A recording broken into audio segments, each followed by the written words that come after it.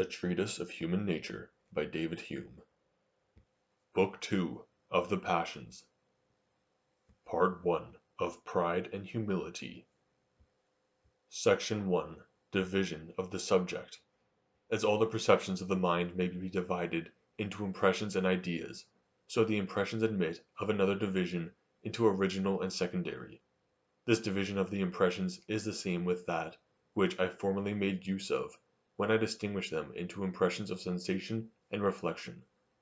Original impressions or impressions of sensation are such as without any antecedent perception arise in the soul, from the constitution of the body, from the animal spirits, or from the application of objects to the external organs. Secondary or reflective impressions are such as proceed from some of these original ones, either immediately or by the interposition of its idea. Of the first kind are all the impressions of the senses, and all bodily pains and pleasures. Of the second are the passions and other emotions resembling them. 'Tis certain that the mind in its perceptions must begin somewhere, and that since the impressions precede their correspondent ideas, there must be some impressions which without any introduction make their appearance in the soul. As these depend upon natural and physical causes, the examination of them would lead me too far from my subject, into the causes of anatomy and natural philosophy. For this reason I shall here confine myself to those other impressions, which I have called secondary and reflective, as arising either from the original impressions or from their ideas. Bodily pains and pleasures are the source of many passions, both when felt and considered by the mind, but arise originally in the soul or in the body, whichever you please to call it, without any preceding thought or perception. A fit of the gout produces a long train of passions, as grief, hope, fear, but is not derived immediately from any affection or idea. The reflective impressions may be divided into two kinds, the calm and the violent. Of the first kind is the sense of beauty and deformity in action, composition, and external objects. Of the second are the passions of love and hatred, grief and joy, pride and humility. This division is far from being exact. The raptures of poetry and music frequently rise to the greatest height, while those other impressions properly called passions may decay into so soft an emotion as to become, in a manner, imperceptible. But as in general the passions are more violent than the emotions arising from beauty and deformity, these impressions have been commonly distinguished from each other, the subject of the human mind being so copious and various.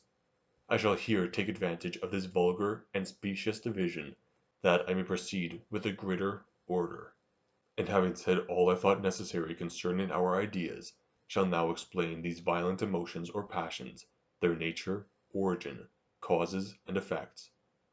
When we take a survey of the passions, there occurs a division of them into direct and indirect. By direct passions I understand such arise immediately from good or evil, from pleasure or pain; by indirect such as proceed from the same principles, but by the conjunction of other qualities. This distinction I cannot at present justify or explain any farther. I can only observe in general that under the indirect passions I comprehend pride, humility, ambition, vanity, love, hatred, envy, pity, malice, generosity, with their dependents; and under the direct passions, desire, aversion, grief, joy, hope, fear, despair, and security.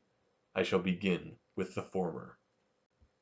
Section 2. Of Pride and Humility, their objects and causes.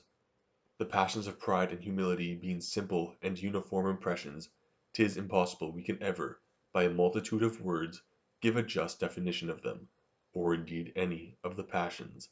The utmost we can pretend to is a description of them, by an enumeration of such circumstances as attend them. But as these words, pride and humility, are of general use, and the impressions they represent the most common of any, every one, of himself, will be able to form a just idea of them, without any danger of mistake, for which reason, not to lose time upon preliminaries, I shall immediately enter upon the examination of these passions. 'Tis evident that pride and humility, though directly contrary, have yet the same object. This object is self. or that succession of related ideas and impressions of which we have an intimate memory in consciousness. Here the view always fixes when we are actuated by either of these passions, according as our idea of ourself is more or less advantageous, we feel either of those opposite affections, and are elated by pride, or dejected with humility. Whatever other objects may be comprehended by the mind, they are always considered with a view to ourselves. Otherwise they would never be able either to excite these passions, or produce the smallest increase or diminution of them. When self enters not into the consideration, there is no room either for pride or humility. But though that connected succession of perceptions, which we call self, be always the object of these two passions, 'tis impossible it can be either their cause, or be sufficient alone to excite them. For as these passions are directly contrary, and have the same object in common, were their object also their cause, it could never produce any degree of the one passion, but at the same time it must excite an equal degree of the other, which opposition and contrariety must destroy both. 'Tis impossible a man can at the same time be both proud and humble, and where he has different reasons for these passions, as frequently happens, the passions either take place alternately, or if they encounter, the one annihilates the other as far as its strength goes, and the remainder only of that which is superior continues to operate upon the mind.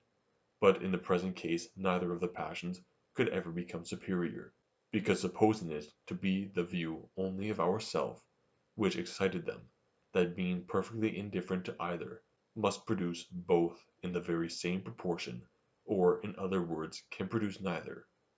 To excite any passion, and at the same time raise an equal share of its antagonist, is immediately to undo what was done, and must leave the mind at last perfectly calm and indifferent. We must therefore make a distinction betwixt the cause and the object of these passions, betwixt that idea which excites them, and that to which they direct their view when excited. Pride and humility, being once raised, immediately turn our attention to ourself, and regard that as their ultimate and final object, but there is something farther requisite in order to raise them, something which is peculiar to one of the passions, and produces not both in the very same degree. The first idea that is presented to the mind is that of the cause or productive principle. This excites the passion connected with it, and that passion when excited turns our view to another idea, which is that of self. Here then is a passion placed betwixt two ideas, of which the one produces it, and the other is produced by it. The first idea therefore represents the cause, the second the object of the passion.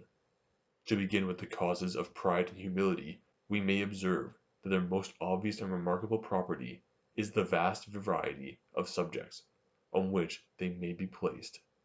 Every valuable quality of the mind, whether of the imagination, judgment, memory, or disposition, wit, of good sense, learning, courage, justice, integrity, all these are the causes of pride, and their opposites of humility. Nor are these passions confined to the mind, but extend their view to the body likewise.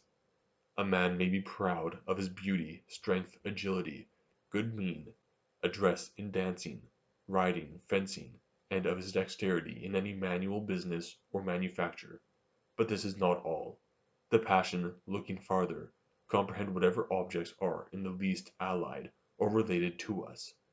Our country, family, children, relations, riches, houses, gardens, horses, dogs, clothes, any of these may become a cause either of pride or of humility. From the consideration of these causes it appears necessary we should make a new distinction in the causes of the passion, betwixt that quality which operates and the subject on which it is placed. A man, for instance, is vain of a beautiful house, which belongs to him, or which he has himself built and contrived. Here the object of the passion is himself, and the cause is the beautiful house, which cause again is subdivided into two parts, the quality which operates upon the passion, and the subject in which the quality inheres.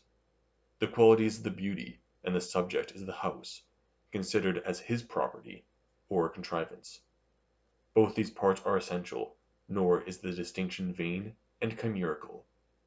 Beauty, considered merely as such, unless placed upon something related to us, never produces any pride or vanity, and the strongest relation alone, without beauty, or something else in its place, has as little influence on that passion. Since therefore these two particulars are easily separated, and there is a necessity for their conjunction, in order to produce the passion we ought to consider them as component parts of the cause, and fix in our minds an exact idea of this distinction. Section 3. Whence these objects and causes are derived. Being so far advanced as to observe a difference betwixt the object of the passions and their cause, and to distinguish in the cause the quality which operates on the passions from the subject, in which it inheres, we now proceed to examine what determines each of them to be what it is, and assigns such a particular object, and quality, and subject, to these affections. By this means we shall fully understand the origin of pride and humility. 'Tis evident in the first place that these passions are determined to have self for their object, not only by natural but also by an original property. No one can doubt but this property is natural from the constancy and steadiness of its operations. 'Tis always self which is the object of pride and humility, and whenever the passions look beyond, 'tis still with a view to ourselves, nor can any person or object otherwise have any influence upon us. That this proceeds from an original quality or primary impulse will likewise appear evident, if we consider that 'tis the distinguishing characteristic of these passions. Unless nature had given some original qualities to the mind, it could never have any secondary ones, because in that case it would have no foundation for action, nor could ever begin to exert itself. Now these qualities which we must consider as original are such as are most inseparable from the soul, and can be resolved into no other, and such is the quality which determines the object of pride and humility. We may perhaps make it a greater question whether the causes that produce the passion be as natural as the object to which it is directed, and whether all that vast variety proceeds from caprice or from the constitution of the mind. This doubt we shall soon remove if we cast our eye upon human nature, and consider that in all nations and ages the same objects still give rise to pride and humility, and that upon the view even of a stranger we can know pretty nearly that will either increase or diminish his passion of this kind. If there be any variation in this particular, it proceeds from nothing but a difference in the tempers and complexions of men, and is besides very inconsiderable. Can we imagine it possible that while human nature remains the same, men will ever become entirely indifferent to their power, riches, beauty, or personal merit, and that their pride and vanity will not be affected by these advantages?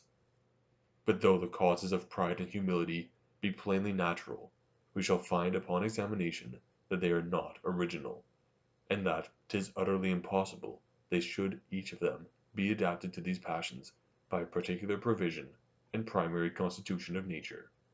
Beside their prodigious number, many of them are the effects of art, and arise partly from the industry, partly from the caprice, and partly from the good fortune of men. Industry produces homes, furniture, clothes. Caprice determines their particular kinds and qualities, and good fortune frequently contributes to all this by discovering the effects that result from the different mixtures and combinations of bodies. 'Tis absurd therefore to imagine that each of these was foreseen and provided for by nature, and that every new production of art, which causes pride or humility, instead of adapting itself to the passion by partaking of some general quality that naturally operates on the mind, is itself the object of an original principle, which till then lay concealed in the soul, and is only by accident at last brought to light. Thus the first mechanic that invented a fine escritoire produced pride in him who became possessed of it, by principles different from those which made him proud of handsome chairs and tables. As this appears evidently ridiculous, we must conclude that each cause of pride and humility is not adapted to the passions by a distinct original quality, but that there are some one or more circumstances common to all of them, on which their efficacy depends. Besides, we find in the course of nature that though the effects be many, the principles from which they arise are commonly but few and simple, and that 'tis the sign of an unskilful naturalist to have recourse to a different quality in order to explain every different operation. How much more must this be true with regard to the human mind, which being so confined a subject may justly be thought incapable of containing such a monstrous heap of principles as would be necessary to excite the passions of pride and humility, were each distinct cause adapted to the passions by a distinct set of principles. Here therefore moral philosophy is in the same condition as natural with regard to astronomy before the time of Copernicus. The ancients, though sensible of that maxim, that nature does nothing in vain, contrived such intricate systems of the heavens as seemed inconsistent with true philosophy, and gave place at last to something more simple and natural. To invent without scruple a new principle to every new phenomenon, instead of adapting it to the old, to overload our hypotheses with a variety of this kind, are certain proofs that none of these principles is the just one, and that we only desire by a number of falsehoods to cover our ignorance of the truth. Section 4 of the relations of impressions and ideas. Thus we have established two truths without any obstacle or difficulty, that 'tis from natural principles this variety of causes excite pride and humility, and that 'tis not by a different principle each different cause is adapted to its passion. We shall now proceed to inquire how we may reduce these principles to a lesser number, and find among the causes something common, on which their influence depends. In order to this we must reflect on certain properties of human nature, which though they have a mighty influence on every operation, both of the understanding and passions, are not commonly much insisted on by philosophers. The first of these is the association of ideas, which I have so often observed and explained. 'Tis impossible for the mind to fix itself steadily upon one idea for any considerable time, nor can it, by its utmost efforts, ever arrive at such a constancy. But however changeable our thoughts may be, they are not entirely without rule and method in their changes. The rule by which they proceed is to pass from one object to what is resembling, contiguous to, or produced by it. When one idea is present to the imagination, any other, united by these relations, naturally follows it, and enters with more facility by means of that introduction. The second property I shall observe in the human mind is a like association of impressions. All resembling impressions are connected together, and no sooner one arises than the rest immediately follow. Grief and disappointment give rise to anger, anger to envy, envy to malice, and malice to grief again, till the whole circle be completed. In like manner our temper, when elevated with joy, naturally throws itself into love, generosity, pity, courage, pride, and the other resembling affections. 'Tis difficult for the mind, when actuated by any passion, to confine itself to that passion alone, without any change or variation. Human nature is too inconsistent to admit of any regularity. Changeableness is essential to it, and to what can it so naturally change as to affections or emotions, which are suitable to the temper, and agree with that set of passions which then prevail. 'Tis evident then there is an attraction or association among impressions, as well as among ideas, though with this remarkable difference, that ideas are associated by resemblance, contiguity, and causation, and impressions only by resemblance. In the third place, 'tis observable that these two kinds of association, that they very much assist and forward each other, and that the transition is more easily made where they both concur in the same object. Thus a man who, by any injury from another, is very much discomposed and ruffled in his temper, is apt to find 100 subjects of discontent, impatience, fear, and other uneasy passions, especially if he can discover these subjects in or near the person who was the cause of his first passion. Those principles which forward the transition of ideas here concur with those which operate on the passions, and both uniting in one action, bestow on the mind a double impulse. The new passion, therefore, must arise with so much greater violence, and the transition to it must be rendered so much more easy and natural. Upon this occasion I may cite the authority of an elegant writer, who expresses himself in the following manner: As the fancy delights in everything that is great, strange, or beautiful, and is still more pleased the more it finds of these perfections in the same object, so it is capable of receiving a new satisfaction by the assistance of another sense. Thus any continued sound, as the music of birds, or a fall of waters, awakens every moment the mind of the beholder, and makes him more attentive to the several beauties of the place that lie before him.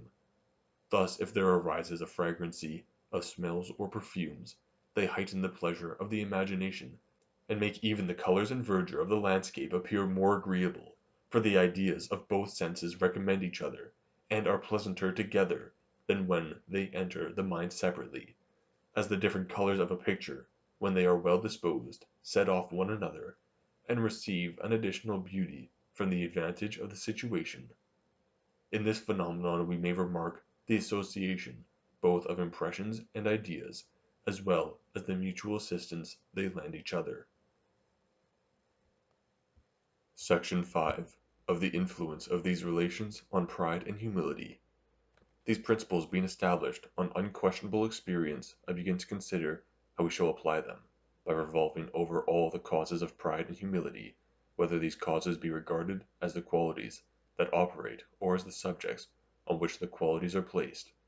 In examining these qualities I immediately find many of them to concur in producing the sensation of pain and pleasure, independent of those affections, which I here endeavor to explain. Thus the beauty of our person, of itself, and by its very appearance, gives pleasure as well as pride, and its deformity, pain as well as humility. A magnificent feast delights us, and a sordid one displeases. What I discover to be true in some instances, I suppose to be so in all, and take it for granted at present, without any farther proof, that every cause of pride, by its peculiar qualities, produces a separate pleasure, and of humility a separate uneasiness.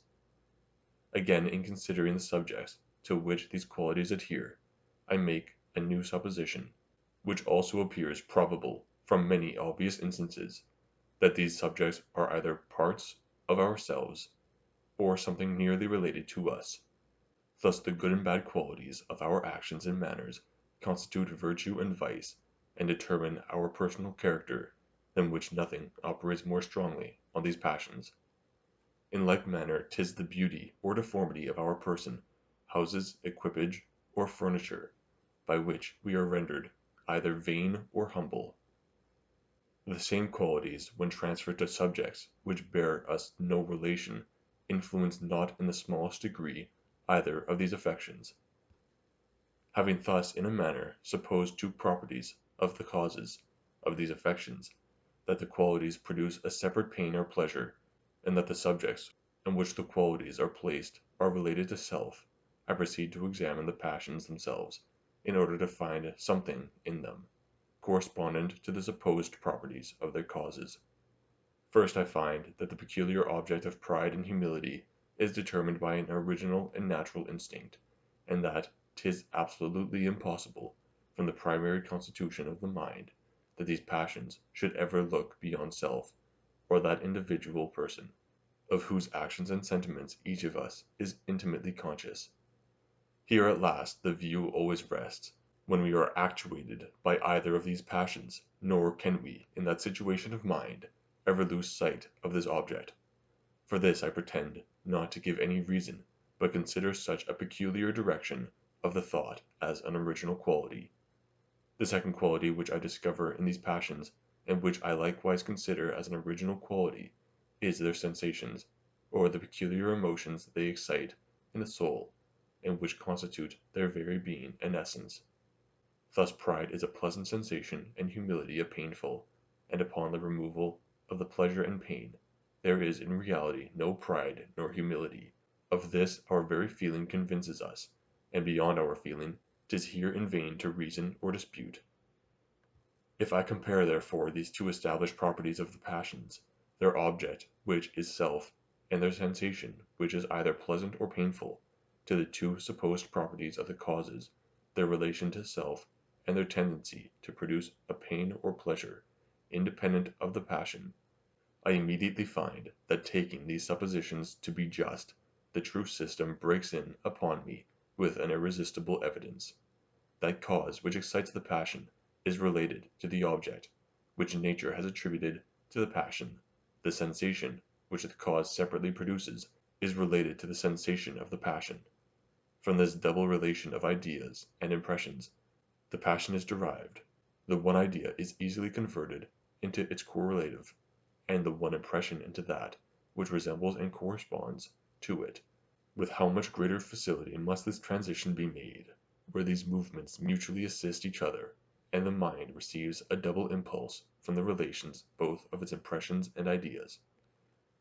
That we may comprehend this better, we must suppose that nature has given to the organs of the human mind a certain disposition fitted to produce a peculiar impression or emotion, which we call pride. To this emotion she has assigned a certain idea, that of self, which it never fails to produce. This contrivance of nature is easily conceived. We have many instances of such a situation of affairs. The nerves of the nose and palate are so disposed, as in certain circumstances, to convey such peculiar sensations to the mind. The sensations of lust and hunger always produce in us the idea of those peculiar objects which are suitable to each appetite. These two circumstances are united in pride. The organs are so disposed as to produce the passion, and the passion, after its production, naturally produces a certain idea. All this needs no proof. 'Tis evident we never should be possessed of that passion, were there not a disposition of mind proper for it, and 'tis as evident that the passion always turns our view to ourselves, and makes us think of our own qualities and circumstances. This being fully comprehended, it may now be asked whether nature produces the passion immediately of herself, or whether she must be assisted by the cooperation of other causes. For 'tis observable that in this particular her conduct is different in the different passions and sensations. The palate must be excited by an external object in order to produce any relish, but hunger arises internally without the concurrence of any external object. But however the case may stand with other passions and impressions, 'tis certain that pride requires the assistance of some foreign object, and that the organs which produce it exert not themselves, like the heart and arteries, by an original internal movement. For first, daily experience convinces us that pride requires certain causes to excite it, and languishes when unsupported by some excellency in the character, in bodily accomplishments, in clothes, equipage, or fortune. Secondly, 'tis evident pride would be perpetual if it arose immediately from nature, since the object is always the same, and there is no disposition of body peculiar to pride, as there is to thirst and hunger.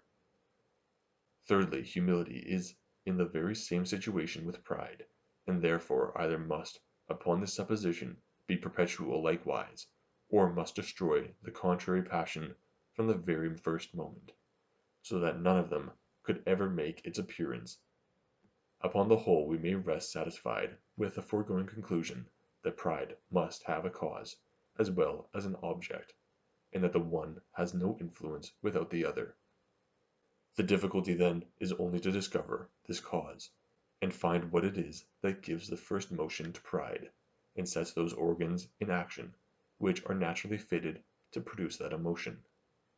Upon my consulting experience, in order to resolve this difficulty, I immediately find 100 different causes that produce pride, and upon examining these causes, I suppose what at first I perceived to be probable, that all of them concur in two circumstances, which are that of themselves they produce an impression, allied to the passion, and are placed on a subject, allied to the object of the passion.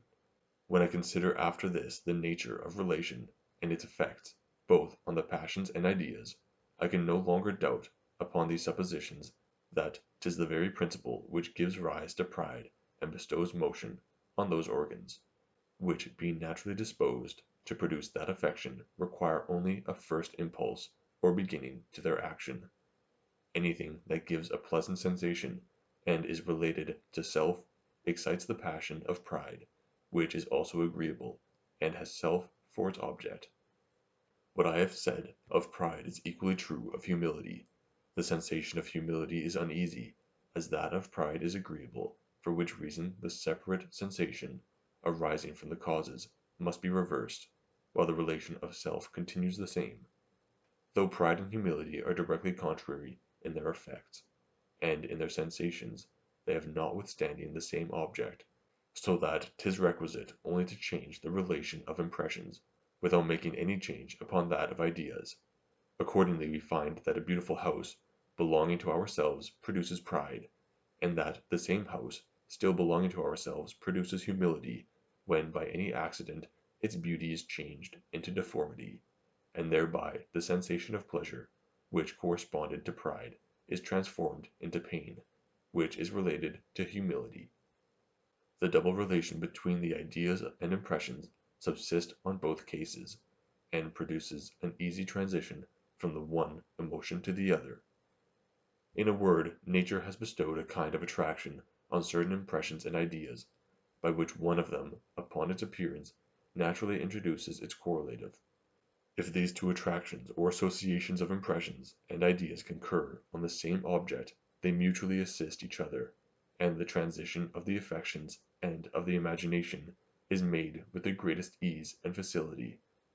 When an idea produces an impression, related to an impression, which is connected with an idea, related to the first idea, these two impressions must be in a manner inseparable, nor will the one in any case be unattended with the other. 'Tis after this manner that the particular causes of pride and humility are determined. The quality which operates on the passion produces separately an impression resembling it. The subject to which the quality adheres is related to self, the object of the passion. No wonder the whole cause, consisting of a quality and of a subject, does so unavoidably give rise to the passion. To illustrate this hypothesis we may compare it to that by which I have already explained the belief attending the judgments which we form from causation. I have observed that in all judgments of this kind there is always a present impression and a related idea, and that the present impression gives a vivacity to the fancy, and the relation conveys this vivacity by an easy transition to the related idea. Without the present impression the attention is not fixed, nor the spirits excited. Without the relation this attention rests on its first object, and has no farther consequence. There is evidently a great analogy betwixt that hypothesis and our present one of an impression and idea, that transfuse themselves into another impression and idea by means of their double relation, which analogy must be allowed to be no despicable proof of both hypotheses. Section 6. Limitations of this system. But before we proceed farther in this subject and examine particularly all the causes of pride and humility, it will be proper to make some limitations to the general system, that all agreeable objects related to ourselves by an association of ideas and of impressions produce pride, and disagreeable ones humility, and these limitations are derived from the very nature of the subject. 1. Suppose an agreeable object to acquire a relation to self.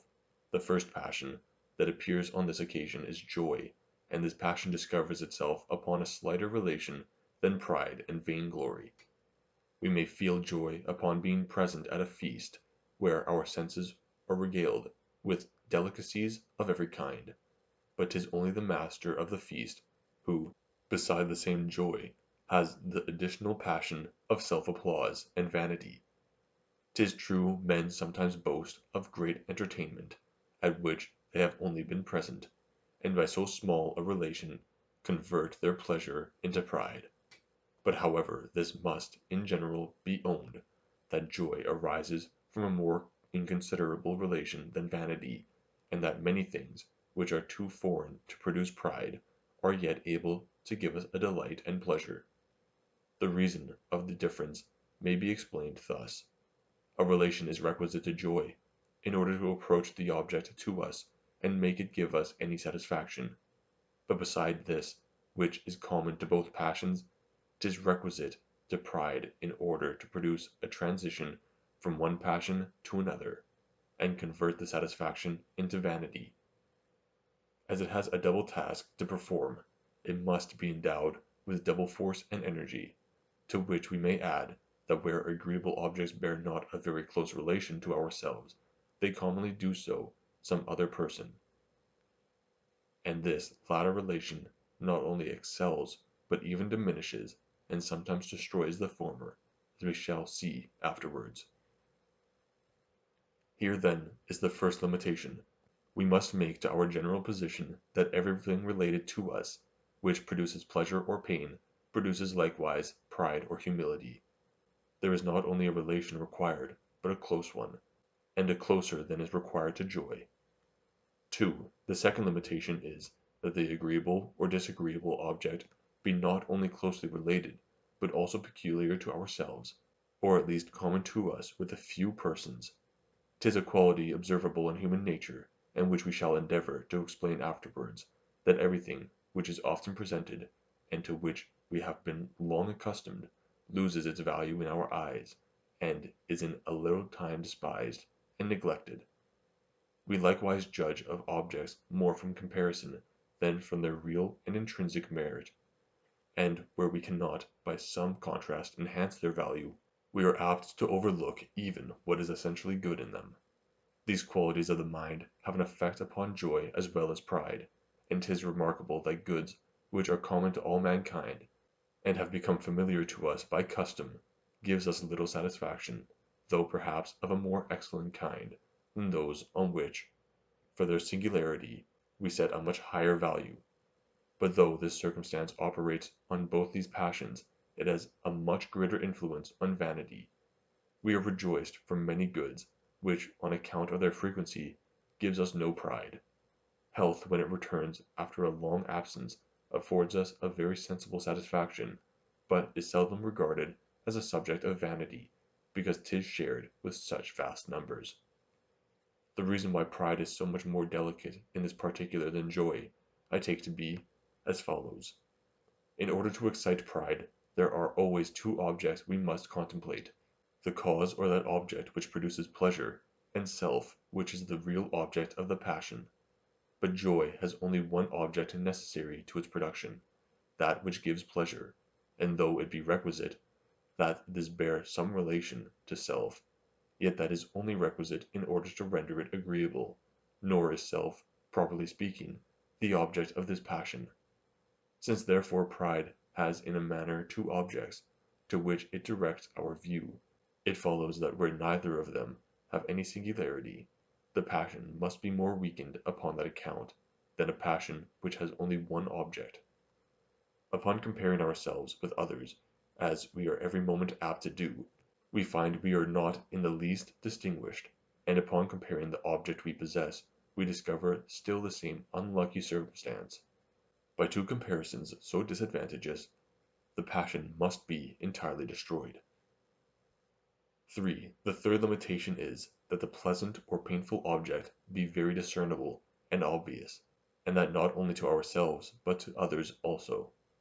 This circumstance, like the two foregoing, has an effect upon joy as well as pride. We fancy ourselves more happy, as well as more virtuous or beautiful, when we appear so to others, but are still more ostentatious to our virtues than of our pleasures. This proceeds from causes which I shall endeavor to explain afterwards. 4. The fourth limitation is derived from the inconsistency of the cause of these passions, and from the short duration of its connection with ourselves. What is casual and inconsistent gives but little joy and less pride. We are not much satisfied with the thing itself, and are still less apt to feel any new degrees of self-satisfaction upon its account. We foresee and anticipate its change by the imagination, which makes us little satisfied with the thing, we compare to ourselves, whose existence is more durable, by which means its inconsistency appears still greater. It seems ridiculous to infer an excellency in ourselves from an object which is of so much shorter duration, and attends us during so small a part of our existence. 'Twill be easy to comprehend the reason why this cause operates not with the same force in joy as in pride, since the idea of self is not so essential to the former passion as to the latter. 5. I may add as a fifth limitation, or rather enlargement of this system, that general rules have a great influence upon pride and humility as well as on the other passions. Hence we form a notion of different ranks of men, suitable to the power or riches they are possessed of.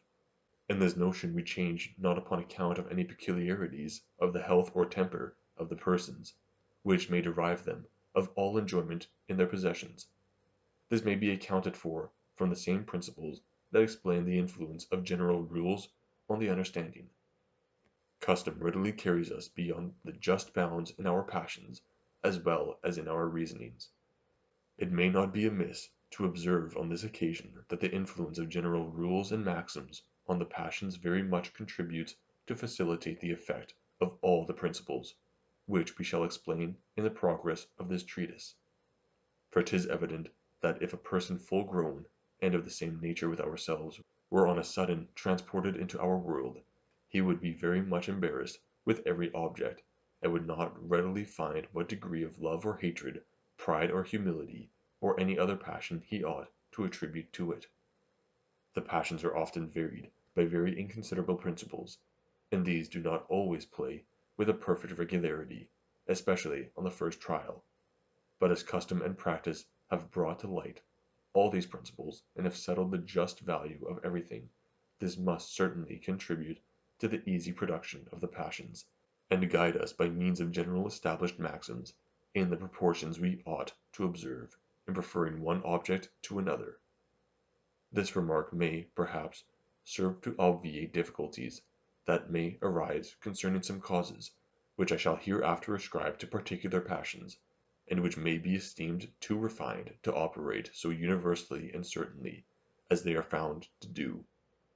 I shall close this subject with a reflection derived from these 5 limitations. This reflection is, that the persons who are proudest, and who in the eye of the world have most reason for their pride, are not always the happiest, nor the most humble always the most miserable. As may at first sight be imagined from this system, an evil may be real, though its cause has no relation to us. It may be real without being peculiar. It may be real without showing itself to others. It may be real without being constant, and it may be real without falling under the general rules. Such evils as these will not fail to render us miserable, though they have little tendency to diminish pride, and perhaps the most real and the most solid evils of life will be found in this nature. Section 7. Of Vice and Virtue.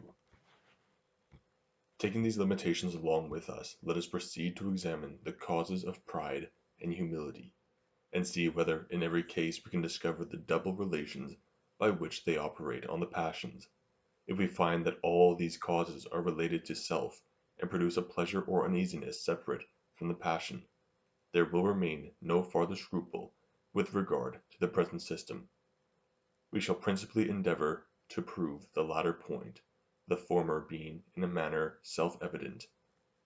To begin with vice and virtue, which are the most obvious causes of these passions, 'twould be entirely foreign to my present purpose to enter upon the controversy which of late years has so much excited the curiosity of the public, whether these moral distinctions be founded on natural and original principles, or arise from interest and education. The examination of this I reserve for the following book, and in the meantime shall endeavor to show that my system maintains its ground upon either these hypotheses, which will be a strong proof of its solidity. For granting that morality had no foundation in nature, it must still be allowed that vice and virtue, either from self-interest or the prejudices of education, produce in us a real pain and pleasure, and this we may observe to be strenuously asserted by the defenders of that hypothesis. Every passion, habit, or turn of character, say they, which has a tendency to our advantage or prejudice, gives a delight or uneasiness, and 'tis from thence the approbation or disapprobation arises. We easily gain from the liberality of others, but are always in danger of losing by their avarice. Courage defends us, but cowardice lays us open to every attack. Justice is the support of society, but injustice, unless checked, would quickly prove its ruin. Humility exalts, but pride mortifies us. For these reasons the former qualities are esteemed virtues, and the latter regarded as vices. Now since 'tis granted there is a delight or uneasiness still attending merit or demerit of every kind, this is all that is requisite for my purpose. But I go farther and observe that this moral hypothesis and my present system not only agree together, but also that, allowing the former to be just, 'tis an absolute and invincible proof of the latter. For if all morality be founded on the pain or pleasure which arises from the prospect of any loss or advantage that may result from our own characters or from those of others, all the effects of morality must be derived from the same pain or pleasure, and among the rest, the passions of pride and humility, the very essence of virtue, according to this hypothesis, is to produce pleasure, and that of vice to give pain. The virtue of vice must be part of our character in order to excite pride or humility. What farther proof can we desire for the double relation of impressions and ideas? The same unquestionable argument may be derived from the opinion of those who maintain that morality is something real, essential, and founded on nature. The most probable hypothesis which has been advanced to explain the distinction betwixt vice and virtue, and the origin of moral rights and obligations, is that from a primary constitution of nature certain characters and passions, by the very view and contemplation, produce a pain, and others in like manner excite a pleasure. The uneasiness and satisfaction are not only inseparable from vice and virtue, but constitute their very nature and essence. To approve of a character is to feel an original delight upon its appearance. To disapprove of it is to be sensible of an uneasiness. The pain and pleasure, therefore, being the primary causes of vice and virtue, must also be the causes of all their effects, and consequently of pride and humility, which are the unavoidable attendants of that distinction. But supposing this hypothesis of moral philosophy should be allowed to be false, 'tis still evident that pain and pleasure, if not the causes of vice and virtue, are at least inseparable from them. A generous and noble character affords a satisfaction, even in the survey, and when presented to us, though only in a poem or fable, never fails to charm and delight us. On the other hand, cruelty and treachery displease from their very nature, nor is it possible ever to reconcile us to these qualities, either in ourselves or others. Thus one hypothesis of morality is an undeniable proof of the foregoing system, and the other, at worst, agrees with it. But pride and humility arise not from these qualities alone of the mind, which, according to the vulgar systems of ethics, have been comprehended as parts of moral duty, but from any other that has a connection with pleasure and uneasiness. Nothing flatters our vanity more than the talent of pleasing by our wit, good humor, or any other accomplishment, and nothing gives us a more sensible mortification than a disappointment in any attempt of that nature. No one has ever been able to tell what wit is, and to show why such a system of thought must be received under that denomination, and such another rejected. 'Tis only by taste we can decide concerning it, nor are we possessed of any other standard upon which we can form a judgment of this kind. Now what is this taste from which true and false wit in a manner receive their being, and without which no thought can have a title to either of these denominations? 'Tis plainly nothing but a sensation of pleasure from true wit, and uneasiness from false, without our being able to tell the reasons of that pleasure or uneasiness. The power of bestowing these opposite sensations is, therefore, the very essence of true and false wit, and consequently the cause of that pride or humility which arises from them. There may perhaps be some who, being accustomed to the style of the schools and pulpit, and having never considered human nature in any other light than that in which they place it, may here be surprised to hear me talk of virtue as exciting pride, which they look upon as a vice, and of vice as producing humility, which they have been taught to consider as a virtue. But not to dispute about words, I observe, that by pride I understand that agreeable impression which arises in the mind, when the view either of virtue, beauty, riches, or power makes us satisfied with ourselves; and that by humility I mean the opposite impression. 'Tis evident the former impression is not always vicious, nor the latter virtuous. The most rigid morality allows us to receive a pleasure from reflecting on a generous action, and 'tis by none esteemed a virtue to feel any fruitless remorses upon the thoughts of past villainy and baseness. Let us therefore examine these impressions considered in themselves, and inquire into their causes, whether placed on the mind or body, without troubling ourselves at present with that merit or blame which may attend them. Section 8. Of Beauty and Deformity. Whether we consider the body as a part of ourselves or sent to those philosophers who regard it as something external, it must still be allowed to be near enough connected with us to form one of these double relations, which I have asserted to be necessary to the causes of pride and humility. Wherever, therefore, we can find the other relation of impressions to join this of ideas, we may expect with assurance either of these passions, according as the impression is pleasant or uneasy. But beauty of all kinds gives us a peculiar delight and satisfaction, as deformity produces pain, upon whatever subject it may be placed, and whether surveyed in an animate or inanimate object. If the beauty or deformity therefore be placed upon our own bodies, this pleasure or uneasiness must be converted into pride or humility, as having in this case all the circumstances requisite to produce a perfect transition of impressions and ideas. These opposite sensations are related to the opposite passions. The beauty or deformity is closely related to self, the object of both these passions.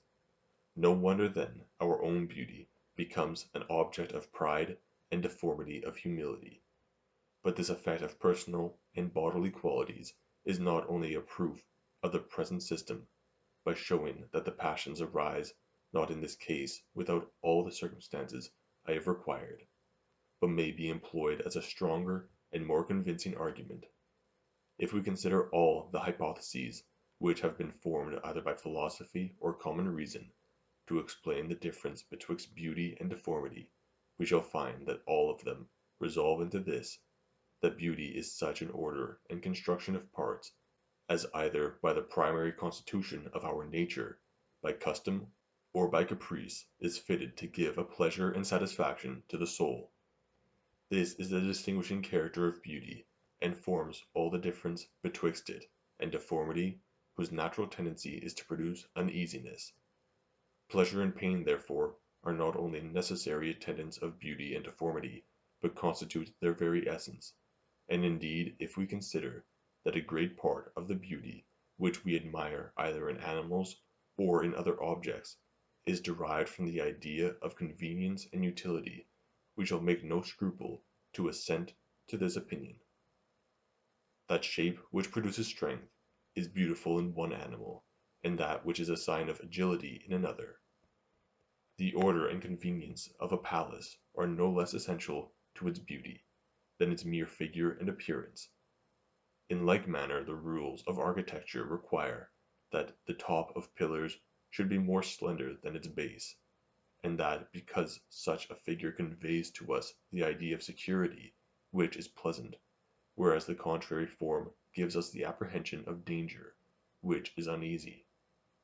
From innumerable instances of this kind, as well as from considering that beauty, like wit, cannot be defined, but is discerned only by a taste or sensation, we may conclude that beauty is nothing but a form which produces pleasure, as deformity is a structure of parts which conveys pain, and since the power of producing pain and pleasure make in this manner the essence of beauty and deformity, all the effects of these qualities must be derived from their sensation, and among the rest pride and humility, which of all their effects are the most common and remarkable.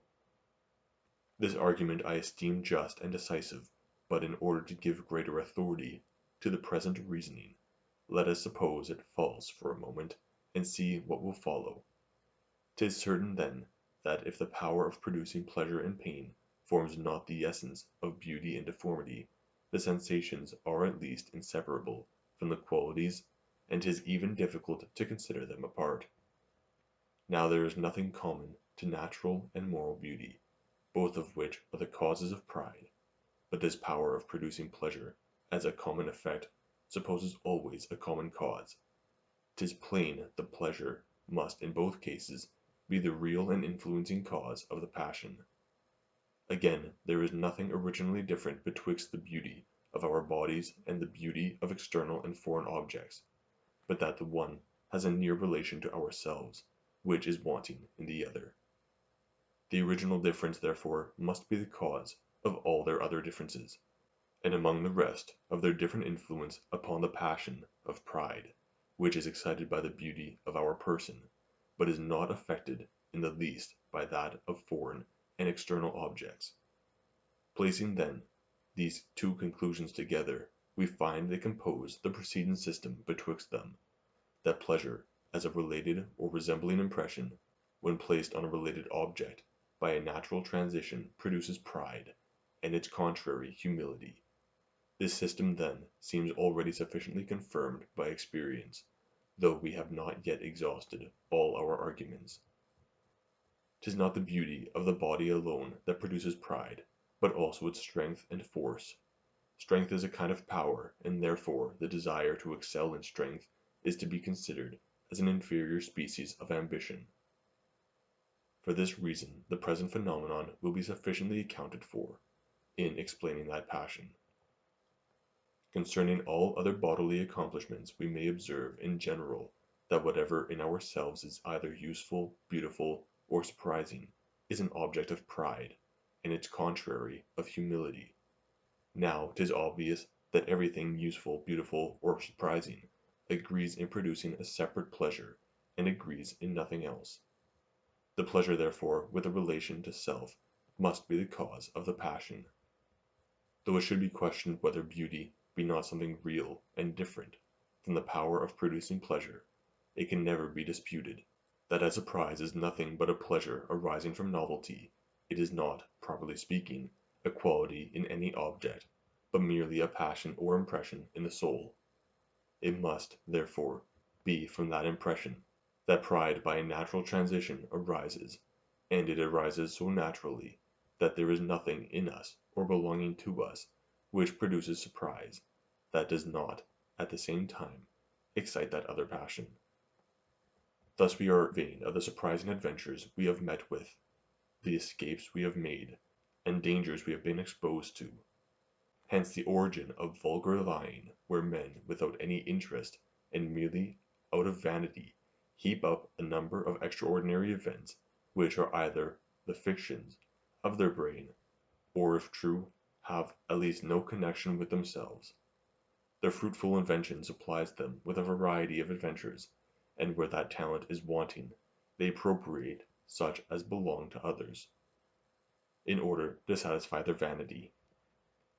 In this phenomenon are contained two curious experiments, which, if we compare them together, according to the known rules, by which we judge of cause and effect in anatomy, natural philosophy, and other sciences, will be an undeniable argument for that influence of the double relations above mentioned. By one of these experiments we find that an object produces pride merely by the interposition of pleasure, and that because the quality by which it produces pride is in reality nothing but the power of producing pleasure. By the other experiment we find that the pleasure produces the pride by transition along related ideas, because when we cut off that relation, the passion is immediately destroyed. A surprising adventure in which we have been ourselves engaged is related to us, and by that means produces pride. But the adventures of others, though they may cause pleasure, yet for want of this relation of ideas, never excite that passion. What farther proof can be desired for the present system? There is only one objection to this system with regard to our body, which is, that though nothing be more agreeable than health, and more painful than sickness, yet commonly men are neither proud of the one nor mortified with the other. This will easily be accounted for when we consider the second and fourth limitations proposed to our general system. It was observed that no object ever produces pride or humility, if it has not something peculiar to ourself, as also that every cause of that passion must be in some measure constant, and hold some proportion to the duration of ourself, which is its object. Now as health and sickness vary incessantly to all men, and there is none who is solely or certainly fixed in either, these accidental blessings and calamities are in a manner separated from us, and are never considered as connected with our being and existence. And that this account is just appears hence, that wherever a malady of any kind is so rooted in our constitution that we no longer entertain any hopes of recovery, from that moment it becomes an object of humility, as is evident in old men, whom nothing mortifies more than the consideration of their age and infirmities. They endeavor as long as possible to conceal their blindness and deafness, their rheums and gouts, nor do they ever confess them without reluctance and uneasiness. And though young men are not ashamed of every headache or cold they fall into, yet no topic is so proper to mortify human pride, and make us entertain a mean opinion of our nature, than this, that we are every moment of our lives subject to such infirmities. This sufficiently proves that bodily pain and sickness are in themselves proper causes of humility, though the custom of estimating everything by comparison, more than by its intrinsic worth and value, makes us overlook these calamities, which we find to be incident to every one, and causes us to form an idea of our merit and character independent of them. We are ashamed of such maladies as affect others, and are either dangerous or disagreeable to them. Of the epilepsy, because it gives a horror to everyone present; of the itch, because it is infectious; of the king's evil, because it commonly goes to posterity. Men always consider the sentiments of others in their judgment of themselves. This has evidently appeared in some of the foregoing reasonings, and will appear still more evidently, and be more fully explained afterwards. Section 9. Of external advantages and disadvantages. But though pride and humility have the qualities of our mind and body, that is self, for their natural and more immediate causes, we find by experience that there are many other objects which produce these affections, and that the primary one is, in some measure, obscured and lost by the multiplicity of foreign and extrinsic. We found a vanity upon houses, gardens, equipages, as well as upon personal merit and accomplishments, and though these external advantages be in themselves widely distant from thought or a person, yet they considerably influence even a passion, which is directed to that as its ultimate object. This happens when external objects acquire any particular relation to ourselves, and are associated or connected with us. A beautiful fish in the ocean, an animal in a desert, are indeed anything that neither belongs nor is related to us, has no manner of influence on our vanity, whatever extraordinary qualities it may be endowed with, and whatever degree of surprise and admiration it may naturally occasion. It must be some way associated with us in order to touch our pride. Its idea must hang in a manner upon that of ourselves, and the transition from the one to the other must be easy and natural. But here 'tis remarkable that though the relation of resemblance operates upon the mind in the same manner as contiguity and causation, in conveying us from one idea to another, yet 'tis seldom a foundation either of pride or of humility, if we resemble a person in any of the valuable parts of his character. We must in some degree possess the quality in which we resemble him, and this quality we always choose to survey directly in ourselves rather than by reflection in another person, when we would found upon it any degree of vanity. So that though a likeness may occasionally produce that passion by suggesting a more advantageous idea of ourselves, 'tis there the view fixes at last, and the passion finds its ultimate and final cause. There are instances, indeed, wherein men show a vanity in resembling a great man in his countenance, shape, air, or other minute circumstances, that contribute not in any degree to his reputation. But it must be confessed that this extends not very far, nor is of any considerable moment in these affections. For this I assign the following reason. We can never have a vanity of resembling in trifles any person, unless he be possessed of very shining qualities, which give us a respect and veneration for him. These qualities then are properly speaking the causes of our vanity, by means of their relation to ourselves. Now after what manner are they related to ourselves? They are parts of the person we value, and consequently connected with these trifles, which are supposed to be parts of him. These trifles are connected with the resembling qualities in us, and these qualities in us being parts are connected with the whole, and by that means form a chain of several links betwixt ourselves and the shining qualities of the person we resemble. But besides that, this multitude of relations must weaken the connection. 'Tis evident the mind in passing from the shining qualities to the trivial ones must by that contrast the better perceive the minuteness of the latter, and be in some measure ashamed of the comparison and resemblance. The relation therefore of contiguity, or that of causation betwixt the cause and object of pride and humility, is alone requisite to give rise to these passions, and these relations are nothing else but qualities, by which the imagination is conveyed from one idea to another. Now let us consider what effect these can possibly have upon the mind, and by what means they become so requisite to the production of the passions. 'Tis evident that the association of ideas operates in so silent and imperceptible a manner, that we are scarce sensible of it, and discover it more by its effects than by any immediate feeling or perception. It produces no emotion, and gives rise to no new impression of any kind, but only mortifies those ideas of which the mind was formerly possessed, and which it could recall upon occasion. From this reasoning, as well as from undoubted experience, we may conclude that an association of ideas, however necessary, is not alone sufficient to give rise to any passion.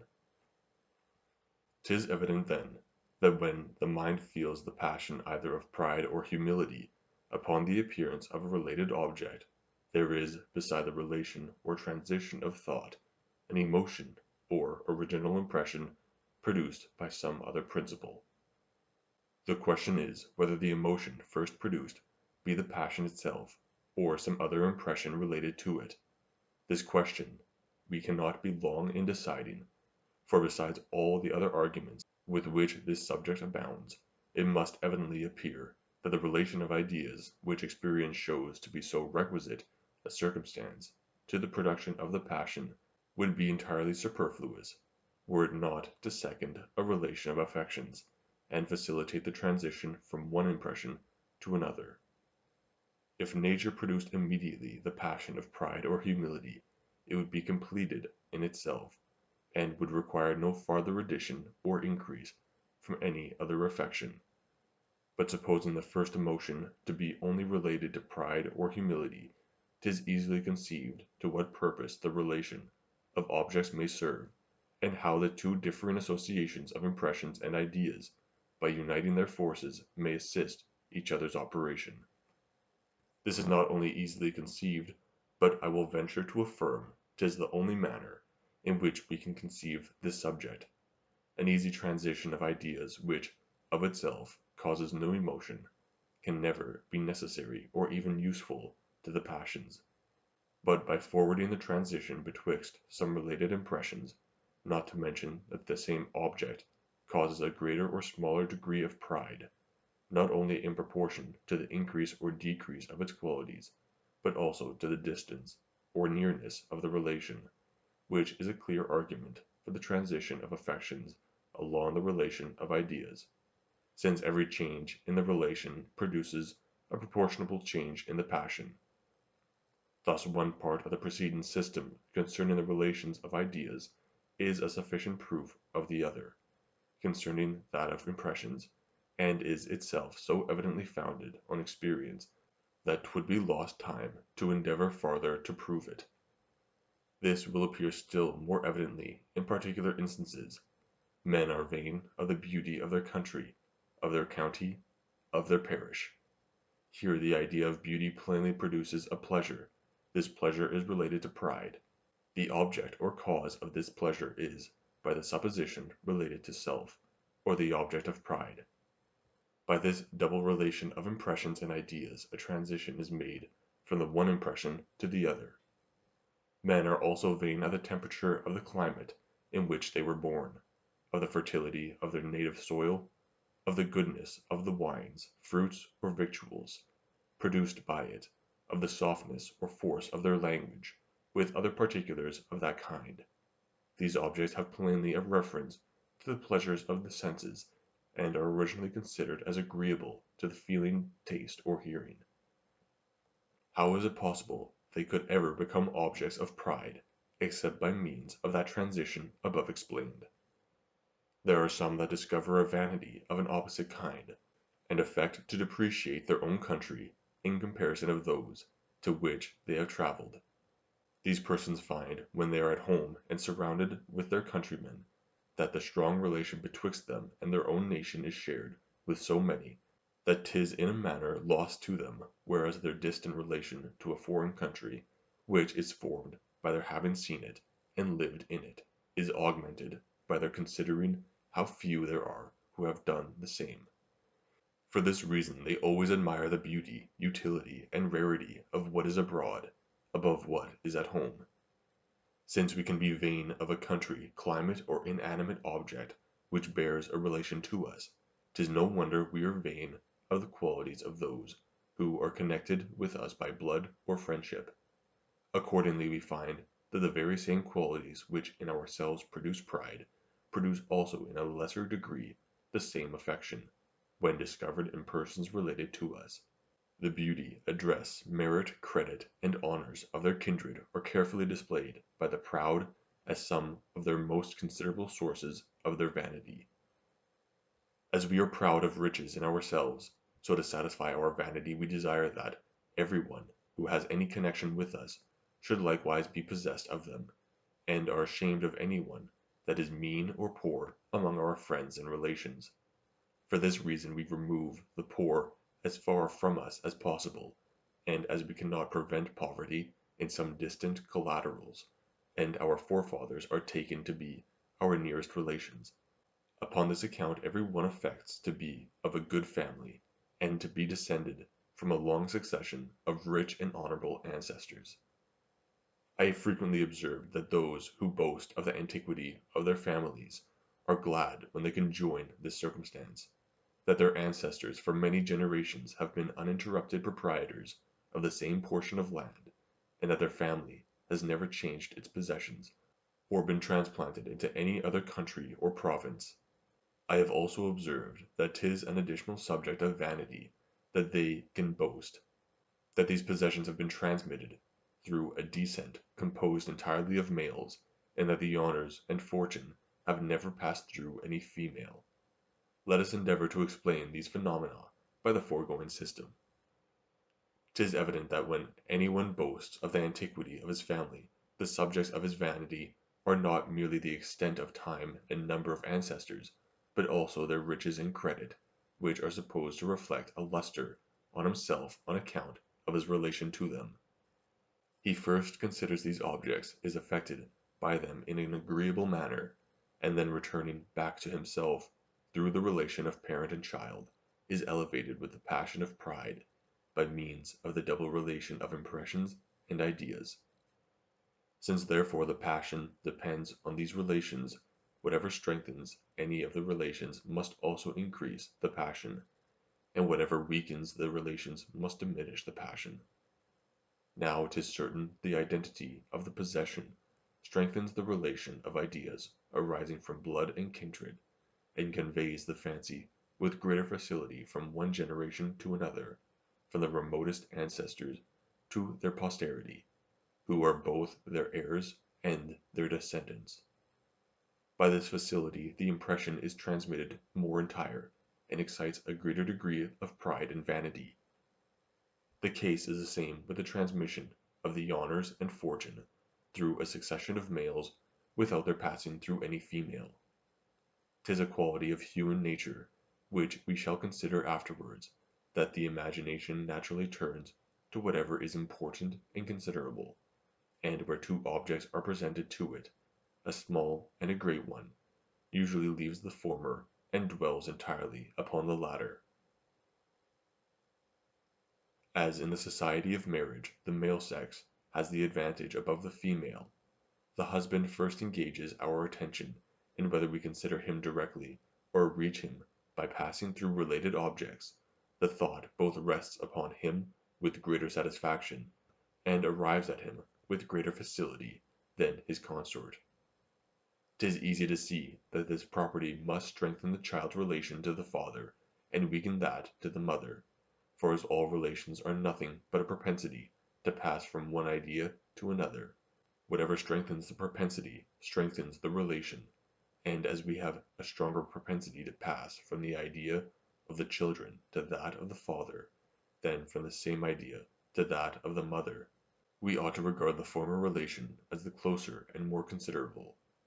This is the reason why children commonly bear their father's name, and are esteemed to be of nobler or baser birth, according to his family. And though the mother should be possessed of a superior spirit and genius to the father, as often happens, the general rule prevails, notwithstanding the exception, according to the doctrine above explained. Nay, even when a superiority of any kind is so great, or when any other reasons have such an effect as to make the children rather represent the mother's family than the father's, the general rule still retains such an efficacy, that it weakens the relation, and makes a kind of break in the line of ancestors. The imagination runs not along them with facility, nor is able to transfer the honour and credit of the ancestors to their posterity of the same name and family so readily as when the transition is conformable to the general rules, and passes from father to son, or from brother to brother. Section 10. Of Property and Riches, but the relation which is esteemed the closest, and which of all others produces most commonly the passion of pride, is that of property.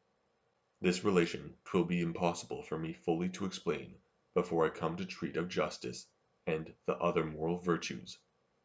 'Tis sufficient to observe on this occasion that property may be defined such a relation betwixt a person and an object as permits him, but forbids any other, the free use and possession of it, without violating the laws of justice and moral equity.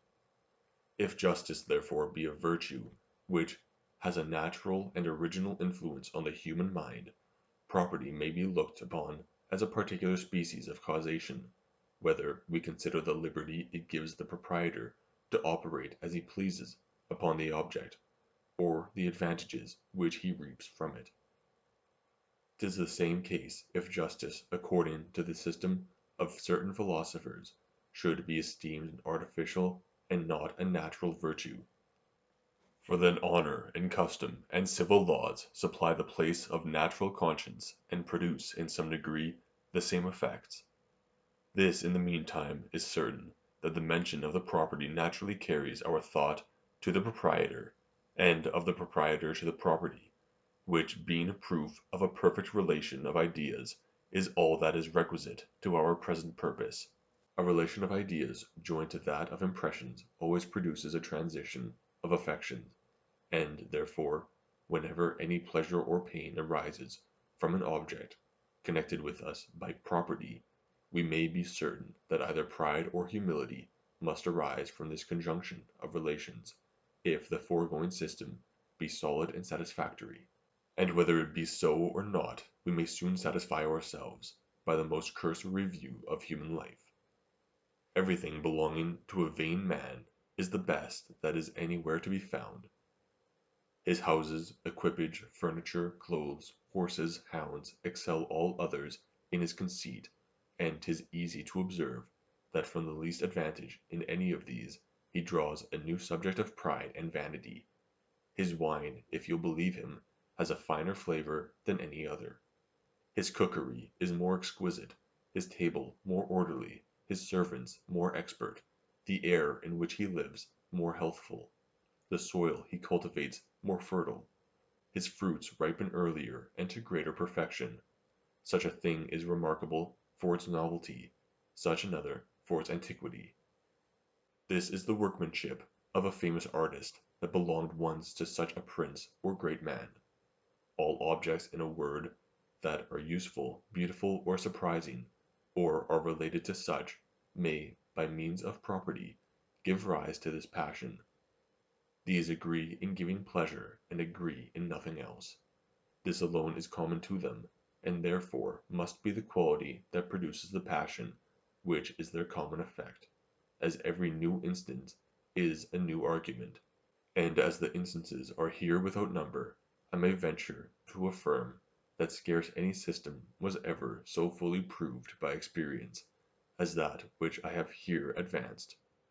If the property of anything that gives pleasure either by its utility, beauty, or novelty, produces also pride by a double relation of impressions and ideas, we need not be surprised that the power of acquiring this property should have the same effect.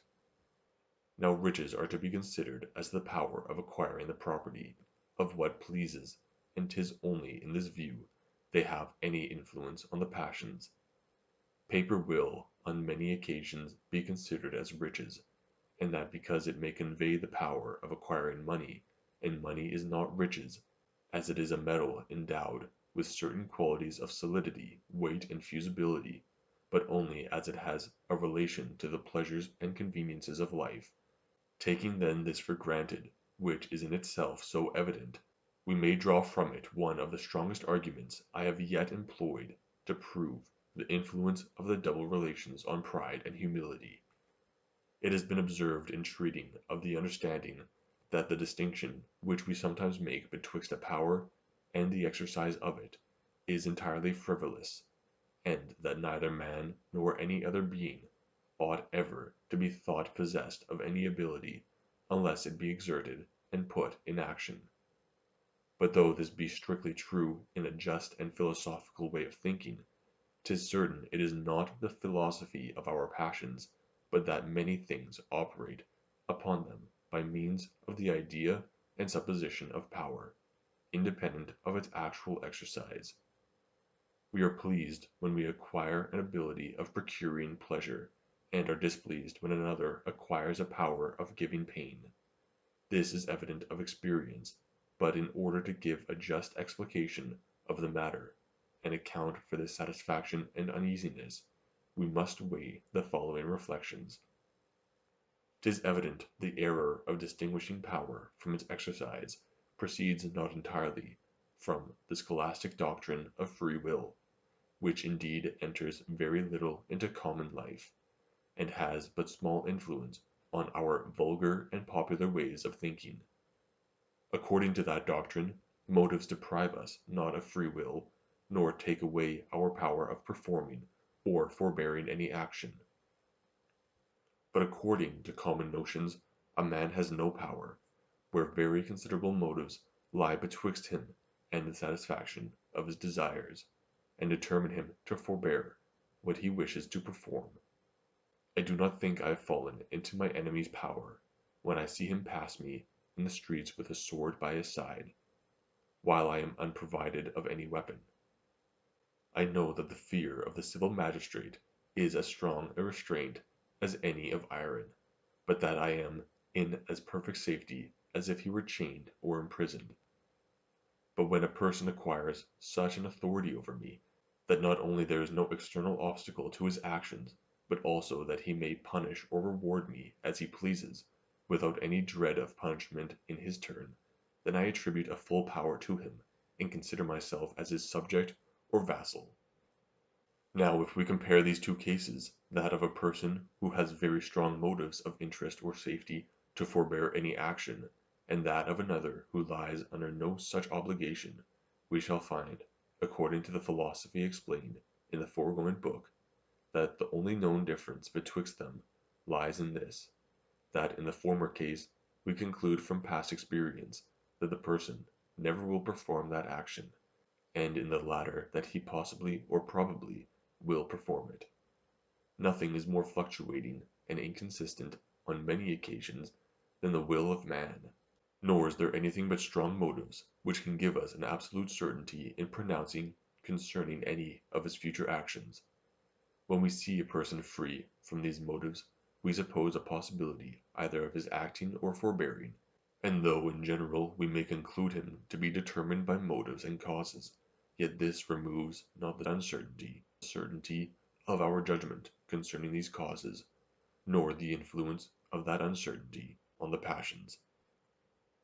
Since therefore we ascribe a power of performing an action to every one who has no very powerful motive to forbear it, and refuse it to such as have, it may justly be concluded that power has always a reference to its exercise, either actual or probable, and that we consider a person as endowed with any ability when we find it from past experience, that 'tis probable, or at least possible, he may exert it, and indeed as our passions always regard the real existence of objects, and we always judge of this reality from past instances, nothing can be more likely of itself, without any farther reasoning, than that power consists in the possibility or probability of any action, as discovered by experience and the practice of the world. Now it is evident that wherever a person is in such a situation with regard to me, that there is no very powerful motive to deter him from injuring me, and consequently 'tis uncertain whether he will injure me or not. I must be uneasy in such a situation, and cannot consider the possibility or probability of that injury without a sensible concern. The passions are not only affected by such events as are certain and infallible, but also in an inferior degree by such as are possible and contingent, and though perhaps I never really feel any harm, and discover by the event that, philosophically speaking, the person never had any power of harming me, since he did not exert any, this prevents not my uneasiness from the preceding uncertainty. The agreeable passions may here operate as well as the uneasy, and convey a pleasure when I perceive a good to become either possible or probable by the possibility or probability of another's bestowing it on me, upon the removal of any strong motives which might formerly have hindered him. But we may farther observe that this satisfaction increases when any good approaches in such a manner that it is in one's own power to take or leave it, and there neither is any physical impediment, nor any very strong motive to hinder our enjoyment. As all men desire pleasure, nothing can be more probable than its existence when there is no external obstacle to the producing it, and men perceive no danger in following their inclinations.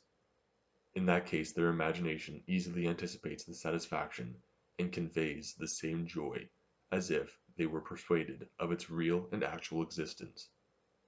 But this accounts not sufficiently for the satisfaction which attends riches.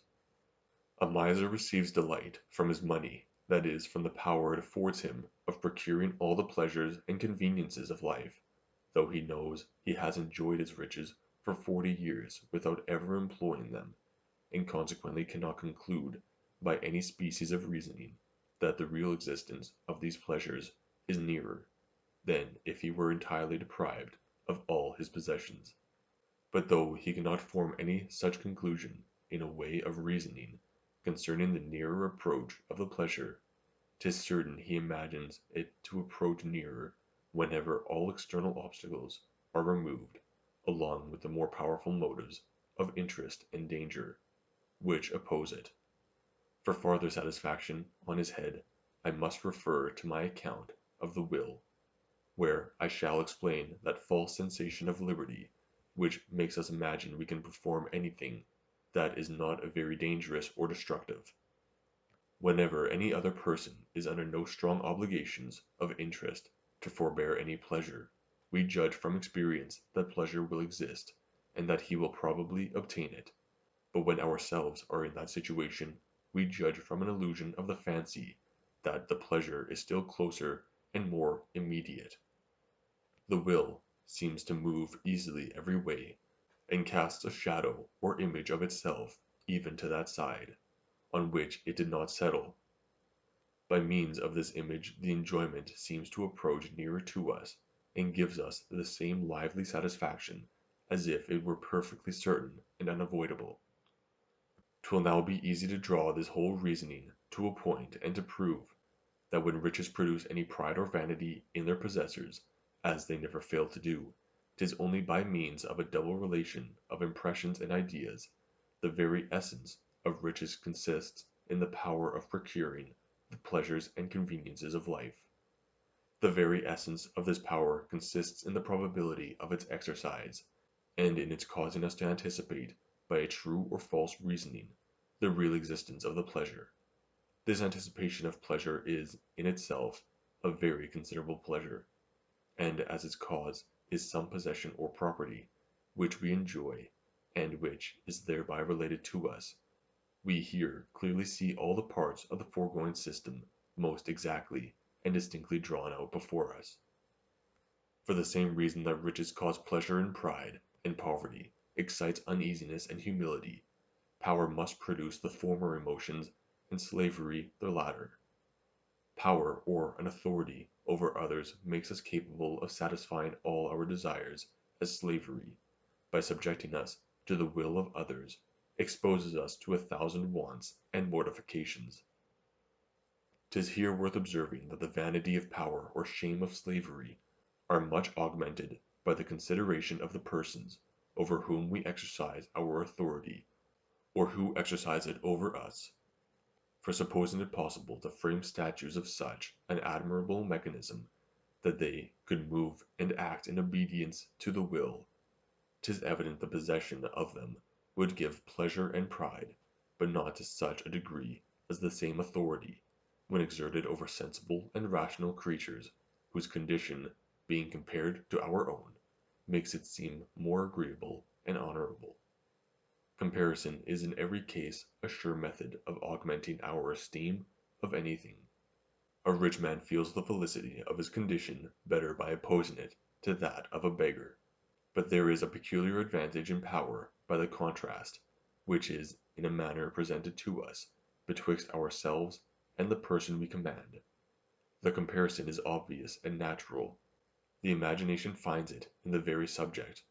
The passage of the thought to its conception is smooth and easy, and that this circumstance has a considerable effect in augmenting its influence will appear afterwards in examining the nature of malice and envy. Section 11. Of the love of fame. But beside these original causes of pride and humility, there is a secondary one, in the opinions of others, which has an equal influence on the affections. Our reputation, our character, our name, are considerations of vast weight and importance, and even the other causes of pride, virtue, beauty, and riches have little influence. When not seconded by the opinions and sentiments of others, in order to account for this phenomenon, 'twill be necessary to take some compass, and first explain the nature of sympathy. No quality of human nature is more remarkable, both in itself and in its consequences, than that propensity we have to sympathize with others, and to receive by communication their inclinations and sentiments, however different from, or even contrary to, our own. This is not only conspicuous in children who implicitly embrace every opinion proposed to them, but also in men of the greatest judgment and understanding, who find it very difficult to follow their own reason or inclination, in opposition to that of their friends and daily companions. To this principle we ought to ascribe the great uniformity we may observe in the humours and turn of thinking of those of the same nation, and 'tis much more probable that this resemblance arises from sympathy than from any influence of the soil and climate, which, though they continue invariably the same, are not able to preserve the character of a nation the same for a century together. A good-natured man finds himself in an instant of the same humour with his company, and even the proudest and most surely take a tincture from their countrymen and acquaintance.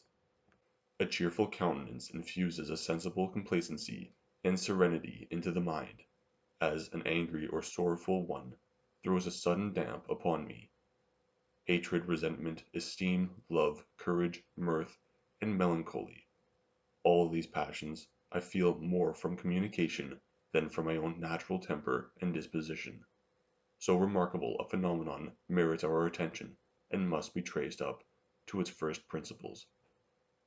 When any affection is infused by sympathy, it is at first known only by its effects, and by those external signs in the countenance and conversation, which convey an idea of it. This idea is presently converted into an impression and acquires such a degree of force and vivacity as to become the very passion itself, and produce an equal emotion as any original affection. However instantaneous this change of the idea into an impression may be, it proceeds from certain views and reflections which will not escape the strict scrutiny of a philosopher, though they may the person himself who makes them. 'Tis evident that the idea, or rather impression of ourselves, is always intimately present with us, and that our consciousness gives us so lively a conception of our own person, that 'tis not possible to imagine that anything can in this particular go beyond it. Whatever object therefore is related to ourselves, must be conceived with a like vivacity of conception, according to the foregoing principles, and though this relation should not be so strong as that of causation, it must still have a considerable influence. Resemblance and contiguity are relations not to be neglected, especially when by an inference from cause and effect, and by the observation of external signs, we are informed of the real existence of the object, which is resembling or contiguous. Now 'tis obvious that nature has preserved a great resemblance among all human creatures, and that we never remark any passion or principle in others, of which in some degree or other we may not find a parallel in ourselves. The case is the same with the fabric of the mind, as with that of the body. However the parts may differ in shape or size, their structure and composition are in general the same.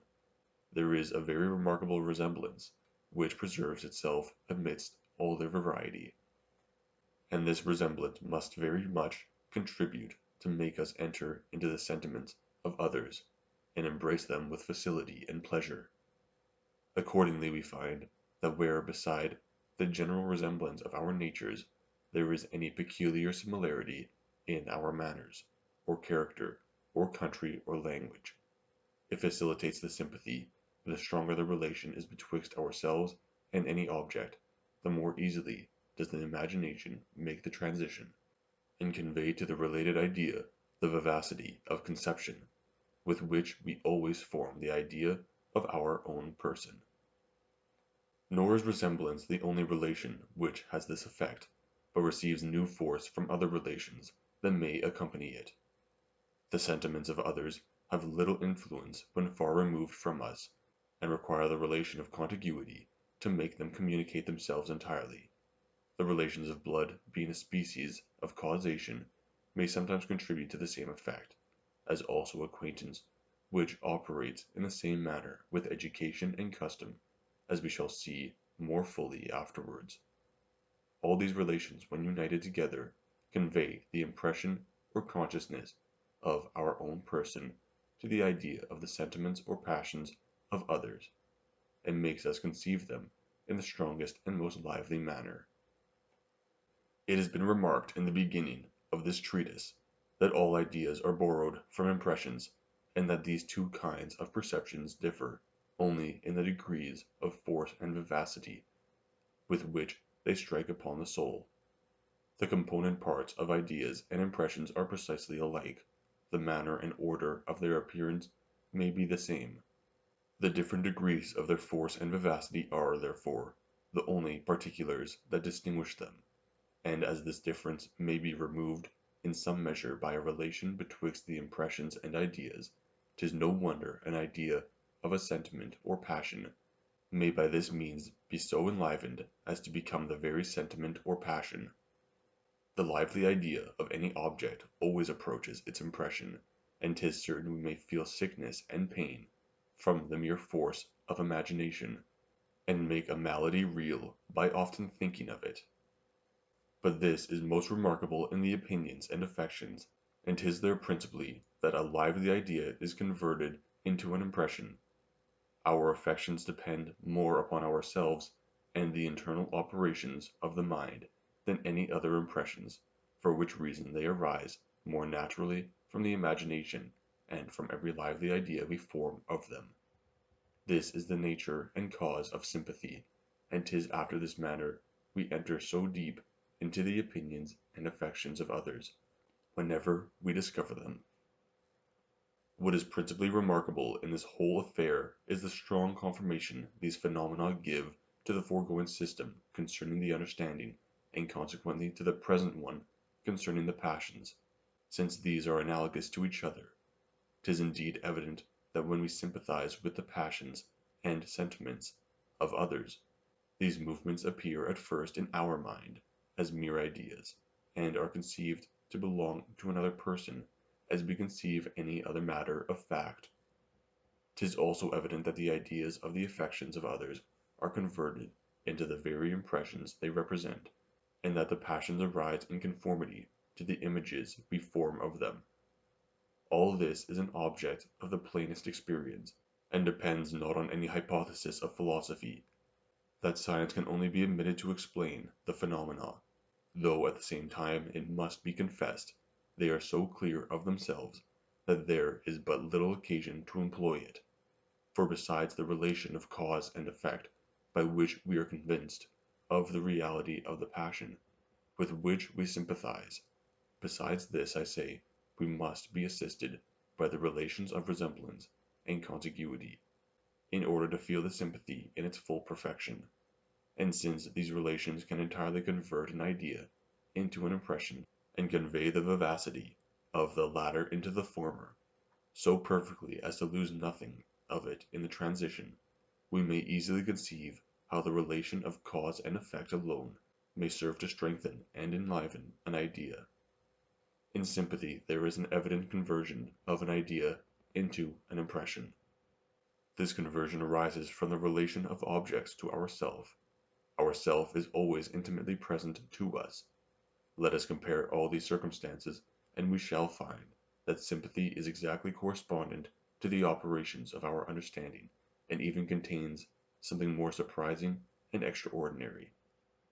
'Tis now time to turn our view from the general consideration of sympathy to its influence on pride and humility, when these passions arise from praise and blame, from reputation and infamy. We may observe that no person is ever praised by another for any quality, which would not, if real, produce of itself a pride in the person possessed of it. The eulogiums either turn upon his power, or riches, or family, or virtue, all of which are subjects of vanity that we have already explained and accounted for. 'Tis certain then that if a person considered himself in the same light in which he appears to his admirer, he would first receive a separate pleasure, and afterwards a pride or self-satisfaction, according to the hypothesis above explained. Now nothing is more natural than for us to embrace the opinions of others in this particular, both from sympathy, which renders all their sentiments intimately present to us, and from reasoning, which makes us regard their judgment as a kind of argument for what they affirm. These two principles of authority and sympathy influence almost all our opinions, but must have a peculiar influence when we judge of our own worth and character. Such judgments are always attended with passion, and nothing tends more to disturb our understanding and precipitate us into any opinions, however unreasonable, than their connection with passion, which diffuses itself over the imagination, and gives an additional force to every related idea. To which we may add, that being conscious of great partiality in our own favor, we are peculiarly pleased with anything that confirms the good opinion we have of ourselves, and are easily shocked with whatever opposes it. All this appears very probable in theory, but in order to bestow a full certainty on this reasoning, we must examine the phenomena of the passions, and see if they agree with it. Among these phenomena we may esteem it a very favourable one to our present purpose, that though fame in general be agreeable, yet we receive a much greater satisfaction from the approbation of those whom we ourselves esteem and approve of than of those whom we hate and despise. In like manner we are principally mortified with the contempt of persons upon whose judgment we set some value, and are in a great measure indifferent about the opinions of the rest of mankind. But if the mind received from any original instinct a desire of fame and aversion to infamy, fame and infamy would influence us without distinction, and every opinion according as it were favourable or unfavourable would equally excite that desire or aversion. The judgment of a fool is the judgment of another person, as well as that of a wise man, and is only inferior in its influence on our own judgment. We are not only better pleased with the approbation of a wise man than with that of a fool, but receive an additional satisfaction from the former when 'tis obtained after a long and intimate acquaintance. This is accounted for after the same manner. The praises of others never give us much pleasure, unless they concur with our own opinion and extol us for those qualities in which we chiefly excel. A mere soldier little values the character of eloquence, a gownman of courage, a bishop of humour, or a merchant of learning. Whatever esteem a man may have for any quality abstractedly considered, when he is conscious he is not possessed of it, the opinions of the whole world will give him little pleasure in that particular, and that because they never will be able to draw his own opinion after them. Nothing is more usual than for men of good families, but narrow circumstances, to leave their friends and country, and rather seek their livelihood by mean and mechanical employments among strangers, than among those who are acquainted with their birth and education.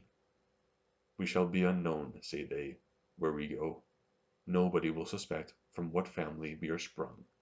We shall be removed from all our friends and acquaintance, and our poverty and meanness will by that means fit more easy upon us. In examining these sentiments, I find they afford many very convincing arguments for my present purpose. First, we may infer from them that the uneasiness of being contemned depends on sympathy, and that sympathy depends on the relation of objects to ourselves, since we are most uneasy under the contempt of persons who are both related to us by blood and contiguous in place. Hence we seek to diminish this sympathy and uneasiness by separating these relations and placing ourselves in a contiguity to strangers, and at a distance from relations. Secondly, we may conclude that relations are requisite to sympathy, not absolutely considered as relations, but by their influence in converting our ideas of the sentiments of others into the very sentiments, by means of the association betwixt the idea of their persons and that of our own. For here the relations of kindred and contiguity both subsist, but not being united in the same persons, they contribute a less degree to the sympathy. Thirdly, this very circumstance of the diminution of sympathy by the separation of relations is worthy of our attention. Suppose I am placed in a poor condition among strangers, and consequently am but lightly treated. I yet find myself easier in that situation than when I was every day exposed to the contempt of my kindred and countrymen. Here I feel a double contempt for my relations, but they are absent from those about me. But they are strangers. This double contempt is likewise strengthened by the two relations of kindred and contiguity, but as the persons are not the same, who are connected with me by those two relations, this difference of ideas separates the impression arising from the contempt, and keeps them from running into each other. The contempt of my neighbors has a certain influence, as has also that of my kindred, but these influences are distinct and never unite, as when the contempt proceeds from the persons who are at once both my neighbors and kindred. This phenomenon is analogous to the system of pride and humility above explained, which may seem so extraordinary to vulgar apprehensions. Fourthly, a person in these circumstances naturally conceals his birth from those among whom he lives, and is very uneasy if any one suspects him to be of a family much superior to his present fortune and way of living. Everything in this world is judged of by comparison. What is an immense fortune for a private gentleman is beggary for a prince. A peasant would think himself happy in what cannot afford necessaries for a gentleman. When a man has either been accustomed to a more splendid way of living, or thinks himself entitled to it by his birth and quality, everything below is disagreeable and even shameful, and 'tis with the greatest industry he conceals his pretensions to a better fortune. Here he himself knows his misfortunes, but as those with whom he lives are ignorant of them, he has the disagreeable reflection and comparison suggested only by his own thoughts, and never receives it by a sympathy with others, which must contribute very much to his ease and satisfaction. If there be any objections to this hypothesis that the pleasure which we receive from praise arises from a communication of sentiments, we shall find upon examination that these objections, when taken in a proper light, will serve to confirm it. Popular fame may be agreeable even to a man who despises the vulgar, but 'tis because their multitude gives them additional weight and authority. Plagiaries are delighted with praises which they are conscious they do not deserve, but this is a kind of castle building, where the imagination amuses itself with its own fictions, and strives to render them firm and stable by a sympathy with the sentiments of others. Proud men are most shocked with contempt, though they do not most readily assent to it, but 'tis because of the opposition betwixt the passion which is natural to them, and that received by sympathy. A violent lover, in like manner, is very much displeased when you blame and condemn his love, though 'tis evident your opposition can have no influence, but by the hold it takes of himself, and by his sympathy with you. If he despises you, or perceives you are in jest, whatever you say has no effect upon him. Section 12. Of the pride and humility of animals. Thus, in whatever light we consider this subject, we may still observe that the causes of pride and humility correspond exactly to our hypothesis, and that nothing can excite either of these passions, unless it be both related to ourselves, and produces a pleasure or pain independent of the passion. We have not only proved that a tendency to produce pleasure or pain is common to all the causes of pride or humility, but also that 'tis the only thing which is common, and consequently is the quality by which they operate. We have farther proved that the most considerable causes of these passions are really nothing but the power of producing either agreeable or uneasy sensations, and therefore that all their effects, and amongst the rest pride and humility, are derived solely from that origin. Such simple and natural principles, founded on such solid proofs, cannot fail to be received by philosophers, unless opposed by some objections that have escaped me. 'Tis usual with anatomists to join their observations and experiments on human bodies to those on beasts, and from the agreement of these experiments to derive an additional argument for any particular hypothesis. 'Tis indeed certain that where the structure of parts in brutes is the same as in men, and the operation of these parts also the same, the causes of that operation cannot be different, and that whatever we discover to be true of the one species may be concluded without hesitation to be certain of the other. Thus, though the mixture of humours and the composition of minute parts may justly be presumed to be somewhat different in men from what it is in mere animals, and therefore any experiment we make upon the one concerning the effects of medicines will not always apply to the other. Yet as the structure of the veins and the muscles, the fabric and situation of the heart, of the lungs, the stomach and liver, and other parts are the same, or nearly the same in all animals, the very same hypothesis which in one species explains muscular motion, the progress of the chyle, the circulation of the blood, must be applicable to every one, and according as it agrees or disagrees with the experiments we make in any species of creatures, we may draw a proof of its truth or falsehood on the whole. Let us therefore apply this method of inquiry, which is found so just and useful in reasonings concerning the body, to our present anatomy of the mind, and see what discoveries we can make by it.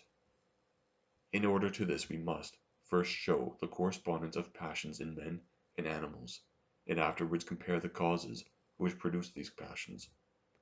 'Tis plain that almost in every species of creatures, but especially the nobler kind, there are many evident marks of pride and humility. The very port and gait of a swan or turkey or peacock shows the high idea he has entertained of himself, and his contempt of all others. This is the more remarkable, that in the two last species of animals the pride always attends the beauty, and 'tis discovered in the male only. The vanity and emulation of nightingales in singing have been commonly remarked, as likewise that of horses in swiftness, of hounds in sagacity and smell, of the bull and cock in strength, and of every other animal in his particular excellency. Add to this that every species of creatures which approach so often to man as to familiarize themselves with him, show an evident pride in his approbation, and are pleased with his praises and caresses, independent of every other consideration. Nor are they the caresses of every one without distinction, which give them this vanity, but though principally of the persons they know and love, in the same manner as that passion is excited in mankind. All these are evident proofs that pride and humility are not merely human passions, but extend themselves over the whole animal creation. The causes of these passions are likewise much the same in beasts as in us, making a just allowance for our superior knowledge and understanding. Thus animals have little or no sense of virtue or vice, they quickly lose sight of the relations of blood, and are incapable of that of right and property, for which reason the causes of their pride and humility must lie solely in the body, and can never be placed either in the mind or external objects. But so far as regards the body, the same qualities cause pride in the animal as in the human kind, and 'tis on beauty, strength, swiftness, or some other useful or agreeable quality that this passion is always founded. The next question is, whether since those passions are the same, and arise from the same causes through the whole creation, the manner in which the causes operate be also the same, according to all rules of analogy. This is justly to be expected, and if we find upon trial that the explication of these phenomena, which we make use of in one species, will not apply to the rest, we may presume that the explication, however specious, is in reality without foundation. In order to decide this question, let us consider that there is evidently the same relation of ideas, and derived from the same causes in the minds of animals as in those of men.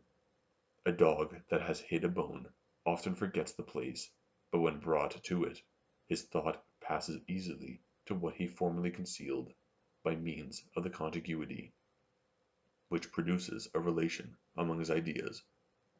In like manner, when he has been heartily beat in any place, he will tremble on his approach to it, even though he discover no signs of any present danger. The effects of resemblance are not so remarkable, but as that relation makes a considerable ingredient in causation, of which all animals show so evident a judgment, we may conclude that the three relations of resemblance, contiguity, and causation operate in the same manner upon beasts as upon human creatures.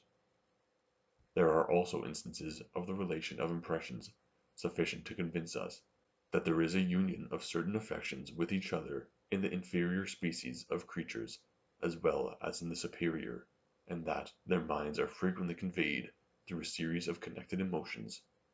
A dog when elevated with joy runs naturally into love and kindness, whether of his master or of the sex.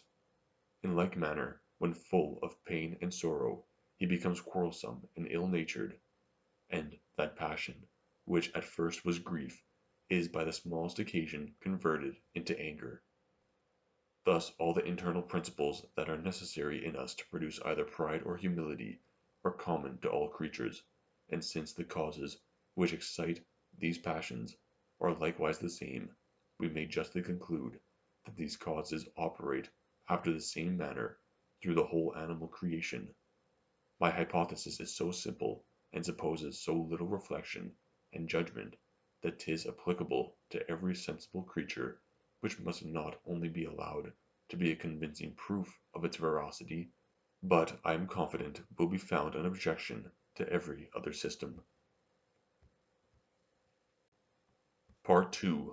Of Love and Hatred. Section 1. Of the objects and causes of love and hatred. 'Tis altogether impossible to give any definition of the passions of love and hatred, and that because they produce merely a simple impression without any mixture or composition.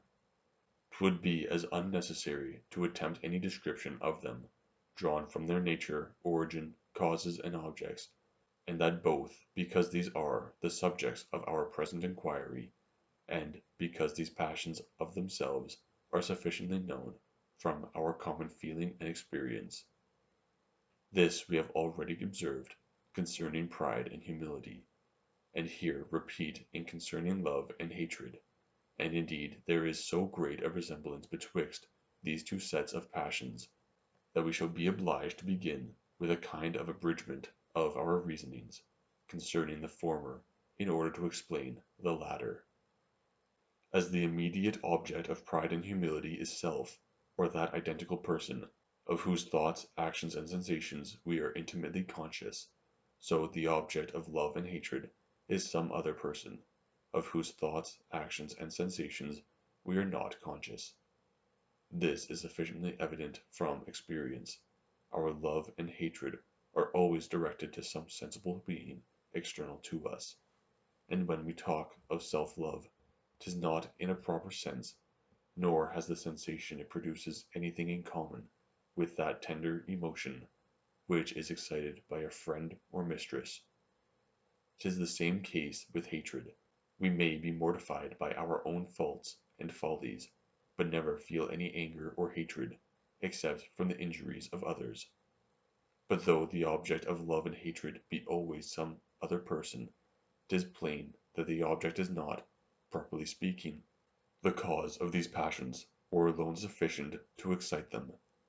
For since love and hatred are directly contrary to their sensation, and have the same object in common, if that object were also their cause, it would produce these opposite passions in an equal degree, and as they must from the very first moment destroy each other, none of them would ever be able to make its appearance. There must, therefore, be some cause different from the object. If we consider the causes of love and hatred, we shall find they are very much diversified, and have not many things in common. The virtue, knowledge, wit, good sense, good humor of any person produce love and esteem. As the opposite qualities, hatred and contempt, the same passions arise from bodily accomplishments, such as beauty, force, swiftness, dexterity, and from their contraries, as likewise from the external advantages and disadvantages of family, possessions, clothes, nations, and climate. There is not one of these objects but what by its different qualities may produce love and esteem, or hatred and contempt.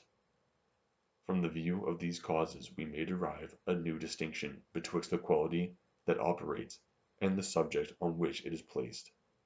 A prince that is possessed of a stately palace commands the esteem of the people upon that account, and that first by the beauty of the palace, and secondly by the relation of property. which connects it with him. The removal of either of these destroys the passion, which evidently proves that the cause is a compounded one. 'Twould be tedious to trace the passions of love and hatred through all the observations which we have formed concerning pride and humility, and which are equally applicable to both sets of passions. 'Twill be sufficient to remark in general that the object of love and hatred is evidently some thinking person, and that the sensation of the former passion is always agreeable, and of the latter uneasy. We may also suppose with some show of probability that the cause of both these passions is always related to a thinking being, and that the cause of the former produce a separate pleasure, and of the latter a separate uneasiness. One of these suppositions, that the cause of love and hatred must be related to a person or thinking being in order to produce these passions, is not only probable, but too evident to be contested. Virtue and vice when considered in the abstract, beauty and deformity when placed on inanimate objects, poverty and riches when belonging to a third person, excite no degree of love or hatred, esteem or contempt towards those who have no relation to them. A person looking out a window sees me in the street and beyond me a beautiful palace, with which I have no concern. I believe none will pretend that this person will pay me the same respect as if I were owner of the palace. 'Tis not so evident at first sight that a relation of impressions is requisite to these passions, and that because in the transition the one impression is so much confounded with the other that they become in a manner undistinguishable.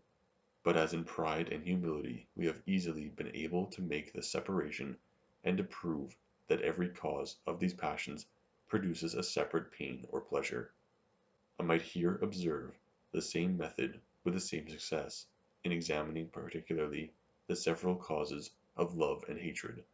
But as I hasten to a full and decisive proof of these systems, I delay this examination for a moment, and in the meantime shall endeavor to convert to my present purpose all my reasonings concerning pride and humility by an argument that is founded on unquestionable experience. There are few persons that are satisfied with their own character or genius or fortune, who are not desirous of showing themselves to the world, and of acquiring the love and approbation of mankind.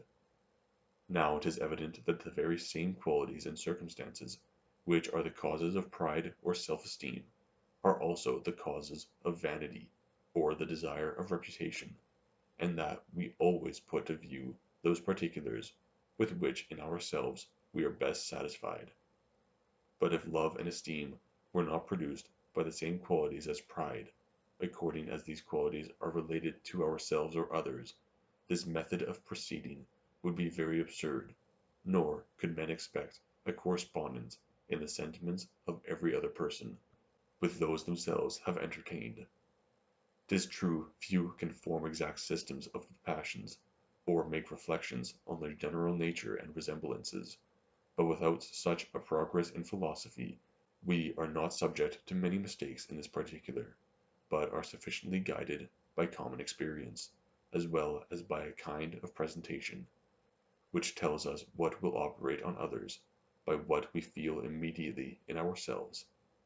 Since then the same qualities that produce pride or humility cause love or hatred, all the arguments that have been employed to prove that the causes of the former passions excite a pain or pleasure independent of the passion, will be applicable with equal evidence to the causes of the latter. Section 2. Experiments to confirm this system. Upon duly weighing these arguments, no one will make any scruple to assent to that conclusion I draw from them concerning the transition along related impressions and ideas, especially as 'tis a principle in itself so easy and natural, but that we may place this system beyond doubt both with regard to love and hatred, pride and humility, 'twill be proper to make some new experiments upon all these passions, as well as to recall a few of these observations which I have formerly touched upon. In order to make these experiments, let us suppose I am in company with a person whom I have formerly regarded without any sentiments either of friendship or enmity. Here I have the natural and ultimate object of all these four passions placed before me. Myself am the proper object of pride or humility, the other person of love or hatred. Regard now with attention the nature of these passions and their situation with respect to each other. 'Tis evident here are four affections, placed, as it were, in a square or regular connection with, and distance from, each other. The passions of pride and humility, as well as those of love and hatred, are connected together by the identity of their object, which to the first set of passions is self, to the second some other person. These two lines of communication or connection form two opposite sides of the square. Again, pride and love are agreeable passions, hatred and humility uneasy. This similitude of sensation betwixt pride and love, and that betwixt humility and hatred, form a new connection, and may be considered as the other two sides of the square. Upon the whole, pride is connected with humility, love with hatred, by their objects or ideas; pride with love, humility with hatred, by their sensations or impressions. I say then that nothing can produce any of these passions without bearing in it a double relation, of ideas to the object of the passion, and of sensation to the passion itself. This we must prove by our experiments. First experiment. To proceed with the greater order in these experiments, let us first suppose that being placed in the situation above mentioned, in company with some other person, there is an object presented that has no relation either of impressions or ideas to any of these passions. Thus suppose we regard together an ordinary stone, or other common object, belonging to neither of us, and causing of itself no emotion, or independent of pain and pleasure. 'Tis evident such an object will produce none of these four passions. Let us try it upon each of them successively. Let us apply it to love, to hatred, to humility, to pride. None of them ever arises in the smallest degree imaginable. Let us change the object as oft as we please, provided still we choose one that has neither of these two relations. Let us repeat the experiment in all the dispositions of which the mind is susceptible. No object in the vast variety of nature will, in any disposition, produce any passion without these relations. Second experiment. Since an object that wants both these relations can ever produce any passion, let us bestow on it only one of these relations, and see what will follow. Thus suppose I regard a stone or any common object that belongs either to me or my companion, and by that means acquires a relation of ideas to the object of the passions. 'Tis plain that to consider the matter a priori, no emotion of any kind can reasonably be expected; for besides that a relation of ideas operates secretly and calmly on the mind, it bestows an equal impulse towards the opposite passions of pride and humility, love and hatred, according as the object belongs to ourselves or others, which opposition of the passions must destroy both, and leave the mind perfectly free from any affection or emotion. This reasoning a priori is confirmed by experience. No trivial or vulgar object, that causes not a pain or pleasure, independent of the passion, will ever, by its property or other relations, either to ourselves or others, be able to produce the affections of pride or humility, love or hatred. Third experiment. 'Tis evident, therefore, that a relation of ideas is not able alone to give rise to these affections. Let us now remove this relation, and in its stead place a relation of impressions by presenting an object, which is agreeable or disagreeable, but has no relation either to ourself or companion, and let us observe the consequences. To consider the matter first a priori, as in the preceding experiment, we may conclude that the object will have a small but an uncertain connection with these passions; for besides that this relation is not a cold and imperceptible one, it has not the inconvenience of the relation of ideas, nor directs us with equal force to two contrary passions, which by their opposition destroy each other. But if we consider, on the other hand, that this transition from the sensation to the affection is not forwarded by any principle that produces a transition of ideas, but on the contrary that though the one impression be easily transfused into the other, yet the change of objects is supposed contrary to all the principles that cause a transition of that kind, we may from thence infer that nothing will ever be a steady or durable cause of any passion that is connected with the passion merely by a relation of impressions. What our reason would conclude from analogy, after balancing these arguments, would be that an object which produces pleasure or uneasiness, but has no manner of connection either with ourselves or others, may give such a turn to the disposition as that it may naturally fall into pride or love, humility or hatred, and search for other objects, upon which by a double relation it can found these affections, but that an object which has only one of these relations, though the most advantageous one, can never give rise to any constant and established passion. Most fortunately all this reasoning is found to be exactly conformable to experience, and the phenomena of the passions. Suppose I were travelling with a companion through a country to which we are both utter strangers. 'Tis evident that if the prospects be beautiful, the roads agreeable, and the inns commodious, this may put me into good humour both with myself and fellow traveller. But as we suppose that this country has no relation either to myself or friend, it can never be the immediate cause of pride or love, and therefore, if I found not the passion on some other object, that bears either of us a close relation, my emotions are rather to be considered as the overflowings of an elevate or humane disposition than as an established passion. The case is the same where the object produces uneasiness. Fourth experiment. Having found that neither an object without any relation of ideas or impressions nor an object that has only one relation can ever cause pride or humility, love or hatred, reason alone may convince us, without any farther experiment, that whatever has a double relation must necessarily excite these passions, since 'tis evident that they must have some cause, but to leave as little room for doubt as possible. Let us renew our experiments and see whether the event in this case answers our expectation. I choose an object such as virtue that causes a separate satisfaction.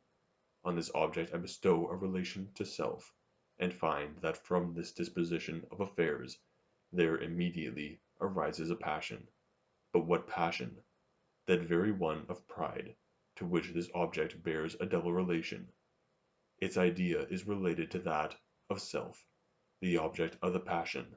The sensation it causes resembles the sensation of the passion. That I may be sure I am not mistaken in this experiment, I remove first one relation, then another, and find that each removal destroys the passion, and leaves the object perfectly indifferent. But I am not content with this. I make a still farther trial, and instead of removing the relation, I only change it for one of a different kind. I suppose the virtue to belong to my companion, not to myself, and observe what follows from this alteration.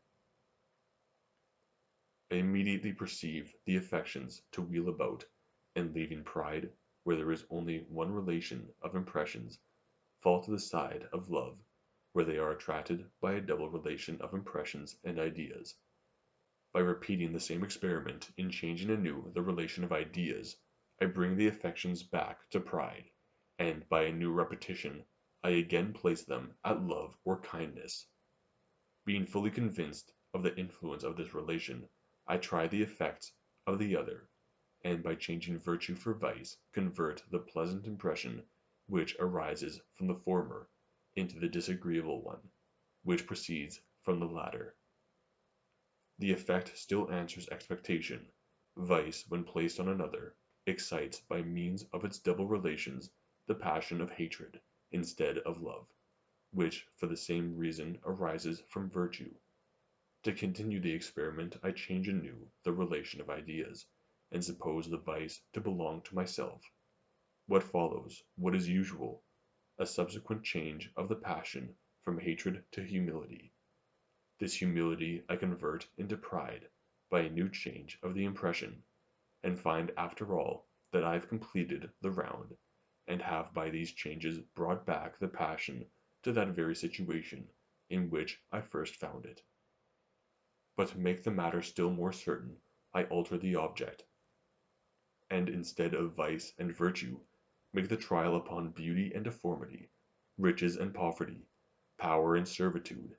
Each of these objects runs the circle of the passions in the same manner, by a change of their relations, and in whatever order we proceed, whether through pride, love, hatred, humility, or through humility, hatred, love, pride, the experiment is not in the least diversified. Esteem and contempt indeed arise on some occasions instead of love and hatred, but these are at the bottom of the same passions, only diversified by some causes, which we shall explain afterwards.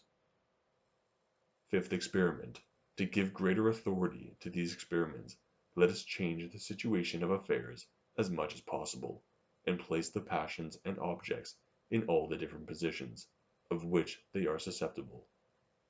Let us suppose, beside the relations above mentioned, that the person, along with whom I shall make all these experiments, is closely connected with me, either by blood or friendship.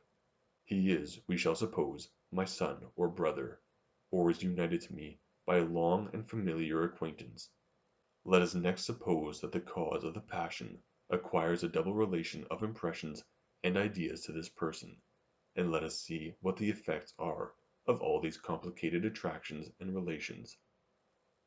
Before we consider what they are in fact, let us determine what they ought to be. Conformable to my hypothesis, 'tis plain that, according as the impression is either pleasant or uneasy, the passion of love or hatred must arise towards the person, who is thus connected to the cause of the impression by these double relations, which I have all along required. The virtue of a brother must make me love him, as his vice or infamy must excite the contrary passion. But to judge only from the situation of affairs, I should not expect that the affections would rest there, and never transfuse themselves into any other impression, as there is here a person who by means of a double relation is the object of my passion. The very same reasoning leads me to think the passion will be carried farther. The person has a relation of ideas to myself, according to the supposition, the passion of which he is the object, by being either agreeable or uneasy, has a relation of impressions to pride or humility. 'Tis evident then that one of these passions must arise from the love or hatred. This is the reasoning I form in conformity to my hypothesis, and am pleased to find upon trial that everything answers exactly to my expectation. The virtue or vice of a son or brother not only excites love or hatred, but by a new transition from similar causes gives rise to pride or humility. Nothing causes greater vanity than any shining quality in our relations, as nothing mortifies us more than their vice or infamy. This exact conformity of experience to our reasoning is a convincing proof of the solidity of that hypothesis upon which we reason. Sixth experiment. This evidence will be still augmented if we reverse the experiment, and preserving still the same relations, begin only with a different passion. Suppose that instead of the virtue or vice of a son or brother, which causes first love or hatred, and afterwards pride or humility, we place these good or bad qualities on ourselves, without any immediate connection with the person who is related to us. Experience shows us that by this change of situation the whole chain is broke, and that the mind is not conveyed from one passion to another, as in the preceding instance.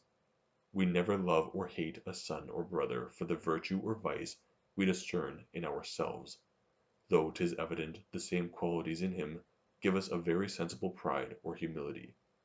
The transition from pride or humility to love or hatred is not so natural as from love or hatred to pride or humility. This may at first sight be esteemed contrary to my hypothesis, since the relations of impressions and ideas are in both cases precisely the same. Pride and humility are impressions related to love and hatred. Myself am related to the person. It should, therefore, be expected that like causes must produce like effects, and a perfect transition arise from the double relation, as in all other cases. This difficulty we may easily solve by the following reflections. 'Tis evident that as we are at all times intimately conscious of ourselves, our sentiments and passions, their ideas must strike upon us with greater vivacity than the ideas of the sentiments and passions of any other person.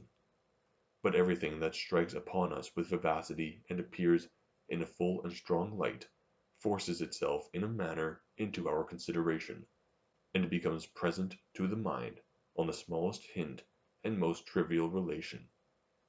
For the same reason, when it is once present, it engages the attention and keeps it from wandering to other objects, however strong may be the relation to our first object. The imagination passes easily from obscure to lively ideas, but with difficulty from lively to obscure. In the one case the relation is aided by another principle, in the other case 'tis opposed by it. Now I have observed that though two faculties of the mind, the imagination and passions, assist each other in their operation, when their propensities are similar and when they act upon the same object, the mind has always a propensity to pass from a passion to any other related to it, and this propensity is forwarded when the object of the one passion is related to that of the other. The two impulses concur with each other, and render the whole transition more smooth and easy. But if it should happen that while the relation of ideas, strictly speaking, continues the same, its influence in causing a transition of the imagination should no longer take place, 'tis evident its influence on the passions must also cease, as being dependent entirely on that transition. This is the reason why pride or humility is not transfused into love or hatred with the same ease, that the latter passions are changed into the former. If a person be my brother, I am his likewise. But though the relations be reciprocal, they have very different effects on the imagination.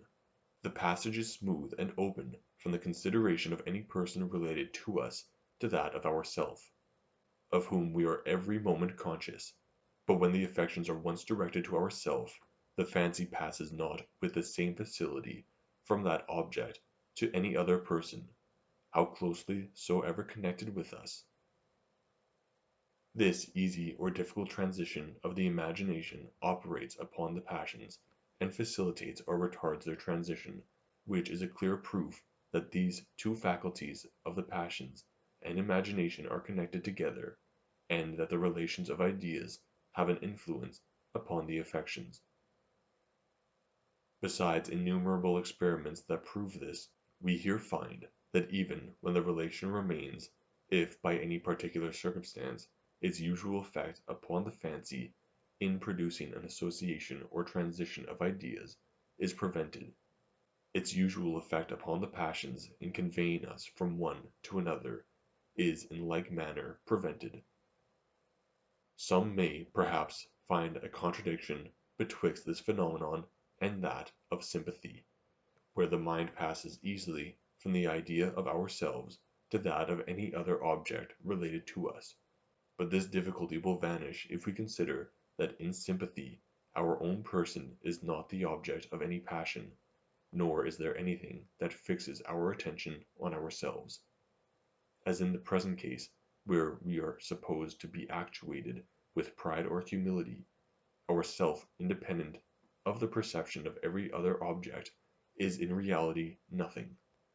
For which reason we must turn our view to external objects, and 'tis natural for us to consider with most attention such as lie contiguous to us or resemble us.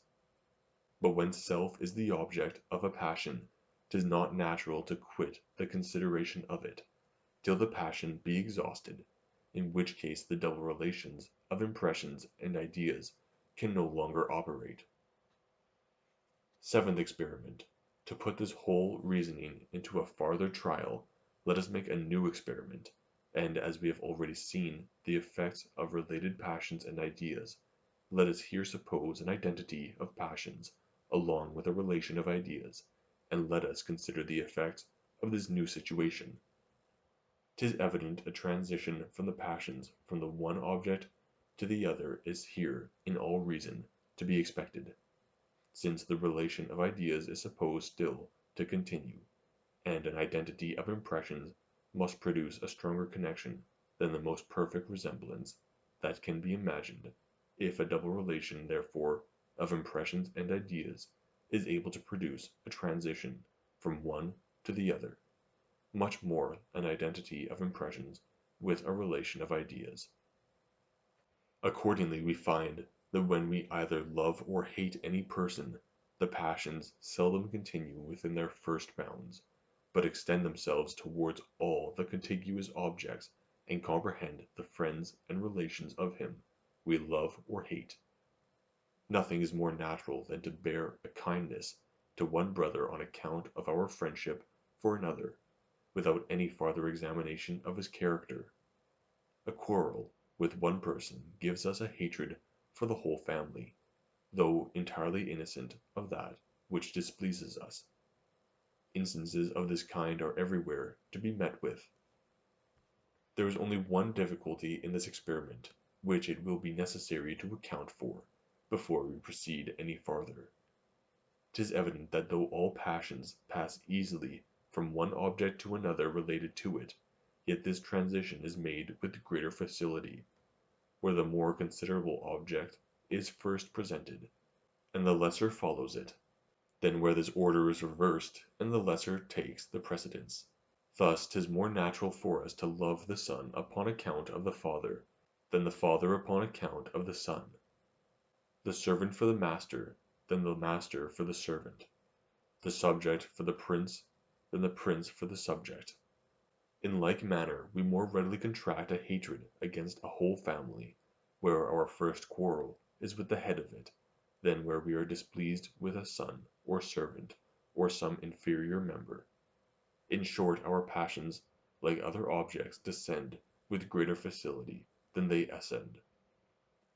That we may comprehend wherein consists the difficulty of explaining this phenomenon, we must consider that the very same reason which determines the imagination to pass from remote to contiguous objects with more facility than from contiguous to remote, causes it likewise to change with more ease, the less for the greater, than the greater for the less. Whatever has the greatest influence is most taken notice of, and whatever is most taken notice of presents itself most readily to the imagination. We are more apt to overlook in any subject what is trivial, than what appears of considerable moment, but especially if the latter takes the precedence, and first engages our attention. Thus if any accident makes us consider the satellites of Jupiter, our fancy is naturally determined to form the idea of that planet. But if we first reflect on the principal planet, 'tis more natural for us to overlook its attendants. The mention of the provinces of any empire conveys our thought to the seat of the empire, but the fancy returns not with the same facility to the consideration of the provinces. The idea of the servant makes us think of the master, that of the subject carries our view to the prince, but the same relation has not an equal influence in conveying us back again, and on this is founded that reproach of Cornelia to her sons, that they ought to be ashamed she should be more known by the title of the daughter of Scipio, than by that of the mother of the Gracchi. This was, in other words, exhorting them to render themselves as illustrious and famous as their grandfather, otherwise the imagination of the people, passing from her who was intermediate and placed in an equal relation to both, would always leave them, and denominate her by what was more considerable and of greater moment. On the same principle is founded that common custom of making wives bear the name of their husbands, rather than husbands that of their wives, as also the ceremony of giving the precedency to those whom we honor and respect. We might find many other instances to confirm this principle, were it not already sufficiently evident. Now, since the fancy finds the same facility in passing from the lesser to the greater as from remote to contiguous, why does not this easy transition of ideas assist the transition of passions in the former case as well as in the latter? The virtues of a friend or brother produce first love and then pride, because in that case the imagination passes from remote to contiguous according to its propensity. Our own virtues produce not first pride, and then love to a friend or brother, because the passage, in that case, would be from contiguous to remote, contrary to its propensity. But the love or hatred of an inferior causes not readily any passion to the superior, though that be the natural propensity of the imagination, while the love or hatred of a superior causes a passion to the inferior contrary to its propensity. In short, the same facility of transition operates not in the same manner upon superior and inferior as upon contiguous and remote. These two phenomena appear contradictory, and require some attention to be reconciled.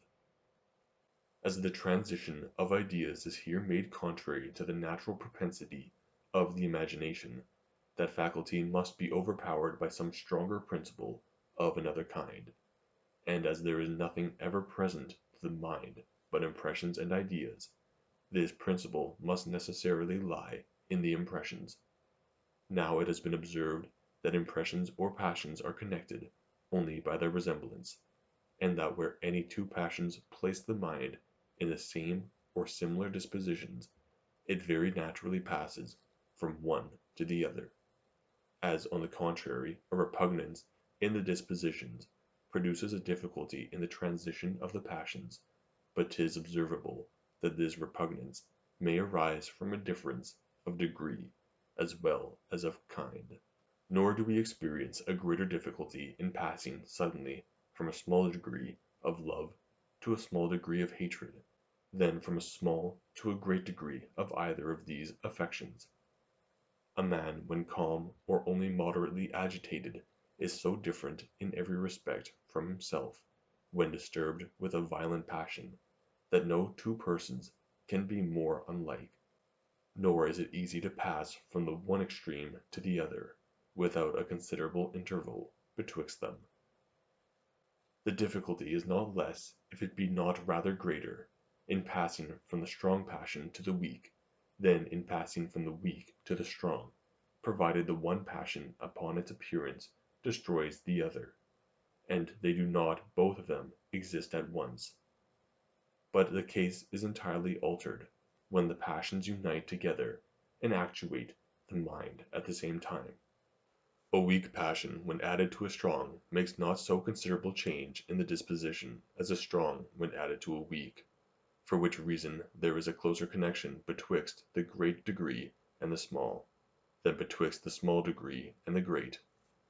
The degree of any passion depends upon the nature of its object, and an affection directed to a person who is considerable in our eyes fills and possesses the mind much more than one which has for its object a person we esteem of less consequence.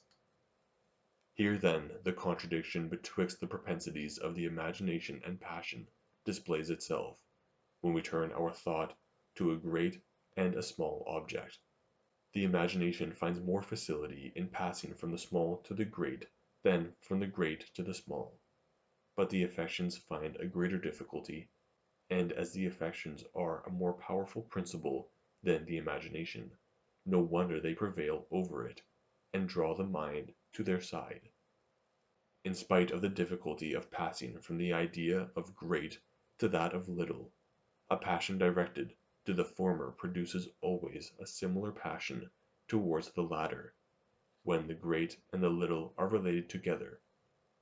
The idea of the servant conveys our thought most readily to the master, but the hatred or love of the master produces with greater facility anger or goodwill to the servant.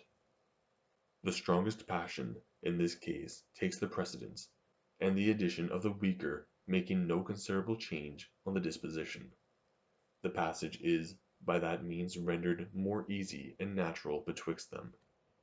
As in the foregoing experiment we found that a relation of ideas, which by any particular circumstance ceases to produce its usual effect of facilitating the transition of ideas, ceases likewise to operate on the passions, so in the present experiment we find the same property of the impressions.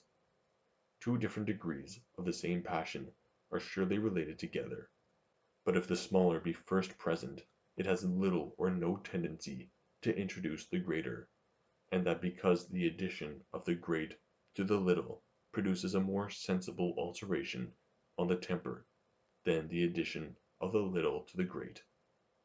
These phenomena, when duly weighed, will be found convincing proofs of this hypothesis, and these proofs will be confirmed if we consider the manner in which the mind here reconciles the contradiction I have observed betwixt the passions and the imagination.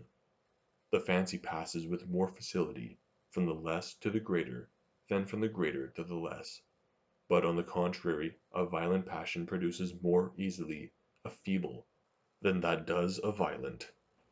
In this opposition the passion in the end prevails over the imagination, but 'tis commonly by complying with it, and by seeking another quality which may counterbalance that principle from whence the opposition arises. When we love the father or master of a family we little think of his children or servants, but when these are present with us, or when it lies anyways in our power to serve them, the nearness and contiguity in this case increases their magnitude, or at least removes that opposition which the fancy makes to the transition of the affections. If the imagination finds a difficulty in passing from greater to less, it finds an equal facility in passing from remote to contiguous, which brings the matter to an equality, and leaves the way open from the one passion to the other. Eighth experiment. I have observed that the transition from love or hatred to pride or humility is more easy than from pride or humility to love or hatred, and that the difficulty which the imagination finds in passing from contiguous to remote is the cause why we scarce have any instance of the latter transition of the affections. I must, however, make one exception, when the very cause of the pride and humility is placed in some other person, for in that case the imagination is necessitated to consider the person, nor can it possibly confine its view to ourselves.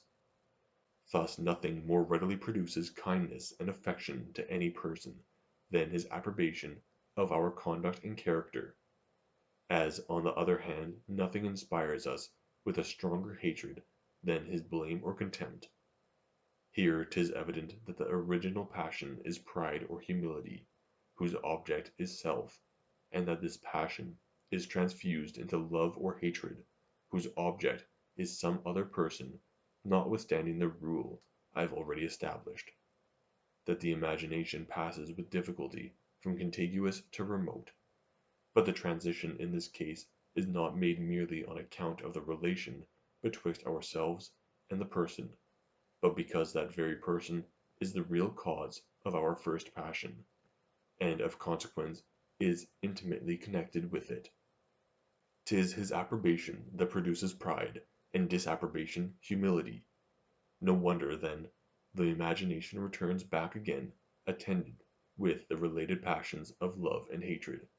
This is not a contradiction, but an exception to the rule, and an exception that arises from the same reason with the rule itself.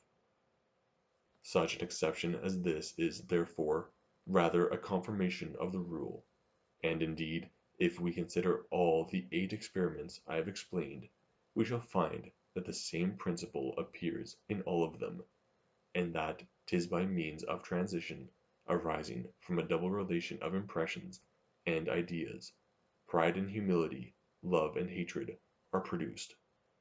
An object without a relation, or with but one, never produces either of these passions, and 'tis found the passion always varies in conformity to the relation. Nay, we may observe that where the relation by any particular circumstance has not its usual effect of producing a transition either of ideas or of impressions, it ceases to operate upon the passions, and gives rise neither to pride nor love, humility nor hatred. This rule we find still to hold good, even under the appearance of its contrary, and as relation is frequently experienced to have no effect, which upon examination is found to proceed from some particular circumstance that prevents the transition, so even in instances where that circumstance, though present, prevents not the transition, 'tis found to arise from some other circumstance which counterbalances it. Thus not only the variations resolve themselves into the general principle, but even the variations of these variations. Section 3. Difficulties solved. After so many and such undeniable proofs drawn from daily experience and observation, it may seem superfluous to enter into a particular examination of all the causes of love and hatred. I shall therefore employ the sequel of this part, first in removing some difficulties concerning particular causes of these passions, secondly in examining the compound affections which arise from the mixture of love and hatred with other emotions. Nothing is more evident than that any person acquires our kindness, or is exposed to our ill will, in proportion to the pleasure or uneasiness we receive from him, and that the passions keep pace exactly with the sensations in all their changes and variations.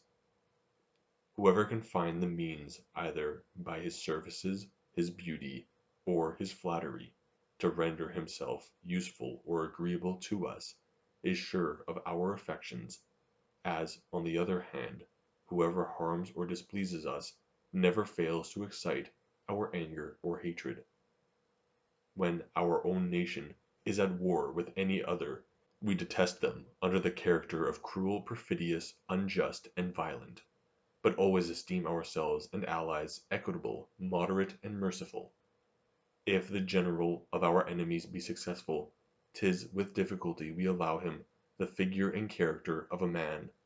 He is a sorcerer, he has a communication with demons, as is reported of Oliver Cromwell and the Duke of Luxembourg. He is bloody-minded, and takes a pleasure in death and destruction. But if the success be on our side, our commander has all the opposite good qualities, and is a pattern of virtue as well as of courage and conduct. His treachery we call policy, his cruelty is an evil inseparable from war. In short, every one of his faults we either endeavor to extenuate or dignify it with the name of that virtue which approaches it. 'Tis evident the same method of thinking runs through common life.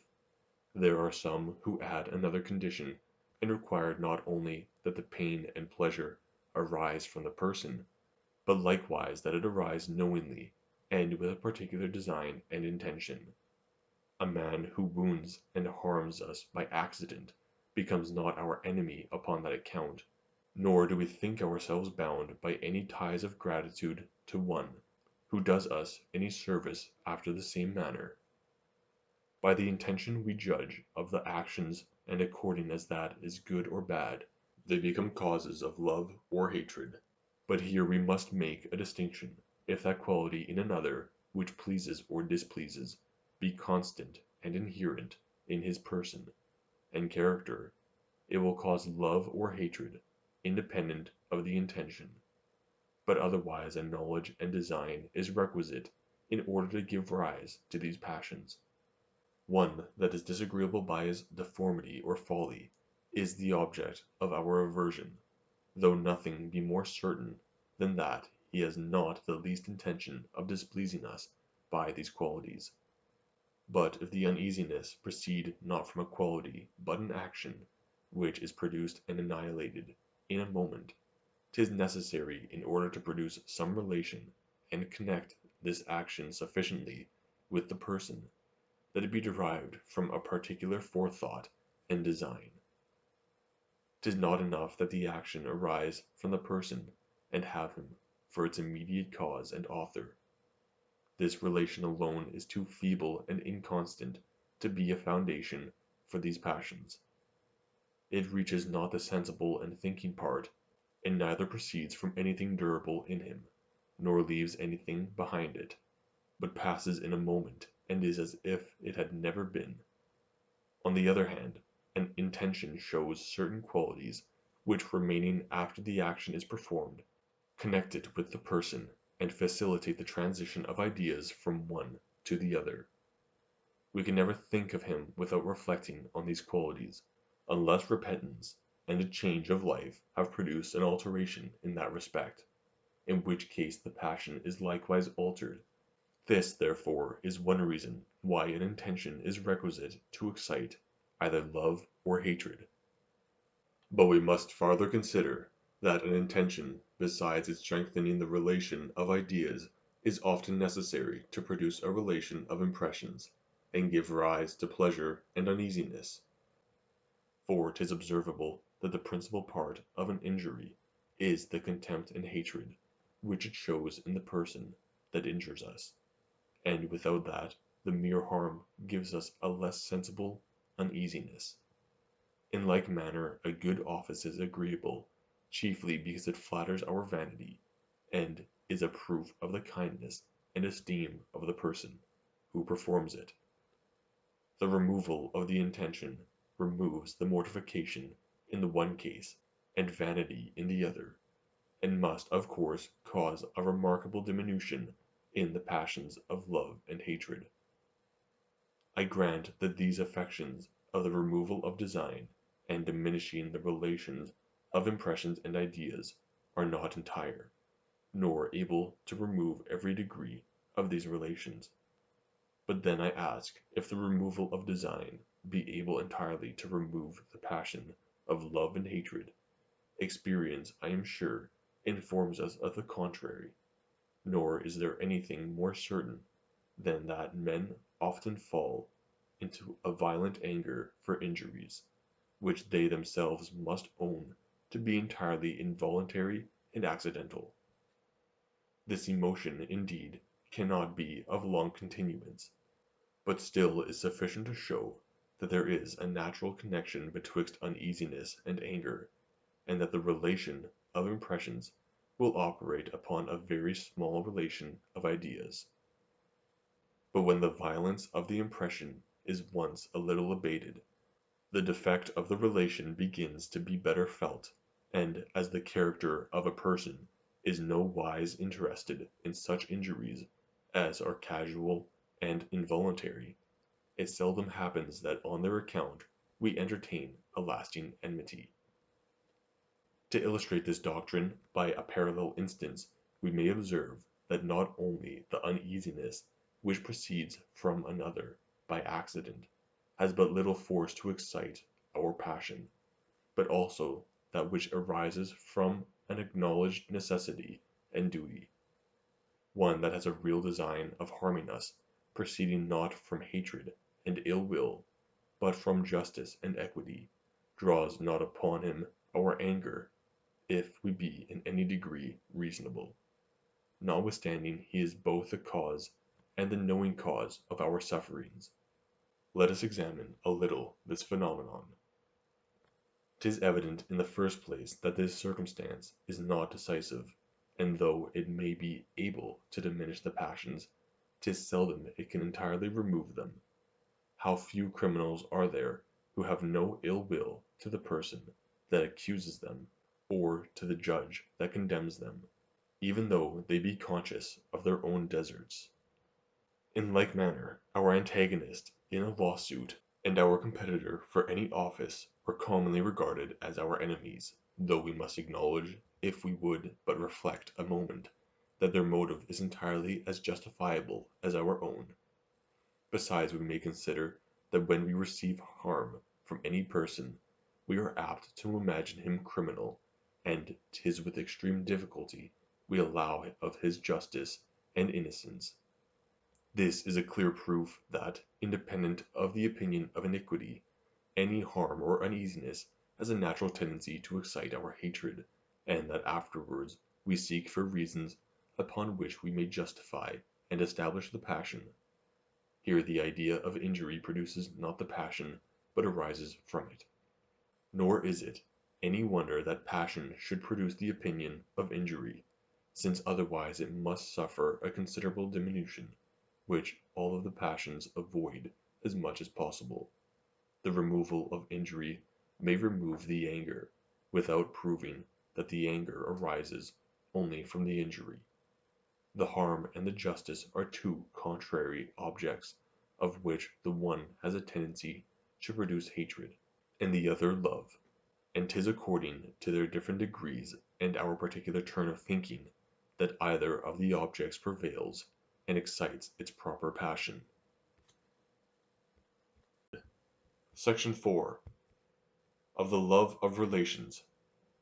Having given a reason why several actions that cause a real pleasure or uneasiness excite not any degree or but a small one of the passion of love or hatred towards the actors, 'twill be necessary to show wherein consists the pleasure or uneasiness of many objects, which we find by experience to produce these passions. According to the preceding system, there is always required a double relation of impressions and ideas betwixt the cause and effect, in order to produce either love or hatred. But though this be universally true, 'tis remarkable that the passion of love may be excited by only one relation of a different kind, betwixt ourselves and the object, or more properly speaking, that this relation is always attended with both the others. Whoever is united to us by any connection is always sure of a share of our love proportioned to the connection, without inquiring into his other qualities. Thus the relation of blood produces the strongest tie the mind is capable of in the love of parents to their children, and a lesser degree of the same affection as the relation lessens.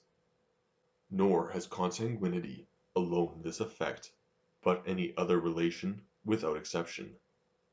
We love our countrymen, our neighbors, those of the same trade, profession, and even name with ourselves. Every one of these relations is esteemed some tie, and gives a title to a share of our affection. There is another phenomenon which is parallel to this, that acquaintance without any kind of relation gives rise to love and kindness, when we have contracted a habitude and intimacy with any person, though in frequenting his company we have not been able to discover any very valuable quality of which he is possessed. Yet we cannot forbear preferring him to strangers, of whose superior merit we are fully convinced. These two phenomena are the effects of relation and acquaintance, will give mutual light to each other, and may be both explained from the same principle. Those who take a pleasure in declaiming against human nature have observed that man is altogether insufficient to support himself, and that when you loosen all the holds which he has of external objects, he immediately drops down into the deepest melancholy and despair. From this, say they, proceeds that continual search after amusement in gaming, in hunting, in business, by which we endeavor to forget ourselves, and excite our spirits from the languid state into which they fall, when not sustained by some brisk and lively emotion.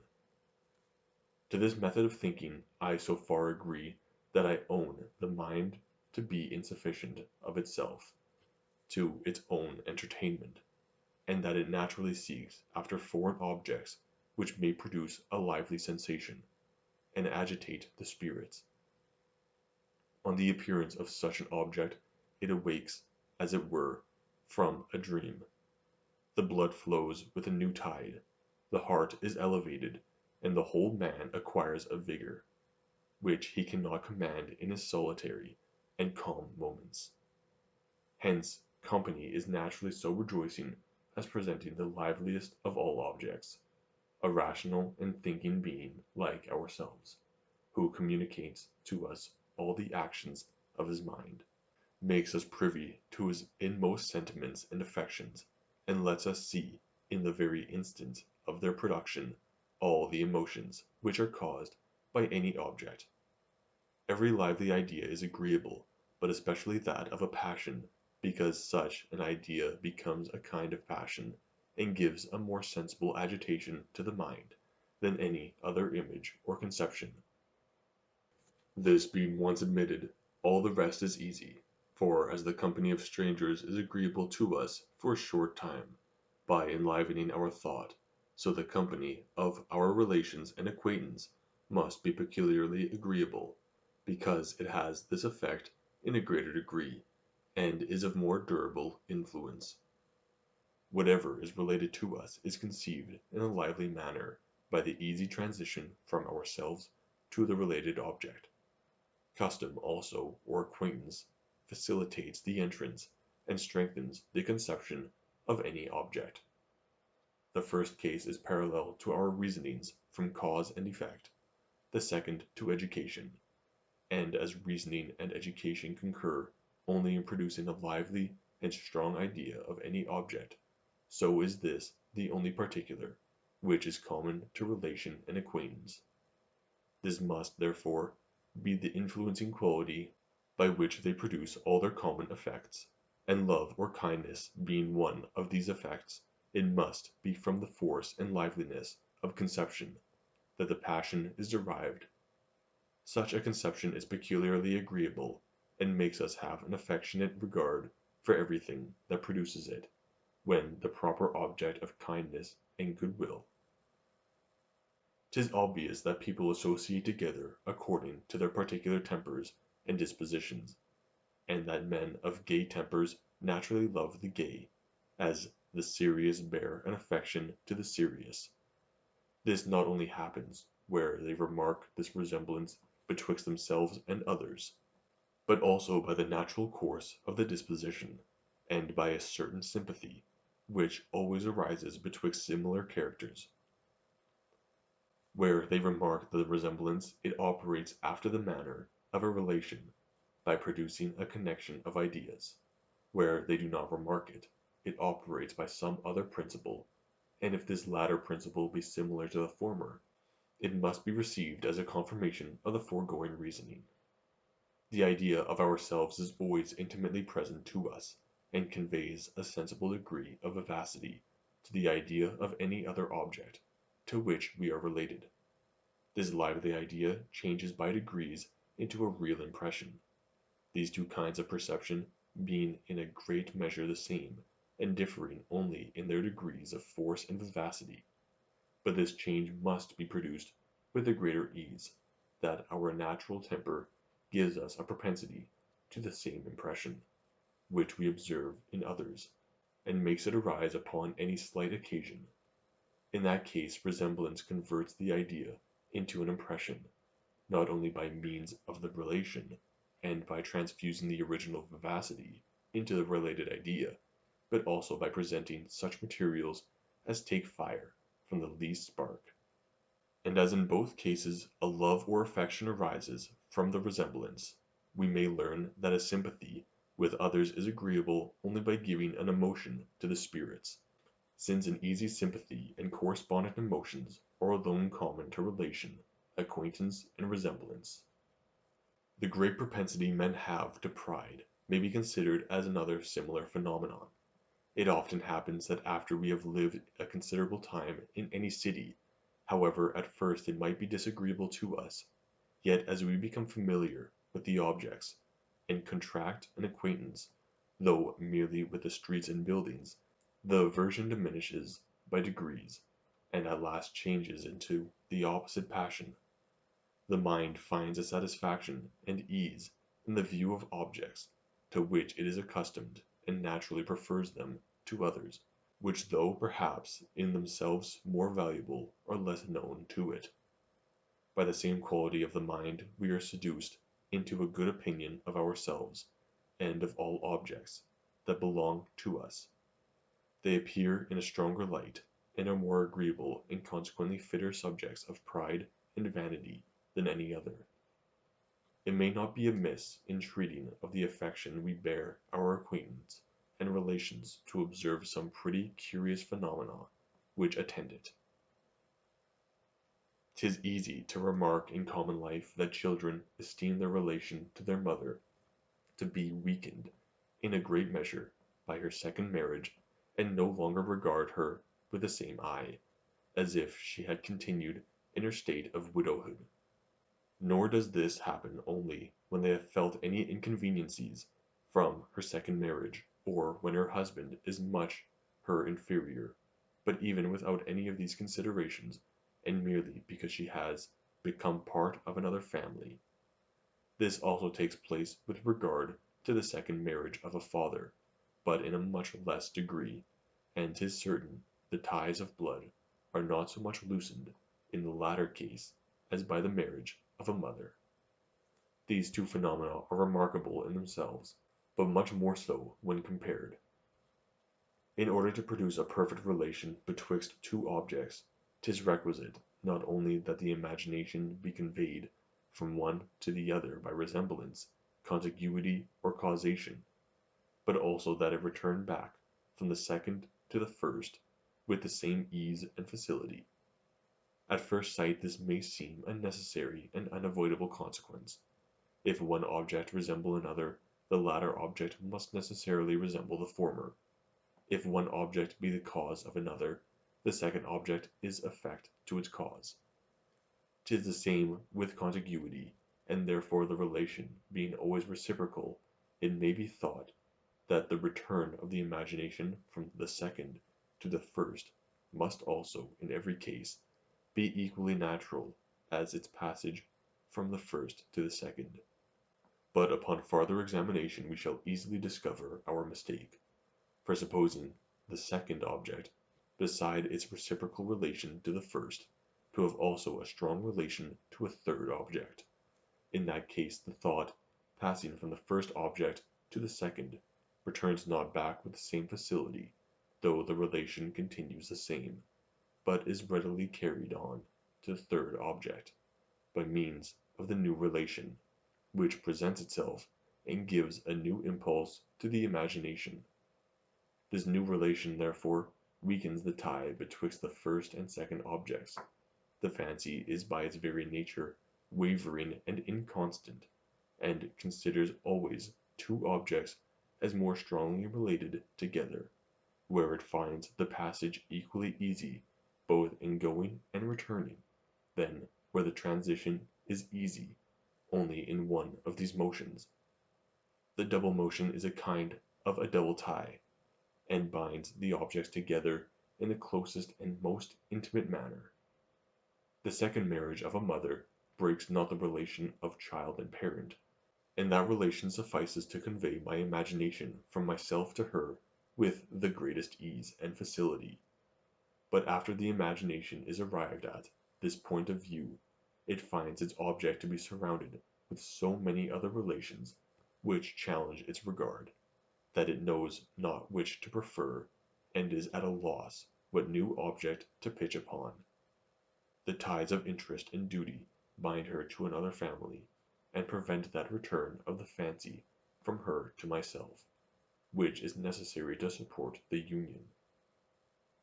The thought has no longer the vibration requisite to set it perfectly at ease, and indulge its inclination to change. It goes with facility, but returns with difficulty, and by that interruption finds the relation much weakened from what it would be were the passage open and easy on both sides. Now to give a reason why this effect follows not in the same degree upon the second marriage of a father, we may reflect on what has been proved already, that though the imagination goes easily from the view of a lesser object to that of a greater, yet it returns not with the same facility from the greater to the less. When my imagination goes from myself to my father, it passes not so readily from him to his second wife, nor considers him as entering into a different family, but as continuing the head of of that family, of which I am myself a part. His superiority prevents the easy transition of the thought from him to his spouse, but keeps the passage still open for a return to myself along the same relation of child and parent. He is not sunk in the new relation he acquires, so that the double motion or vibration of thought is still easy and natural. By this indulgence of the fancy in its inconsistency, the tie of child and parent still preserves its full force and influence. A mother thinks not her tie to a son weakened because 'tis shared with her husband, nor a son his with a parent because 'tis shared with a brother. The third object is here related to the first as well as to the second, so that the imagination goes and comes along all of them with the greatest facility. Section 5. Of our esteem for the rich and powerful. Nothing has a greater tendency to give us an esteem for any person than his power and riches, or a contempt than his poverty and meanness. And as esteem and contempt are to be considered as species of love and hatred, 'twill be proper in this place to examine these phenomena. Here it happens most fortunately that the greatest difficulty is not to discover a principle capable of producing an effect, but to choose the chief and predominant among several that present themselves. The satisfaction we take in the riches of others, and the esteem we have for the possessors, may be ascribed to three different causes. First, to the objects they possess, such as houses, gardens, equipages, which being agreeable in themselves necessarily produce a sentiment of pleasure in every one that either considers or surveys them. Secondly, to the expectation of advantage from the rich and powerful by our sharing their possessions. Thirdly, to sympathy, which makes us partake of the satisfaction of every one that approaches us.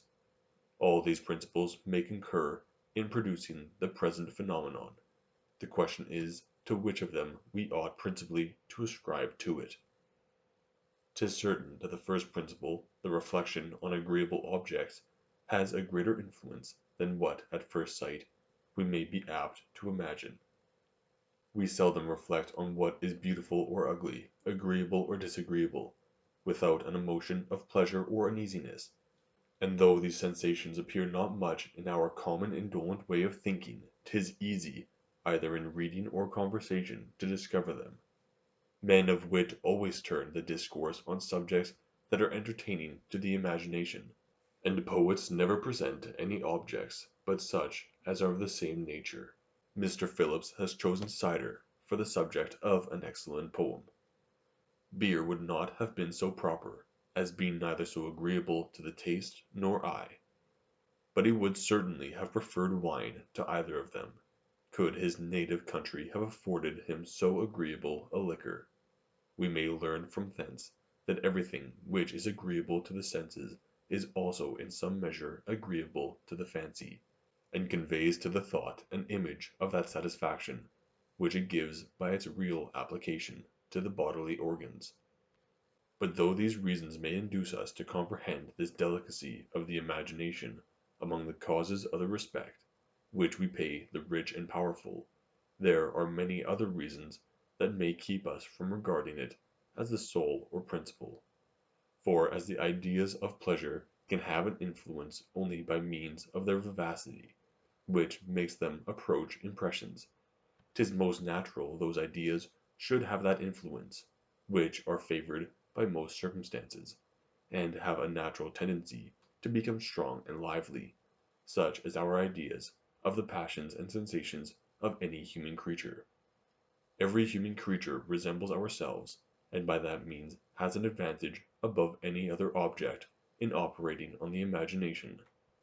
Besides, if we consider the nature of that faculty, and the great influence which all relations have upon it, we shall easily be persuaded that however the ideas of the pleasant wines, music, or gardens, which the rich man enjoys, may become lively and agreeable, the fancy will not confine itself to them, but will carry its view to the related objects, and in particular to the person who possesses them. and this is the more natural that the pleasant idea or image produces here a passion towards the person by means of his relation to the object, so that 'tis unavoidable, but he must enter into the original conception, since he makes the object of the derivative passion. But if he enters into the original conception, and is considered as enjoying these agreeable objects, 'tis sympathy which is properly the cause of the affection, and the third principle is more powerful and universal than the first. Add to this that riches and power alone, even though unemployed, naturally cause esteem and respect, and consequently these passions arise not from the idea of any beautiful or agreeable objects. 'Tis true money implies a kind of representation of such objects, by the power it affords of obtaining them, and for that reason may still be esteemed proper to convey those agreeable images which may give rise to the passion. But as this prospect is very distant, 'tis more natural for us to take a contiguous object, the satisfaction which this power affords to the person who is possessed of it, and of this we shall be farther satisfied, if we consider that riches represent the goods of life only by means of the will, which employs them, and therefore imply in their very nature an idea of the person, and cannot be considered without a kind of sympathy with his sensations and enjoyments. This we may confirm by a reflection which to some will, perhaps, appear too subtle and refined. I have already observed that power, as distinguished from its exercise, has either no meaning at all, or is nothing but a possibility or probability of existence, by which any object approaches to reality, and has a sensible influence on the mind. I have also observed that this approach, by an illusion of the fancy, appears much greater when we ourselves are possessed of the power, than when it is enjoyed by another, and that in the former case the objects seem to touch upon the very verge of reality, and convey almost an equal satisfaction, as if actually in our possession. Now I assert that where we esteem a person upon account of his riches, we must enter into this sentiment of the proprietor, and that without such a sympathy the idea of the agreeable objects which they give him the power to produce would have but a feeble influence upon us. An avaricious man is respected for his money, though he scarce is possessed of a power, that is, there scarce is a probability or even possibility of his employing it in the acquisition of the pleasures and conveniences of life.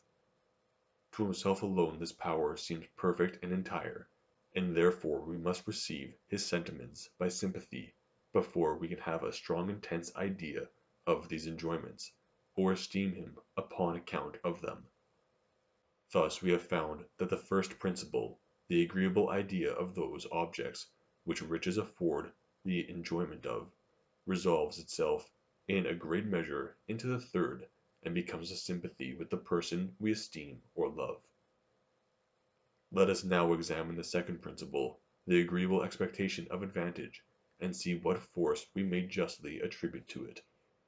'Tis obvious that though riches and authority undoubtedly give their owner a power of doing us service, yet this power is not to be considered as on the same footing with that which they afford him, of pleasing himself and satisfying his own appetites. Self-love approaches the power and exercises very near each other in the latter case, but in order to produce a similar effect in the former, we must suppose a friendship and goodwill to be conjoined with the riches. Without that circumstance 'tis difficult to conceive on what we can found our hope of advantage from the riches of others, though there is nothing more certain than that we naturally esteem and respect the rich, even before we discover in them any such favorable disposition towards us. But I carry this farther, and observe, not only that we respect the rich and powerful, where they show no inclination to serve us, but also when we lie so much out of the sphere of their activity, that they cannot even be supposed to be endowed with that power. Prisoners of war are always treated with a respect suitable to their condition, and 'tis certain riches go very far towards fixing the condition of any person. If birth and quality enter for a share, This still affords us an argument for the same kind. For what is it we call a man of birth, but one who is descended from a long succession of rich and powerful ancestors, and who acquires our esteem by his relation to persons whom we esteem? His ancestors, therefore, though dead, are respected, in some measure on account of their riches, and consequently without any kind of expectation. But not to go so far as prisoners of war and the dead to find instances of this disinterested esteem for riches, let us observe with a little attention those phenomena that occur to us in common life and conversation. A man who is himself of competent fortune, upon coming into a company of strangers, naturally treats them with different degrees of respect and deference, as he is informed of their different fortunes and conditions, though 'tis impossible he can ever propose, and perhaps would not accept of any advantage from them.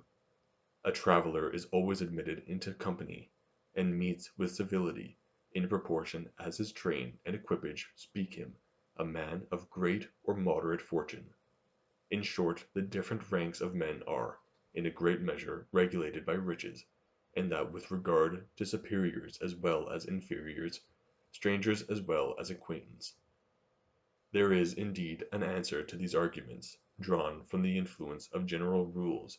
It may be pretended that being accustomed to expect succor and protection from the rich and powerful, and to esteem them upon that account, we extend the same sentiments to those who resemble them in their fortune, but from whom we can never hope for any advantage. The general rule still prevails, and by giving a bent to the imagination, draws along the passion in the same manner as if its proper object were real and existent. But that this principle does not here take place will easily appear, if we consider that in order to establish a general rule, and extend it beyond its proper bounds, there is required a certain uniformity in our experience, and a great superiority of those instances which are conformable to the rule above the contrary. But here the case is quite otherwise. Of 100 men of credit and fortune I meet with, there is not, perhaps, one from whom I can expect advantage, so that 'tis impossible any custom can ever prevail in the present case. Upon the whole there remains nothing which can give us an esteem for power and riches, and a contempt for meanness and poverty, except the principle of sympathy, by which we enter into the sentiments of the rich and poor, and partake of their pleasures and uneasiness. Riches give satisfaction to their possessor, and this satisfaction is conveyed to the beholder by the imagination, which produces an idea resembling the original impression in force and vivacity. This agreeable idea or impression is connected with love, which is an agreeable passion. It proceeds from a thinking, conscious being, which is the very object of love. From this relation of impressions and identity of ideas, the passion arises according to my hypothesis. The best method of reconciling us to this opinion is to take a general survey of the universe, and observe the force of sympathy through the whole animal creation, and the easy communication of sentiments from one thinking being to another. In all creatures that prey not upon others, and are not agitated with violent passions, there appears a remarkable desire of company, which associates them together, without any advantages they can ever propose to reap from their union. This is still more conspicuous in man, as being the creature of the universe, who has the most ardent desire of society, and is fitted for it by the most advantages. We can form no wish which has not a reference to society. A perfect solitude is, perhaps, the greatest punishment we can suffer. Every pleasure languishes when enjoyed apart from company, and every pain becomes more cruel and intolerable. Whatever other passions we may be actuated by, pride, ambition, avarice, curiosity, revenge, or lust, the sole or animating principle of them all is sympathy, nor would they have any force, were we to abstract entirely from the thoughts and sentiments of others. Let all the powers and elements of nature conspire to serve and obey one man. Let the sun rise and set at his command. The sea and rivers roll as he pleases, and the earth furnish spontaneously whatever may be useful or agreeable to him. He will still be miserable, till you give him some one person at least with whom he may share his happiness, and whose esteem and friendship he may enjoy. This conclusion from a general view of human nature we may confirm by particular instances, wherein the force of sympathy is very remarkable. Most kinds of beauty are derived from this origin, and though our first object be some senseless inanimate piece of matter, 'tis seldom we rest there, and carry not our view to its influence on sensible and rational creatures. A man who shows us any house or building takes particular care, among other things, to point out the convenience of the apartments, the advantages of their situation, and the little room lost in the stairs, antechambers, and passages, and indeed 'tis evident the chief part of the beauty consists in these particulars. The observation of convenience gives pleasure, since convenience is a beauty, but after what manner does it give pleasure? 'Tis certain our own interest is not in the least concerned, and as this is a beauty of interest, not of form, so to speak, it must delight us merely by communication, and by our sympathizing with the proprietor of the lodging. We enter into his interest by the force of imagination, and feel the same satisfaction that the objects naturally occasion in him.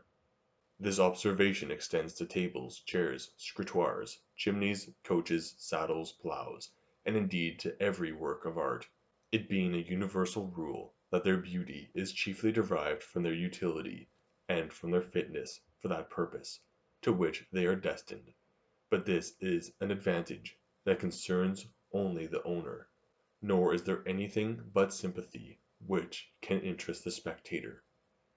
'Tis evident that nothing renders a field more agreeable than its fertility, and that scarce any advantages of ornament or situation will be able to equal this beauty. 'Tis the same case with particular trees and plants, as with the field on which they grow. I know not but a plain, overgrown with furze and broom, may be, in itself, as beautiful as a hill covered with vines or olive trees, though it will never appear so to one who is acquainted with the value of each. But this is a beauty merely of imagination, and has no foundation in what appears to the senses. Fertility and value have a plain reference to use, and that to riches, joy, and plenty, in which though we have no hope of partaking, yet we enter into them by the vivacity of the fancy, and share them in some measure with the proprietor. There is no rule in painting more reasonable than that of balancing the figures, and placing them with the greatest exactness on their proper centre of gravity. A figure which is not justly balanced is disagreeable, and that because it conveys the ideas of its fall, of harm, and of pain, which ideas are painful, when by sympathy they acquire any degree of force and vivacity. Add to this that the principal part of personal beauty is an air of health and vigor, and such a construction of members as promise strength and activity. This idea of beauty cannot be accounted for but by sympathy. In general we may remark that the minds of men are mirrors to one another, not only because they reflect each other's emotions, but also because those rays of passions, sentiments, and opinions may be often reverberated, and may decay away by insensible degrees. Thus the pleasure which a rich man receives from his possessions, being thrown upon the beholder, causes a pleasure and esteem, which sentiments again, being perceived and sympathized with, increase the pleasure of the possessor, and being once more reflected, become a new foundation for pleasure and esteem in the beholder. There is certainly an original satisfaction in riches derived from that power which they bestow, of enjoying all the pleasures of life, and as this is their very nature and essence, it must be the first source of all the passions which arise from them. One of the most considerable of these passions is that of love or esteem in others, which therefore proceeds from a sympathy with the pleasure of the possessor.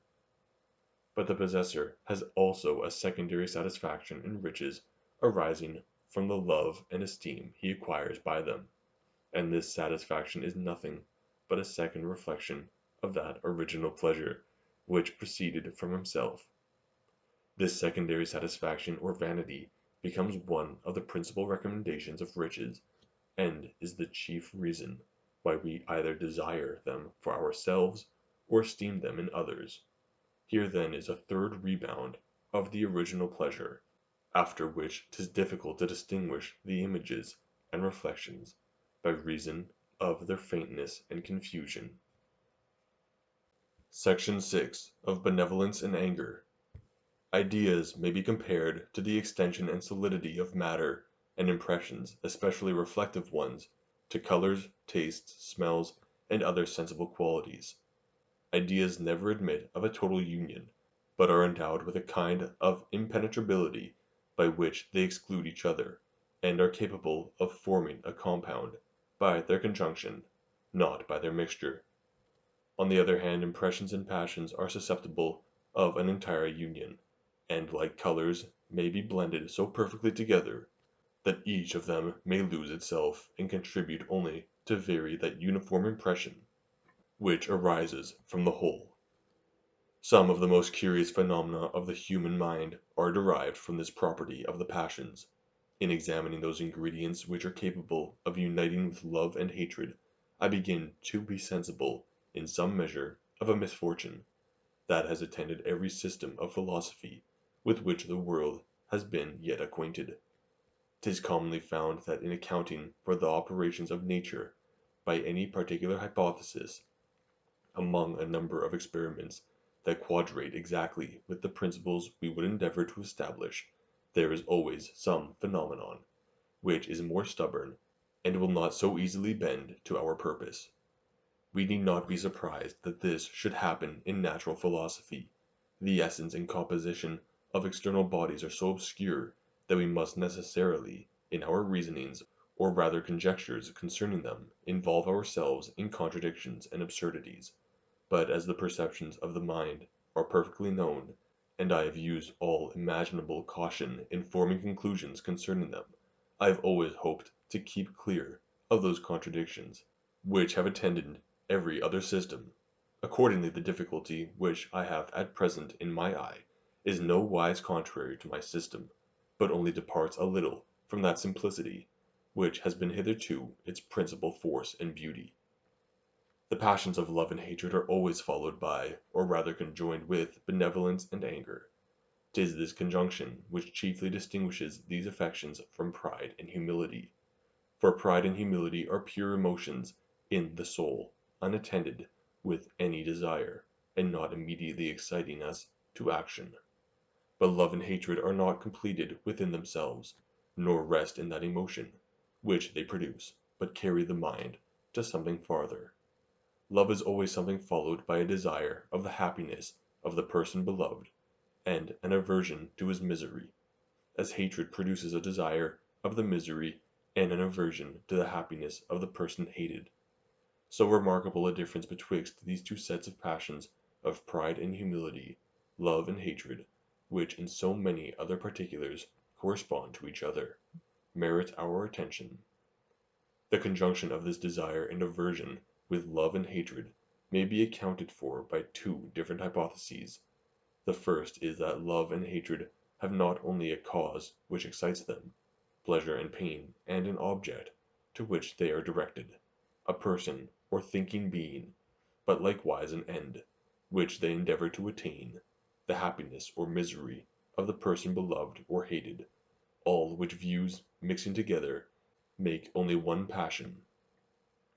According to this system love is nothing but the desire of happiness to another person, and hatred that of misery. The desire and aversion constitute the very nature of love and hatred. They are not only inseparable, but the same. But this is evidently contrary to experience, for though 'tis certain we never lose any person without desiring his happiness, nor hate any without wishing his misery, yet these desires arise only upon the ideas of the happiness or misery of our friend or enemy being presented by the imagination, and are not absolutely essential to love and hatred. They are the most obvious and natural sentiments of these affections, but not the only ones.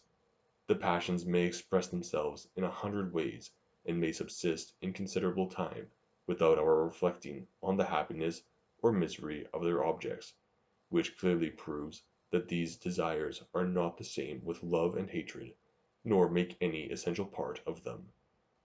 We may therefore infer that benevolence and anger are passions different from love and hatred, and only conjoined with them by the original constitution of the mind, as nature has given to the body certain appetites and inclinations, which she increases, diminishes, or changes according to the situation of the fluids or solids.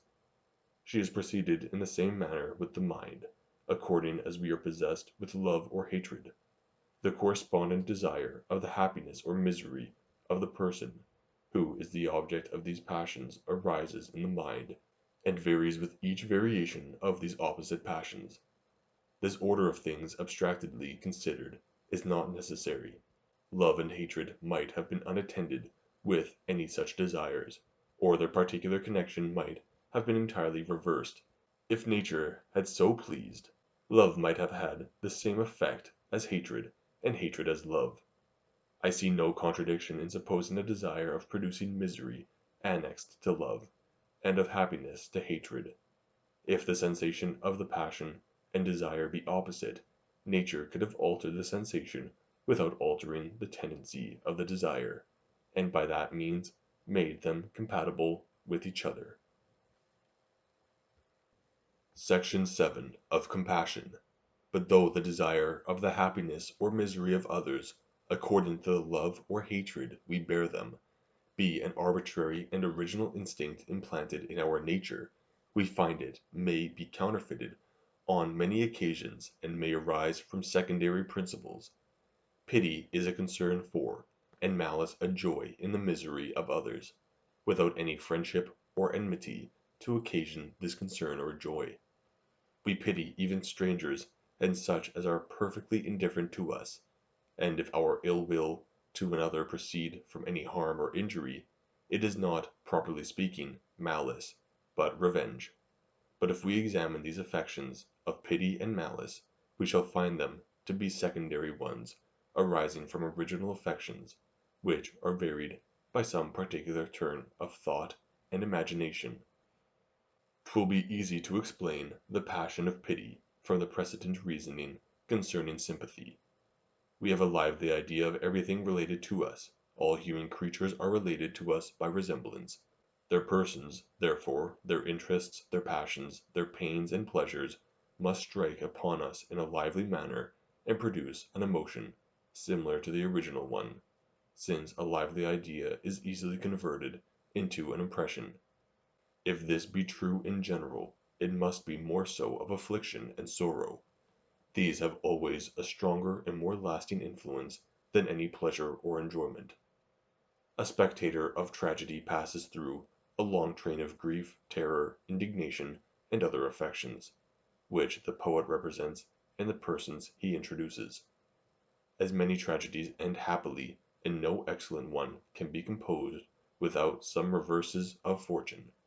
The spectator must sympathize with all these changes, and receive the fictitious joy as well as every other passion, unless therefore it be asserted that every distinct passion is communicated by a distinct original quality, and is not derived from the general principle of sympathy above explained. It must be allowed that all of them arise from that principle. To accept any one in particular must appear highly unreasonable, as they are all first present in the mind of one person, and afterwards appear in the mind of another, and as the manner of their appearance, first as an idea, then as an impression, is in every case the same. The transition must arise from the same principle. I am at least sure that this method of reasoning would be considered as certain either in natural philosophy or common life. Add to this that pity depends in a great measure on the contiguity and even sight of the object, which is a proof that 'tis derived from the imagination, not to mention that women and children are most subject to pity, as most guided by that faculty. the same infirmity which makes them faint at the sight of a naked sword, though in the hands of their best friend, makes them pity extremely those whom they find in any grief or affliction. Those philosophers who derive this passion from I know not what subtle reflections on the instability of fortune, and our being liable to the same miseries we behold, will find this observation contrary to them among a great many others which it were easy to produce. There remains only to take notice of a pretty remarkable phenomenon of this passion, which is that the communicated passion of sympathy sometimes acquires strength from the weakness of its original, and even arises by a transition from affections which have no existence. Thus when a person obtains any honorable office, or inherits a great fortune, we are always the more rejoiced for his prosperity, the less sense he seems to have of it, and the greater equanimity and indifference he shows in its enjoyment.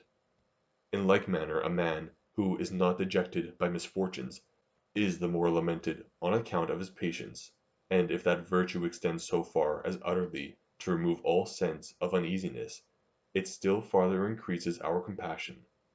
When a person of merit falls into what is vulgarly esteemed a great misfortune, we form a notion of his condition, and carrying our fancy from the cause to the usual effect, first conceive a lively idea of his sorrow, and then feel an impression of it, entirely overlooking that greatness of mind which elevates him above such emotions, or only considering it so far as to increase our admiration, love, and tenderness for him. We find from experience that such a degree of passion is usually connected with such a misfortune, and though there be an exception in the present case, yet the imagination is affected by the general rule, and makes us conceive a lively idea of the passion, or rather feel the passion itself, in the same manner as if the person were really actuated by it.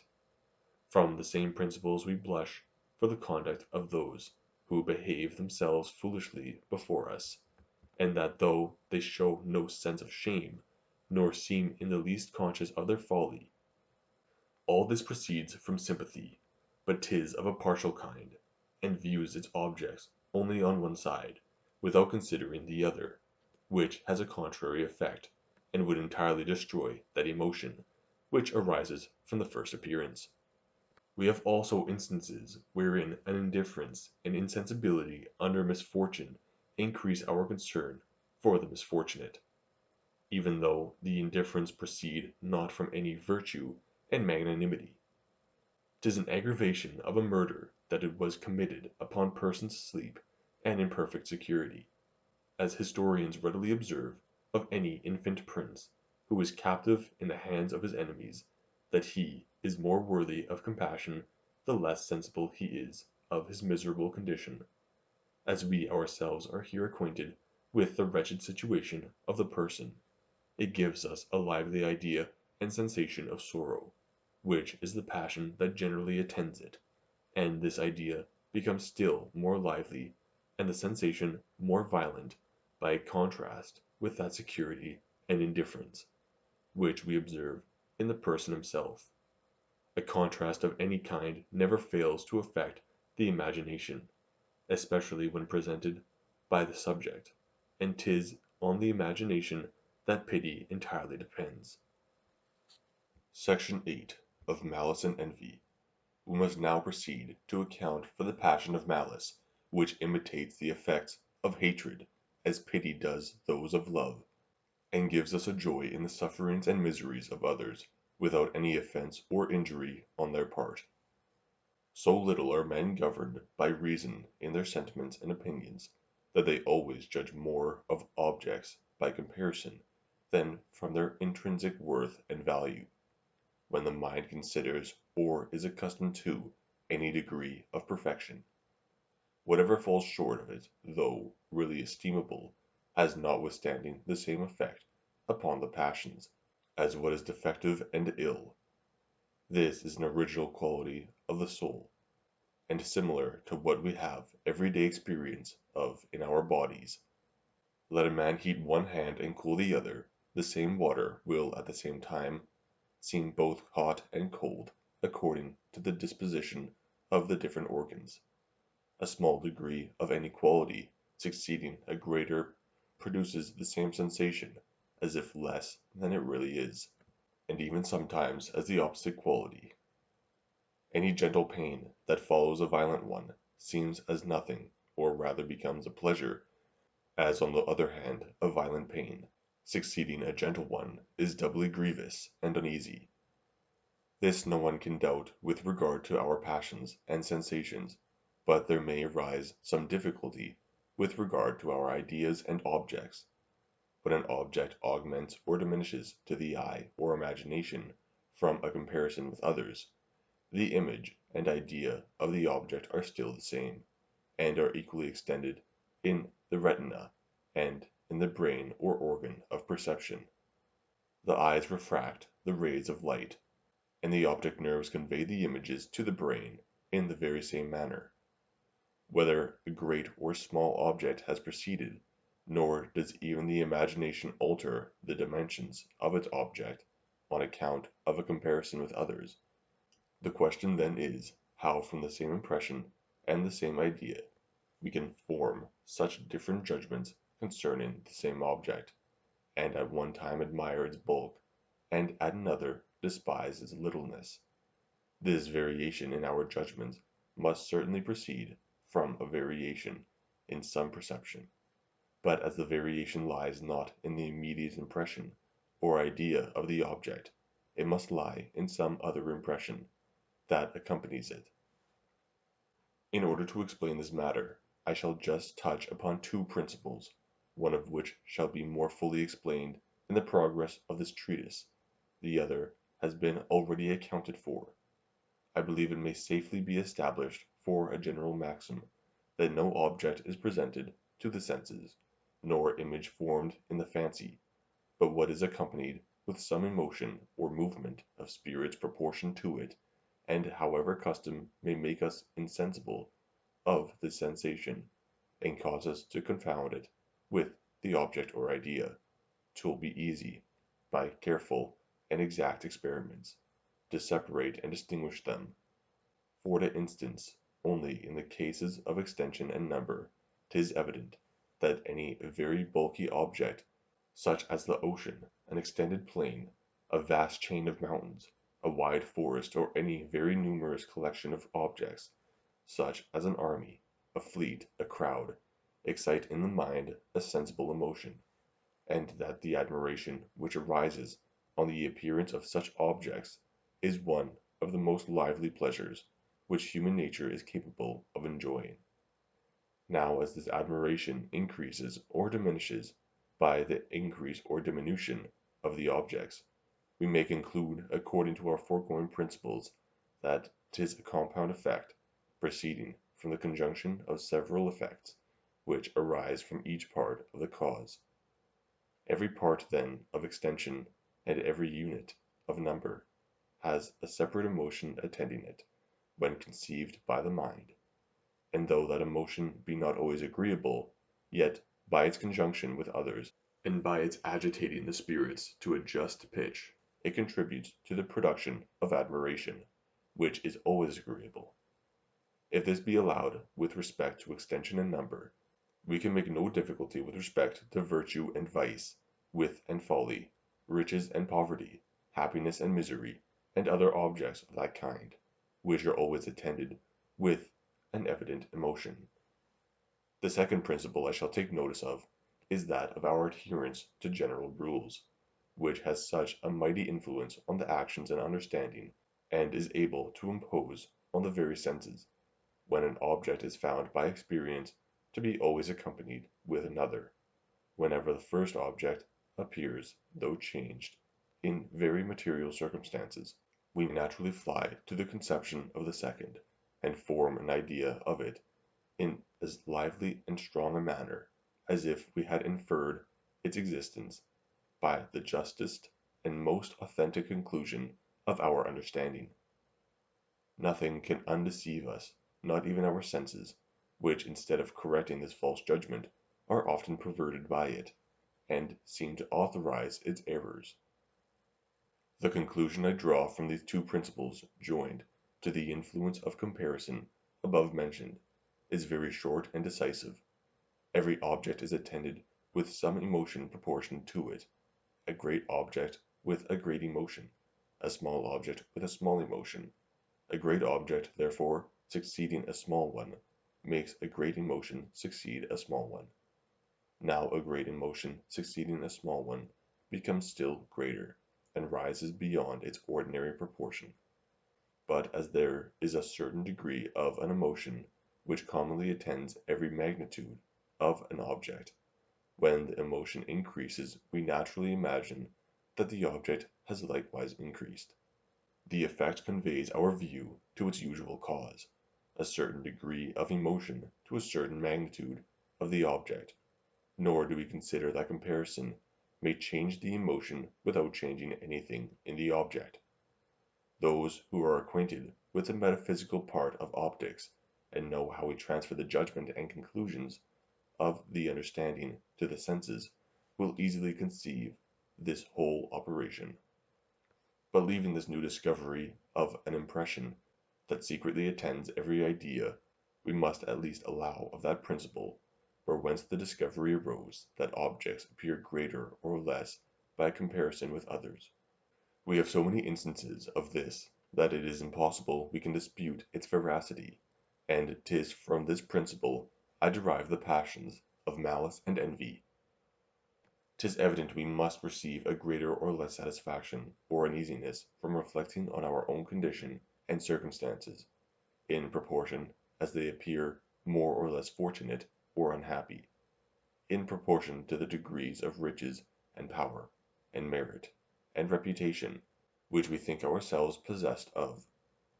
Now as we seldom judge of objects from their intrinsic value, but form our notions of them from a comparison with other objects, it follows that according as we observe a greater or less share of happiness or misery in others, we must make an estimate of our own, and feel a consequent pain or pleasure. The misery of another gives us a more lively idea of our happiness, and his happiness of our misery. The former therefore produces delight, and the latter uneasiness. Here then is a kind of pity reversed or contrary sensations arising in the beholder from those which are felt by the person whom he considers. In general we may observe that in all kinds of comparison an object makes us always receive from another, to which it is compared, a sensation contrary to what arises from itself in its direct and immediate survey. A small object makes a great one appear still greater. A great object makes a little one appear less.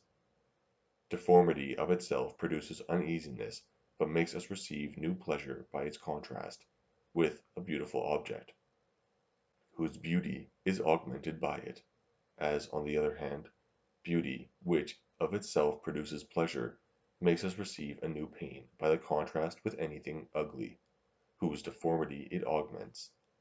The case, therefore, must be the same with happiness and misery. The direct survey of another's pleasure naturally gives us pleasure, and therefore produces pain when compared with our own. His pain, considered in itself, is painful to us, but augments the idea of our own happiness, and gives us pleasure.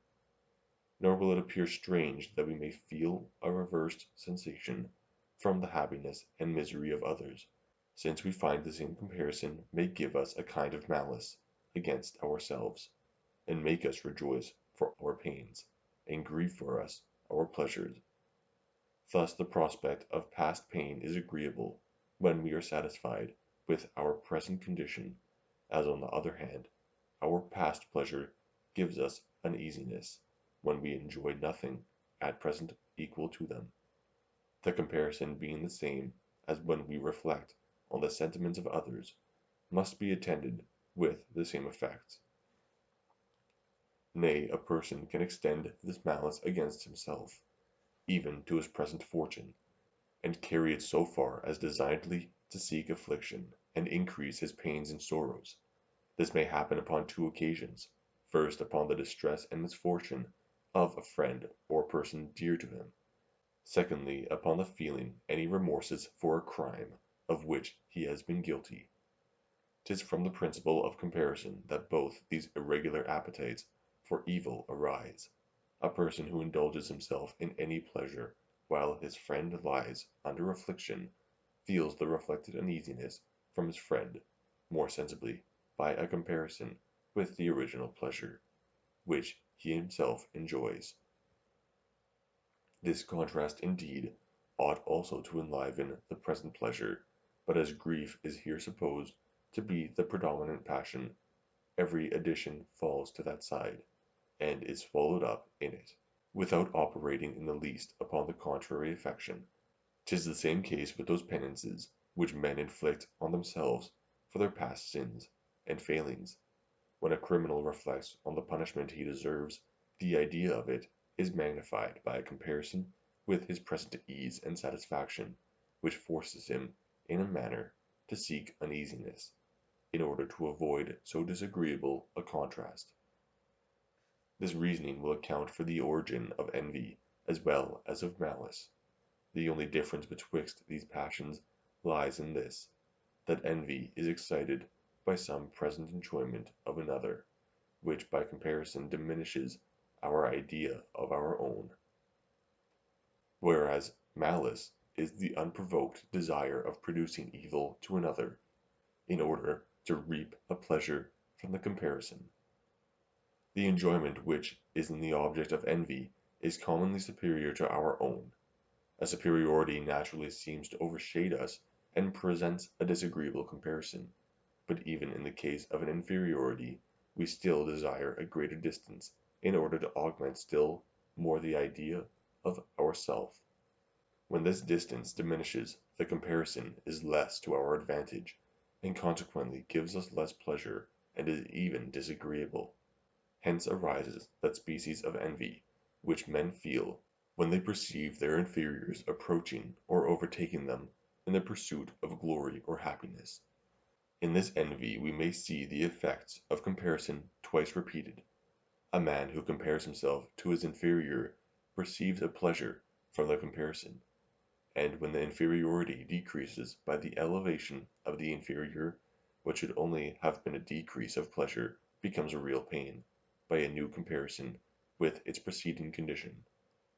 'Tis worthy of observation concerning that envy, which arises from a superiority in others, that 'tis not the great disproportion betwixt ourself and another which produces it, but on the contrary our proximity. A common soldier bears no such envy to his general as to his sergeant or corporal, nor does an eminent writer meet with so great jealousy in common hackney scribblers, as in authors that more nearly approach him. It may indeed be thought that the greater the disproportion is, the greater must be the uneasiness from the comparison. But we may consider on the other hand that the great disproportion cuts off the relation, and either keeps us from comparing ourselves with what is remote from us, or diminishes the effect of the comparison. Resemblance and proximity always produce a relation of ideas, and where you destroy these ties, however, other accidents may bring two ideas together, as they can have no bond or connecting quality to join them in the imagination. 'Tis impossible they can remain long united, or have any considerable influence on each other. I have observed in considering the nature of ambition that the great feel a double pleasure in authority from the comparison of their own condition with that of their slaves, and that this comparison has a double influence because 'tis natural and presented by the subject. When the fancy in the comparison of objects passes not easily from the one object to the other, the action of the mind is, in a great measure, broke, and the fancy, in considering the second object, begins as it were upon a new footing. The impression which attends every object seems not greater in that case by succeeding a less of the same kind. But these two impressions are distinct, and produce their distinct effects without any communication together. The want of relation in the ideas breaks the relation of the impressions, and by such a separation prevents their mutual operation and influence. To confirm this, we may observe that the proximity in the degree of merit is not alone sufficient to give rise to envy, but must be assisted by other relations. A poet is not apt to envy a philosopher, or a poet of a different kind, of a different nation, or of a different age. All these differences prevent or weaken the comparison, and consequently the passion. This too is the reason why all objects appear great or little merely by a comparison with those of the same species. A mountain neither magnifies nor diminishes a horse in our eyes, but when a Flemish and a Welsh horse are seen together, one appears greater and the other less than when viewed apart. From the same principle we may account for that remark of historians, that any party in a civil war always choose to call in a foreign enemy at any hazard rather than submit to their fellow citizens. Guichardin applies this remark to the wars in Italy, where the relations betwixt the different states are, properly speaking, nothing but of name, language, and contiguity. Yet even these relations, when joined with superiority, by making the comparison more natural, make it likewise more grievous, and cause men to search for some other superiority, which may be attended with no relation, and by that means may have a less sensible influence on the imagination. The mind quickly perceives its several advantages and disadvantages, and finding its situation to be most uneasy, where superiority is conjoined with other relations, seeks its repose as much as possible by their separation, and by breaking that association of ideas which renders the comparison so much more natural and efficacious. When it cannot break the association, it feels a stronger desire to remove the superiority, and this is the reason why travellers are commonly so lavish of their praises to the Chinese and Persians, at the same time when they depreciate those neighboring nations, which may stand upon a foot of rivalship with their native country. These examples from history and common experience are rich and curious, but we may find parallel ones in the arts, which are no less remarkable. Should an author compose a treatise, of which one part was serious and profound, another light and humorous, every one would condemn so strange a mixture, and would accuse him of the neglect of all rules of art and criticism. These rules of art are founded on the qualities of human nature, and the quality of human nature which requires a consistency in every performance is that which renders the mind incapable of passing in a moment from one passion and disposition to a quite different one. Yet this makes us not blame Mr. Prior for joining his Alma and his Solomon in the same volume, though that admirable poet has succeeded perfectly well in the gaiety of the one, as well as in the melancholy of the other. Even supposing the reader should peruse these two compositions without any interval, he would feel little or no difficulty in the change of passions. Why but because he considers these performances as entirely different, and by this break in the ideas breaks the progress of the affections, and hinders the one from influencing or contradicting the other. A heroic and burlesque design united in one picture would be monstrous, though we place two pictures of so opposite a character in the same chamber, and even close by each other, without any scruple or difficulty. In a word, no ideas can affect each other, either by comparison or by the passions they separately produce, unless they be united together by some relation, which may cause an easy transition of the ideas, and consequently of the emotions or impressions attending the ideas, and may preserve the one impression in the passage of the imagination to the object of the other. This principle is very remarkable because it is analogous to what we have observed both concerning the understanding and the passions. Suppose two objects to be presented to me, which are not connected by any kind of relation. Suppose that each of these objects separately produces a passion, and that these two passions are in themselves contrary. We find from experience that the want of relation in the objects or ideas hinders the natural contrariety of the passions, and that the break in the transition of the thought removes the affections from each other and prevents their opposition. 'Tis the same case with comparison, and from both these phenomena we may safely conclude that the relation of ideas must forward the transition of impressions, since its absence alone is able to prevent it, and to separate what naturally should have operated upon each other, when the absence of an object or quality removes any usual or natural effect. We may certainly conclude that its presence contributes to the production of the effect. Section 9. Of the mixture of benevolence and anger with compassion and malice. Thus we have endeavored to account for pity and malice. Both these affections arise from the imagination according to the light in which it places its object. When our fancy considers directly the sentiments of others, and enters deep into them, it makes us sensible of all the passions it surveys, but in a particular manner of grief or sorrow.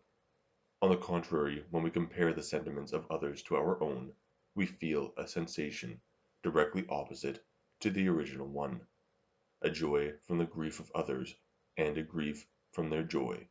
But these are only the first foundations of the affections of pity and malice. Other passions are afterwards confounded with them. There is always a mixture of love or tenderness with pity, and of hatred or anger with malice. But it must be confessed that this mixture seems at first sight to be contradictory to my system. For as pity is an uneasiness, and malice a joy, arising from the misery of others, pity should naturally, as in all other cases, produce hatred, and malice love. This contradiction I endeavor to reconcile after the following manner. In order to cause a transition of passions, there is required a double relation of impressions and ideas. Nor is one relation sufficient to produce this effect, but that we may understand the full force of this double relation, we must consider that 'tis not the present sensation alone, or momentary pain or pleasure, which determines the character of any passion, but the whole bent or tendency of it from the beginning to the end. One impression may be related to another, not only when their sensations are resembling, as we have all along supposed in the preceding cases, but also when their impulses or directions are similar and correspondent. This cannot take place with regard to pride and humility, because these are only pure sensations, without any direction or tendency to action. We are, therefore, to look for instances of this peculiar relation of impressions only in such affections as are attended with a certain appetite or desire, such as those of love and hatred. Benevolence, or the appetite which attends love, is a desire of the happiness of the person beloved, and an aversion to his misery, as anger, or the appetite which attends hatred, is a desire for the misery of the person hated, and an aversion to his happiness. A desire, therefore, of the happiness of another, and aversion to his misery, are similar to benevolence, and a desire of his misery and aversion to his happiness are correspondent to anger. Now pity is a desire of happiness to another, and aversion to his misery. As malice is the contrary appetite, pity then is related to benevolence, and malice to anger, and as benevolence has been already found to be connected with love by a natural and original quality, and anger with hatred, 'tis by this chain the passions of pity and malice are connected with love and hatred. This hypothesis is founded on sufficient experience. A man who, from any motives, has entertained a resolution of performing an action, naturally runs into every other view or motive, which may fortify that resolution, and give it authority and influence on the mind. To confirm us in any design, we search for motives drawn from interest, from honor, from duty. What wonder, then, that pity and benevolence, malice and anger, being the same desires arising from different principles, should totally mix together as to be undistinguishable. As to the connection betwixt benevolence and love, anger, and hatred, being original and primary, it admits of no difficulty. We may add to this another experiment, that benevolence and anger, and consequently love and hatred, arise when our happiness or misery have any dependence on the happiness or misery of another person, without any farther relation. I doubt not but this experiment will appear so singular as to excuse us for stopping a moment to consider it. Suppose that two persons of the same trade should seek employment in a town that is not able to maintain both. 'Tis plain the success of one is perfectly incompatible with that of the other, and that whatever is for the interest of either is contrary to that of his rival, and so vice versa. Suppose again that two merchants, though living in different parts of the world, should enter into co-partnership together. The advantage or loss of one becomes immediately the advantage or loss of his partner, and the same fortune necessarily attends both. Now it is evident that in the first case hatred always follows upon the contrariety of interest, as in the second love arises from their union. Let us consider to what principle we can ascribe these passions. 'Tis plain they arise not from the double relations of impressions and ideas, if we regard only the present sensation.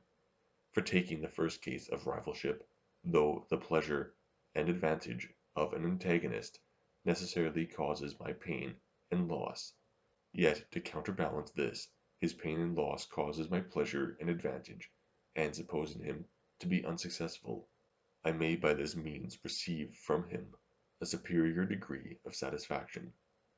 In the same manner the success of a partner rejoices me, but then his misfortunes afflict me in an equal proportion, and 'tis easy to imagine that the latter sentiment may in many cases preponderate. But whether the fortune of a rival or partner be good or bad, I always hate the former and love the latter. This love of a partner cannot proceed from the relation of connection betwixt us, in the same manner as I love a brother or countryman. A rival has almost as close a relation to me as a partner, for as the pleasure of the latter causes my pleasure, and his pain my pain, so the pleasure of the former causes my pain, and his pain my pleasure. The connection, then, of cause and effect is the same in both cases, and if in the one case the cause and effect has a farther relation of resemblance, they have that of contrariety in the other, which being also a species of resemblance, leaves the matter pretty equal. The only explication, then, we can give of this phenomenon is derived from that principle of a parallel direction above mentioned.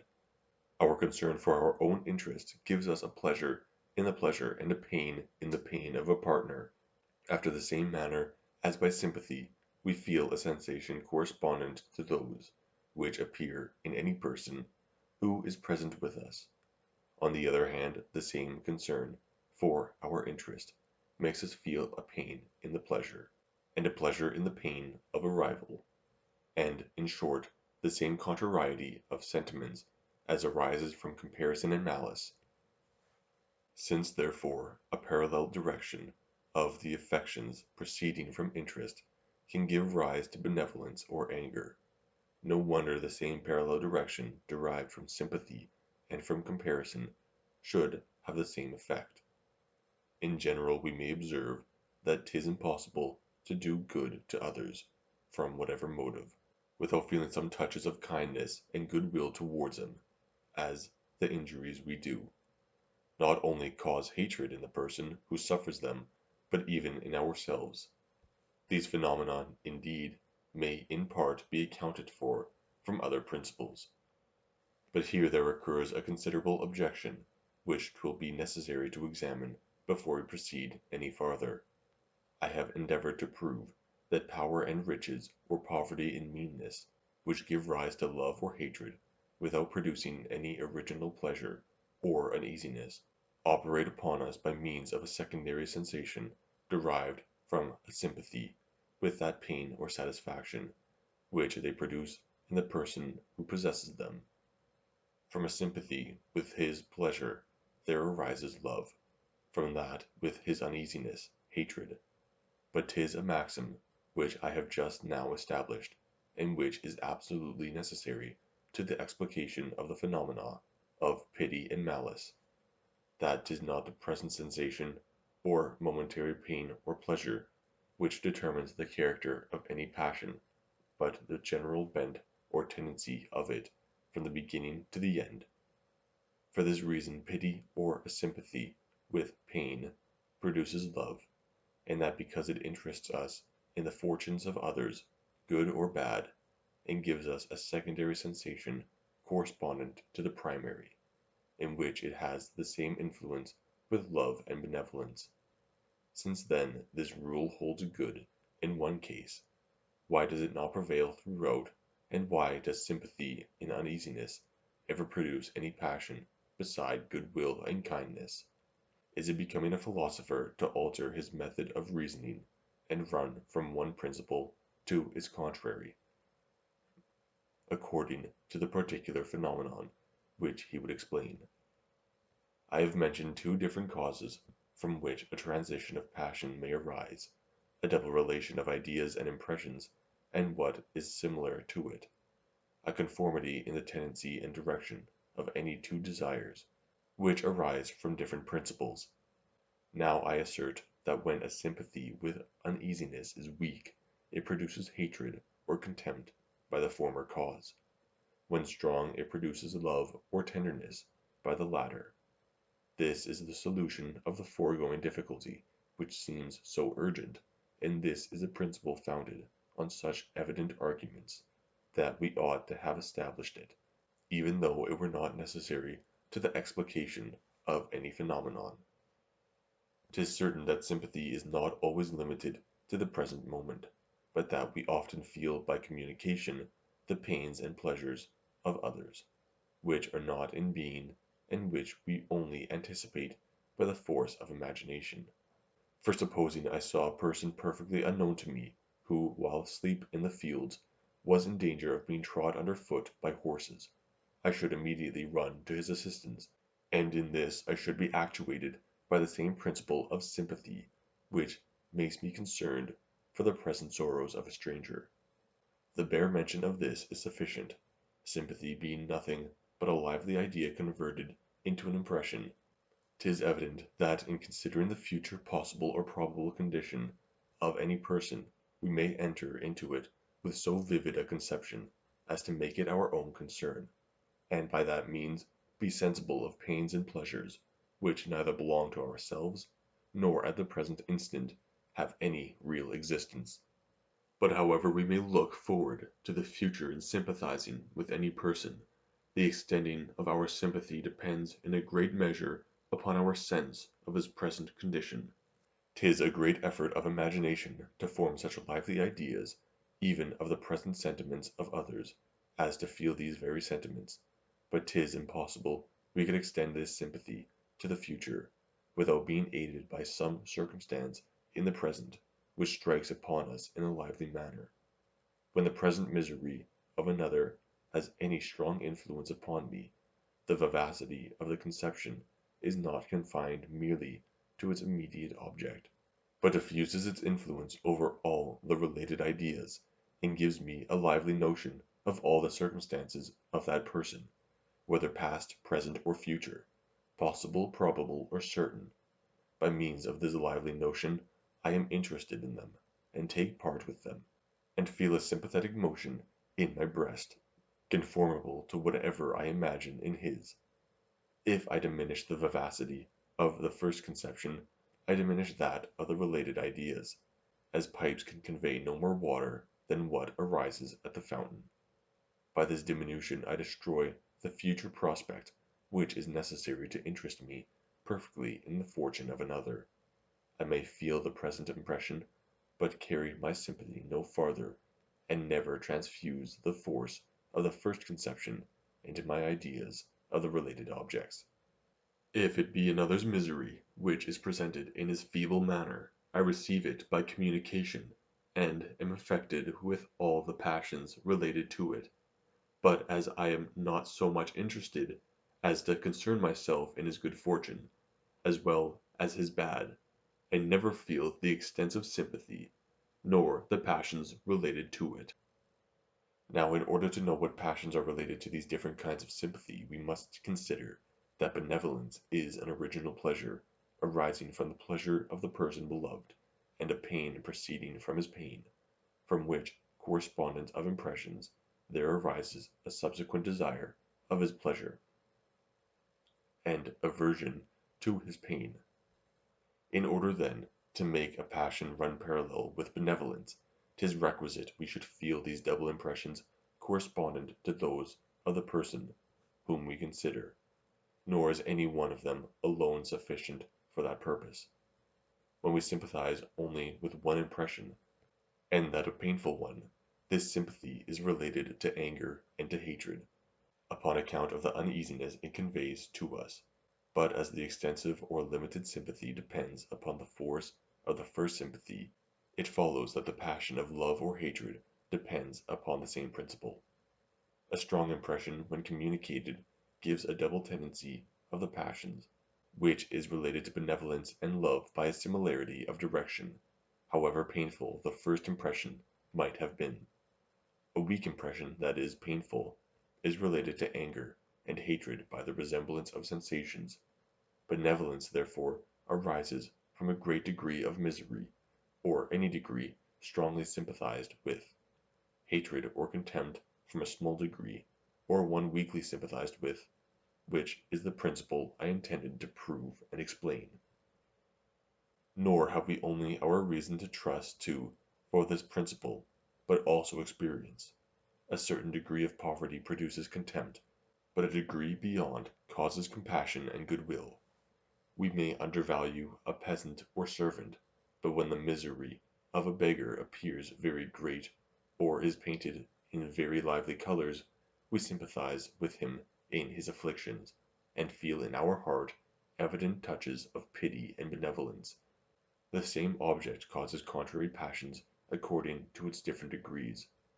The passions therefore must depend upon principles that operate in such certain degrees according to my hypothesis. The increase of the sympathy has evidently the same effect as the increase of the misery. The barren or desolate country always seems ugly and disagreeable, and commonly inspires us with contempt for the inhabitants. This deformity, however, proceeds in a great measure from the sympathy with the inhabitants, as has been already observed, but it is only a weak one, and reaches no farther than the immediate sensation, which is disagreeable.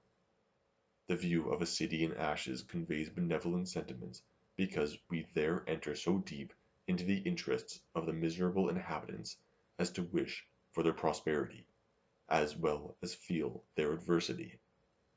But though the force of the impression generally produces pity and benevolence, 'tis certain that by being carried too far it ceases to have that effect.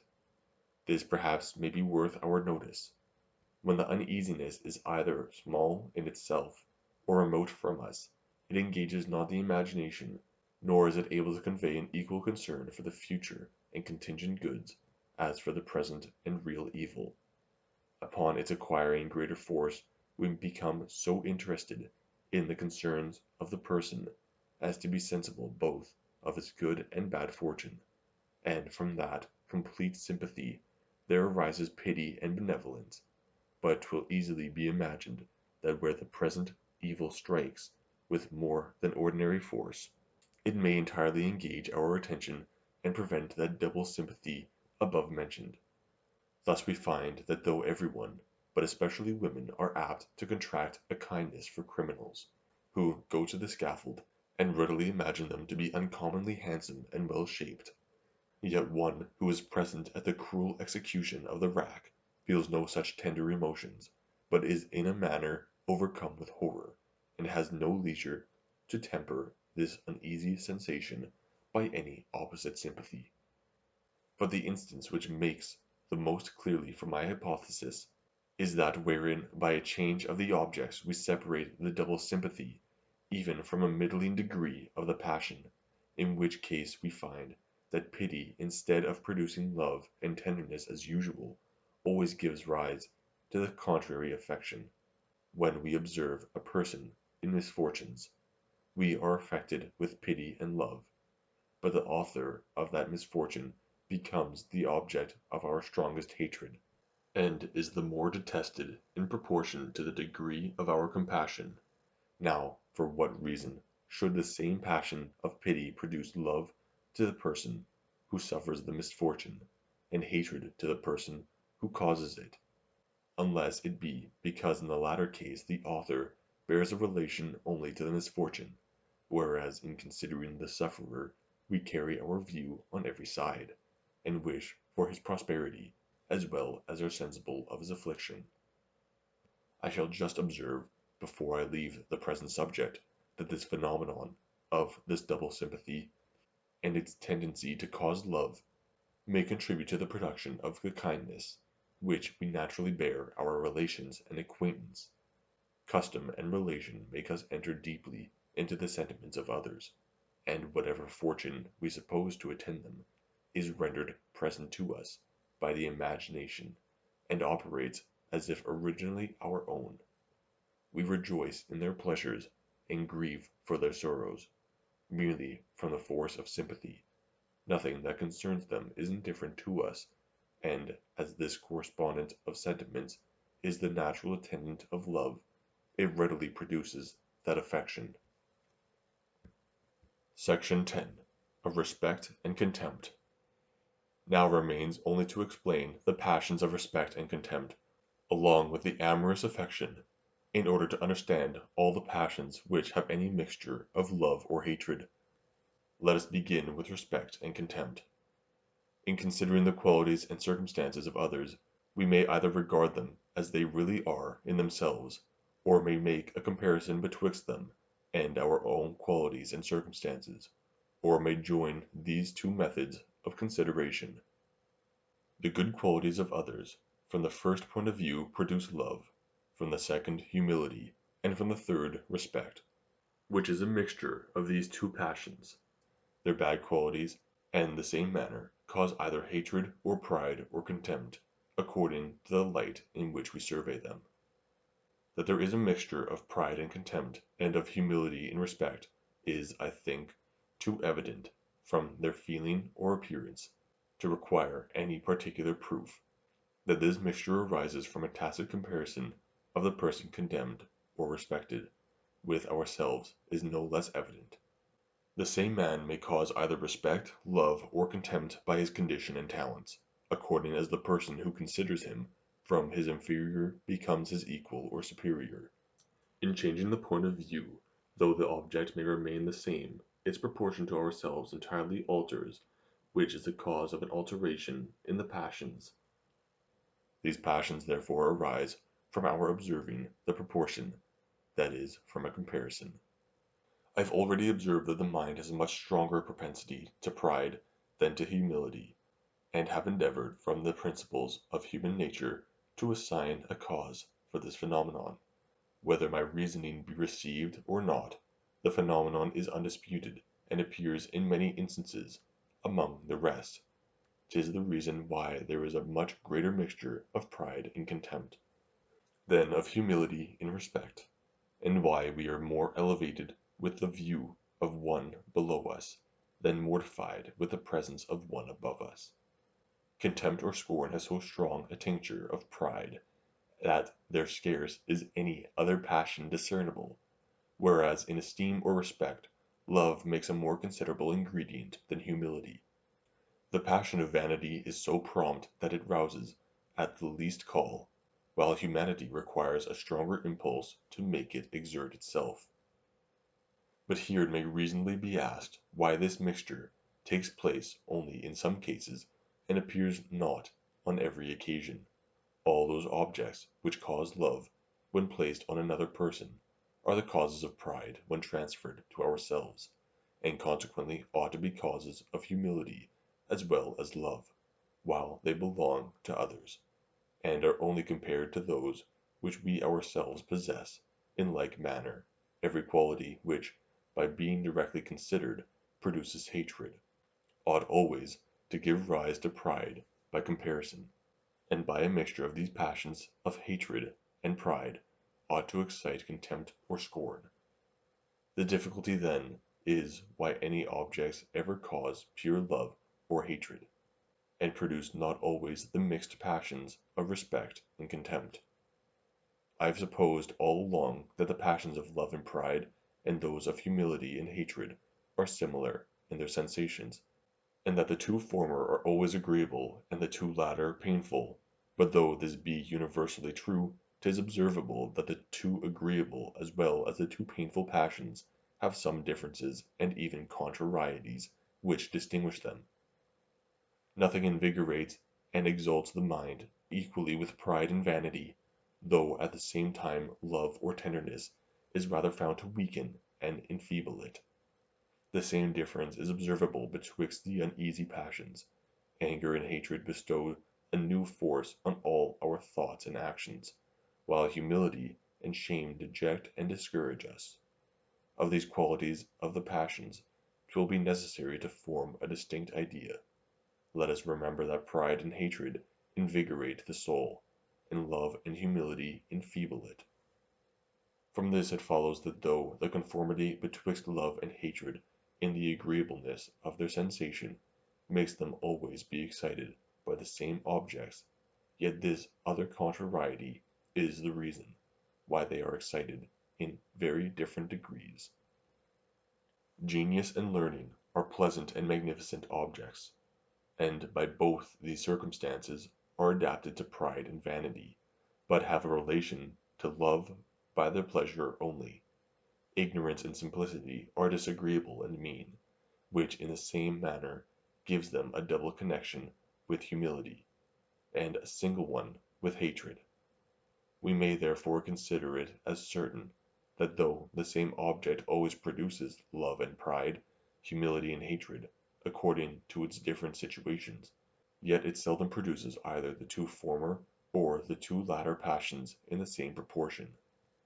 'Tis here we must seek for a solution of the difficulty above mentioned, why any object ever excites pure love or hatred, and does not always produce respect or contempt by a mixture of humility or pride.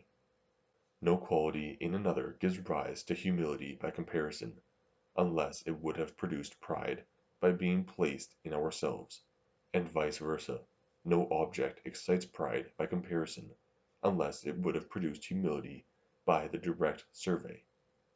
This is evident.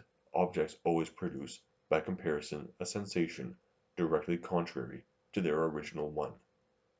Suppose therefore an object to be presented which is peculiarly fitted to produce love, but imperfectly to excite pride. This object belonging to another gives rise directly to a great degree of love, but to a small one of humility by comparison, and consequently that latter passion is scarce felt in the compound, nor is able to convert the love into respect. This is the case with good nature, good humor, facility, generosity, beauty, and many other qualities. These have a peculiar aptitude to produce love in others, but not so great a tendency to excite pride in ourselves.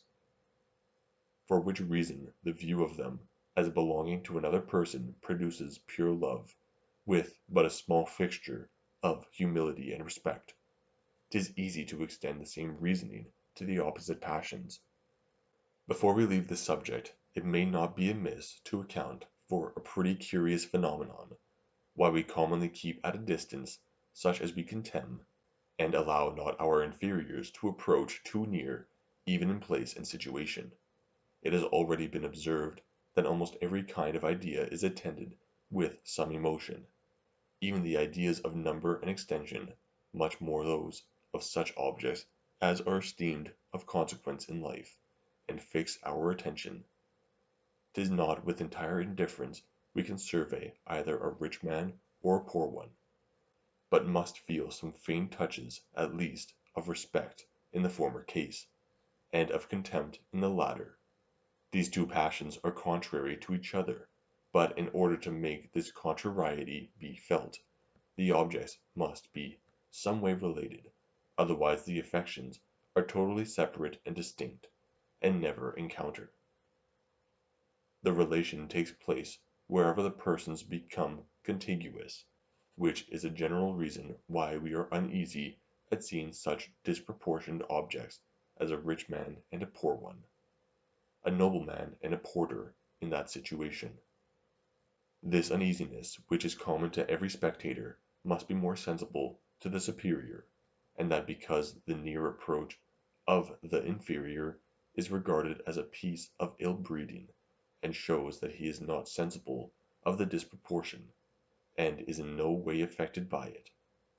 A sense of superiority in another breeds in all men an inclination to keep themselves at a distance from him, and determines them to redouble the marks of respect and reverence when they are obliged to approach him, and where they do not observe that conduct, 'tis a proof they are not sensible of his superiority.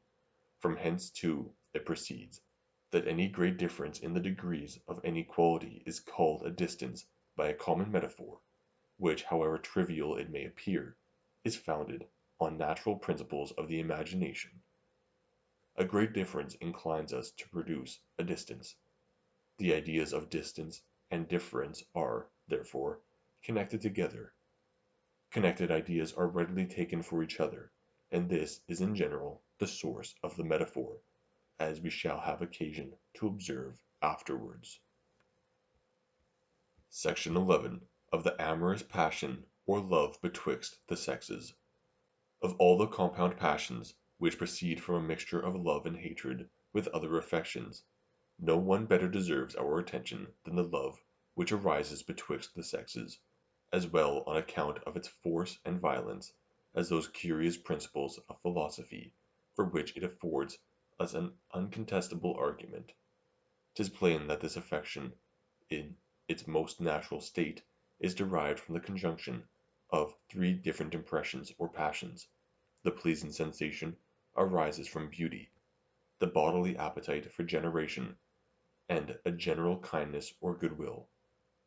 The origin of kindness from beauty may be explained from the foregoing reasoning. The question is how the bodily appetite is excited by it. The appetite of generation, when confined to a certain degree, is evidently of the pleasant kind, and has a strong connection with all the agreeable emotions. Joy, mirth, vanity, and kindness are all incentives to this desire, as well as music, dancing, wine, and good cheer.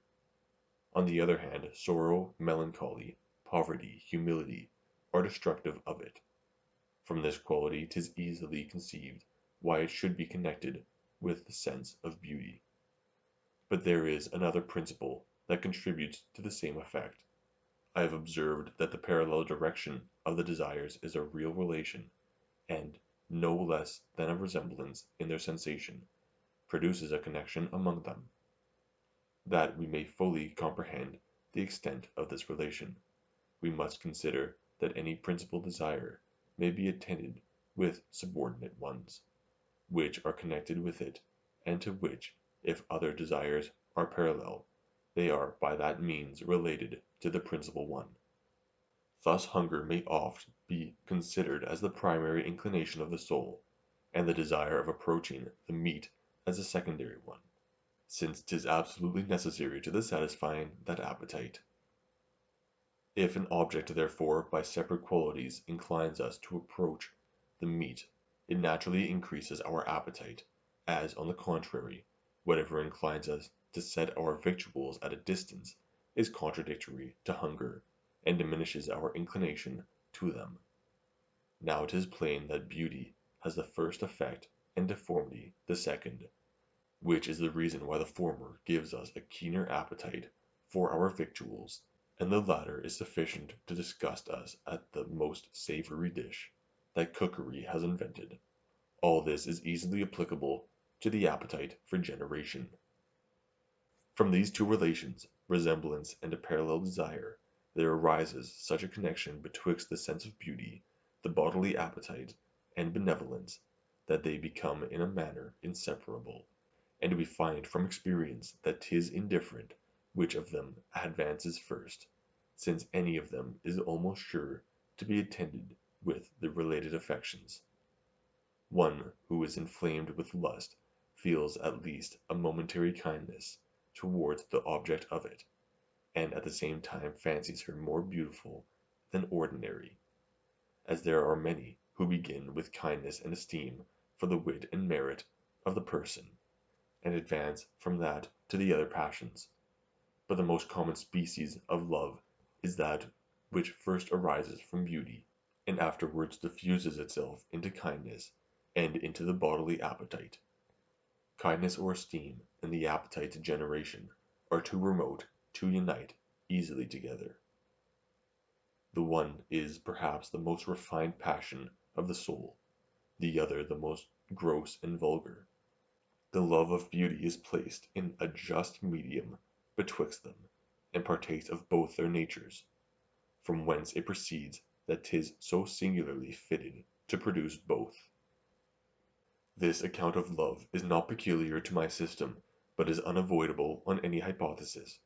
The three affections which compose this passion are evidently distinct and has each of them its distinct object. 'Tis certain, therefore, that 'tis only by their relation they produce each other, but the relation of passions is not alone sufficient. 'Tis likewise necessary there should be a relation of ideas. The beauty of one person never inspires us with love for another. This then is a sensible proof of the double relation of impressions and ideas. From one instance so evident as this we may form a judgment of the rest. This may also serve in another view to illustrate what I have insisted on concerning the origin of pride and humility, love and hatred.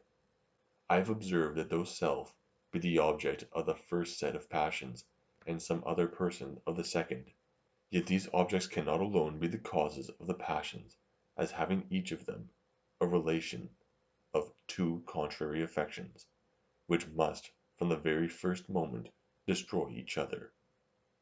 Here then is the situation of the mind, as I have already described it. It has certain organs naturally fitted to produce a passion. That passion, when produced, naturally turns the view to a certain object. But this not being sufficient to produce the passion, there is required some other emotion, which by a double relation of impressions and ideas may set these principles in action, and bestow on them their first impulse. This situation is still more remarkable with regard to the appetite of generation. Sex is not only the object, but also the cause of the appetite. We not only turn our view to it when actuated by that appetite, but the reflecting on it suffices to excite the appetite. But as this cause loses its force by too great frequency, 'tis necessary it should be quickened by some new impulse, and that impulse we find to arise from the beauty of the person, that is, from a double relation of impressions and ideas. Since this double relation is necessary where an affection has both a distinct cause and object, how much more so where it has only a distinct object without any determinate cause. Section 12 of the Love and Hatred of Animals. But to pass from the passions of love and hatred, and from their mixtures and compositions, as they appear in man, to the same affections as they display themselves in brutes, we may observe not only that love and hatred are common to the whole sensitive creation, but likewise that their causes, as above explained, are of so simple a nature that they may easily be supposed to operate on mere animals. There is no force of reflection or penetration required. Everything is conducted by springs and principles, which are not peculiar to man, or any one species of animals. The conclusion from this is obvious in favor of the foregoing system. Love in animals has not for its only object animals of the same species, but extends itself farther, and comprehends almost every sensible and thinking being. A dog naturally loves a man above his own species, and very commonly meets with a return of affection. As animals are but little susceptible either of the pleasures or pains of the imagination, they can judge of objects only by the sensible good or evil which they produce, and from that must regulate their affections towards them. Accordingly, we find that by benefits or injuries we produce their love or hatred, and that by feeding and cherishing any animal we quickly acquire his affections, as by beating and abusing him we never fail to draw on us his enmity and ill will. Love in beasts is not caused so much by relation as in our species, and that because their thoughts are not so active as to trace relations, except in very obvious instances, yet 'tis easy to remark that on some occasion it has a considerable influence upon them. Thus acquaintance, which has the same effect as relation, always produces love in animals either to men or to each other. For the same reason any likeness among them is the source of affection. An ox confined to a park with horses will naturally join their company, if I may so speak, but always leaves it to enjoy that of his own species, where he has the choice of both. The affection of parents to their young proceeds from a peculiar instinct in animals as well as in our species. 'Tis evident that sympathy, or the communication of passions, takes place among animals no less than among men. Fear, anger, courage, and other affections are frequently communicated from one animal to another, without their knowledge of that cause which produced by the original passion. Grief likewise is received by sympathy, and produces almost all the same consequences, and excites the same emotions, as in our species. The howlings and lamentations of the dog produce a sensible concern in his fellows. And 'tis remarkable that though almost all animals use in play the same member, and nearly the same action as in fighting, a lion, a tiger, a cat, their paws, an ox his horns, a dog his teeth, a horse his heels, yet they most carefully avoid harming their companion, even though they have nothing to fear from his resentment, which is an evident proof of the sense brutes have of each other's pain and pleasure. Every one has observed how much more dogs are animated when they hunt in a pack, than when they pursue their game apart, and 'tis evident this can proceed from nothing but from sympathy. 'Tis also well known to hunters that this effect follows in greater degree, and even in too great a degree, where two packs that are strangers to each other are joined together. We might perhaps be at a loss to explain this phenomenon, if we had not experience of a similar in ourselves. Envy and malice are passions very remarkable in animals. They are perhaps more common than pity, as requiring less effort of thought and imagination. Part 3 of the Will and Direct Passions. Section 1 of Liberty and Necessity. We come now to explain the direct passions, or the impressions which arise immediately from good or evil, from pain or pleasure. Of this kind are desire and aversion, grief and joy, hope and fear.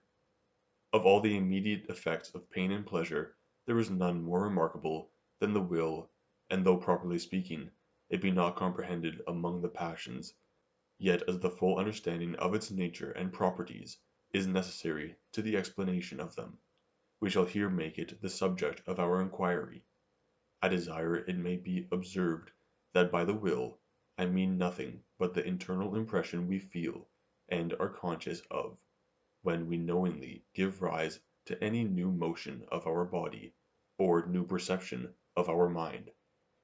This impression, like the preceding one of pride and humility, love and hatred, 'tis impossible to define, and needless to describe any farther, for which reason we shall cut off all those definitions and distinctions with which philosophers are wont to perplex, rather than clear up this question, and entering at first upon the subject, shall examine that long disputed question concerning liberty and necessity, which occurs so naturally in treating of the will.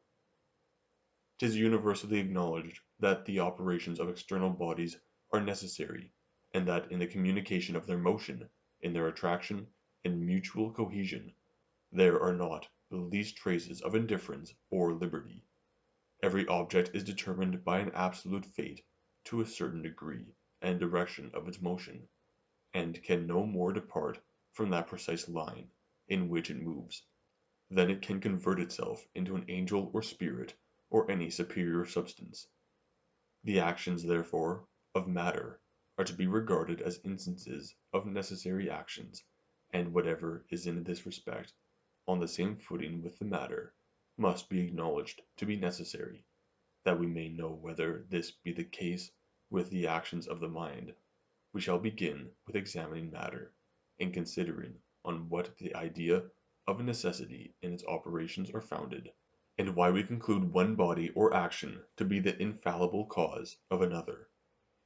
It has been observed already that in no single instance the ultimate connection of any objects is discoverable, either by our senses or reason, and that we can never penetrate so far into the essence and construction of bodies as to perceive the principle on which their mutual influence depends.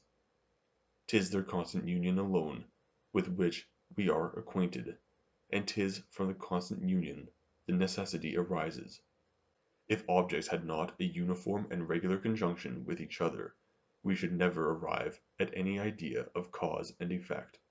And even after all, the necessity which enters into that idea is nothing but a determination of the mind to pass from one object to its usual attendant, and infer the existence of one from that of the other.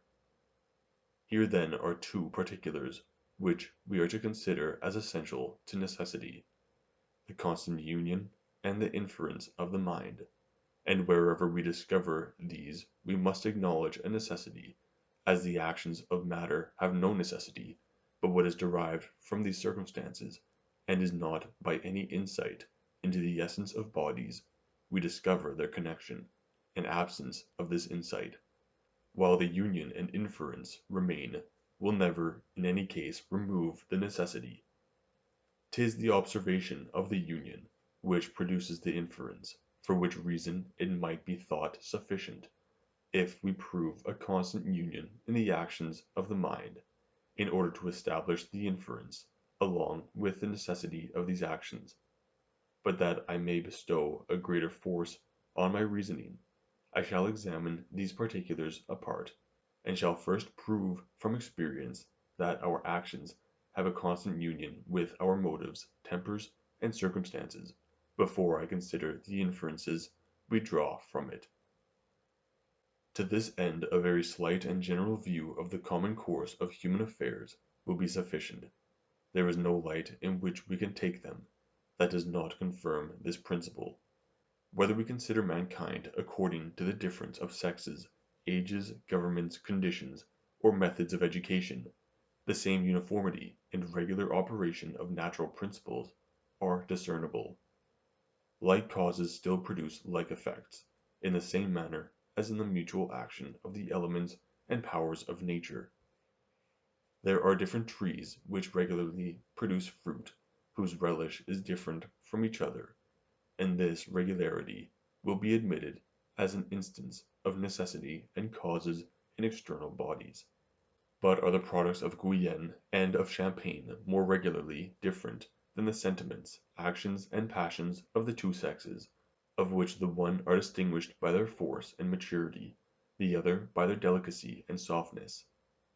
Are the changes of our body from infancy to old age more regular and certain than those of our mind and conduct?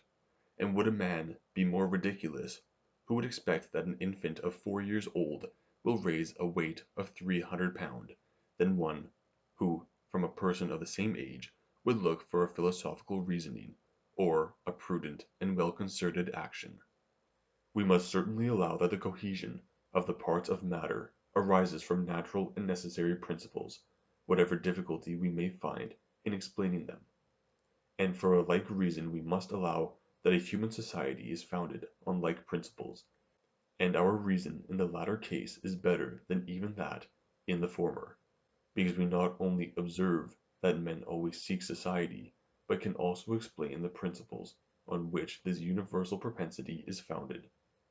For is it more certain that two flat pieces of marble will unite together, than that two young savages of different sexes will copulate? Do the children arise from this copulation more uniformly than does the parent's care for their safety and preservation, and after they have arrived at years of discretion by the care of their parents, are the inconveniencies attending their separation more certain than their foresight of these inconveniencies, and their care of avoiding them by a close union and confederacy. The skin, pores, muscles, and nerves of a day laborer are different from those of a man of quality. So are his sentiments, actions, and manners. The different stations of life influence the whole fabric, external and internal, and these different stations arise necessarily, because uniformly, from the necessary and uniform principles of human nature. Men cannot live without society, and cannot be associated without government. Government makes a distinction of property and establishes the different ranks of men. This produces industry, traffic, manufactures, lawsuits, war, leagues, alliances, voyages, travels, cities, fleets, ports, and all those other actions and objects which cause such a diversity, and at the same time maintain such a uniformity in human life. Should a traveler returning from a far country tell us that he had seen a climate in the 50th degree of northern latitude, where all the fruits ripen and come to perfection in the winter, and decay in the summer, after the same manner as in England they are produced and decay in the contrary seasons, he would find few so credulous as to believe him. I am apt to think a traveler would meet with as little credit who should inform us of people exactly as the same character with those in Plato's Republic on the one hand, or those in Hobbes' Leviathan on the other. There is a general course of nature in human actions, as well as in the operations of the sun and the climate. There are also characters peculiar to different nations and particular persons, as well as common to mankind. The knowledge of these characters is founded on the observation of a uniformity in the actions that flow from them, and this uniformity forms the very essence of necessity. I can imagine only one way of eluding this argument, which is by denying the uniformity of human actions on which it is founded, as long as actions have a constant union and connection with the situation and temper of the agent. However we may, in words, refuse to acknowledge the necessity, we really allow the thing. Now some may, perhaps, find a pretext to deny this regular union and connection. For what is more capricious than human actions? What more inconstant than the desires of man? And what creature departs more widely, not only from right reason, but from his own character and disposition? An hour, a movement is sufficient to make him change from one extreme to another, and overturn what cost the greatest pain and labor to establish. Necessity is regular and certain.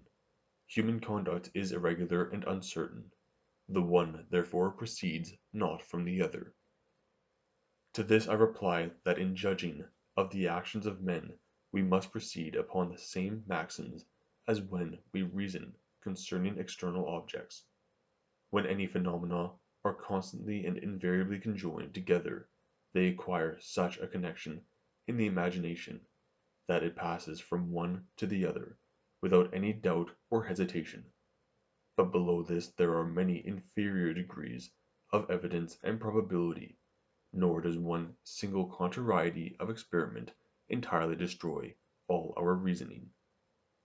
The mind balances the contrary experiments, and deducting the inferior from the superior, proceeds with that degree of assurance or evidence which remains even when these contrary experiments are entirely equal. We remove not the notions of causes and necessity, but supposing that the usual contrariety proceeds from the operation of contrary and concealed causes, we conclude that the chance or indifference lies only in our judgment on account of our imperfect knowledge, not in the things themselves, which are in every case equally necessary, though to appearance not equally constant or certain.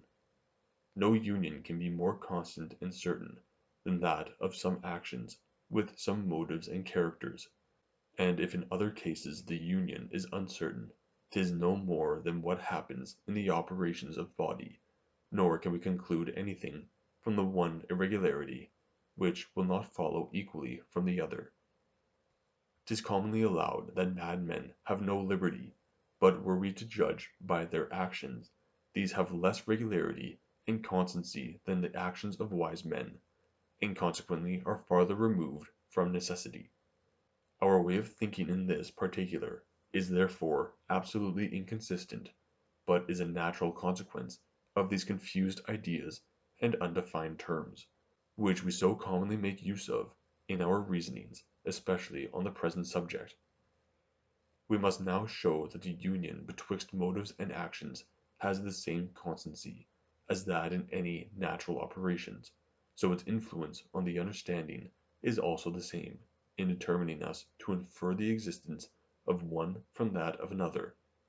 If this shall appear, there is no known circumstance that enters into the connection and production of the actions of matter, that is not to be found in all the operations of the mind, and consequently we cannot, without a manifest absurdity, attribute necessity to the one and refuse it to the other. There is no philosopher whose judgment is so riveted to this fantastical system of liberty as not to acknowledge the force of moral evidence, and both in speculation and practice proceed upon it, as upon a reasonable foundation. Now moral evidence is nothing but a conclusion concerning the actions of men, derived from the consideration of their motives, temper, and situation.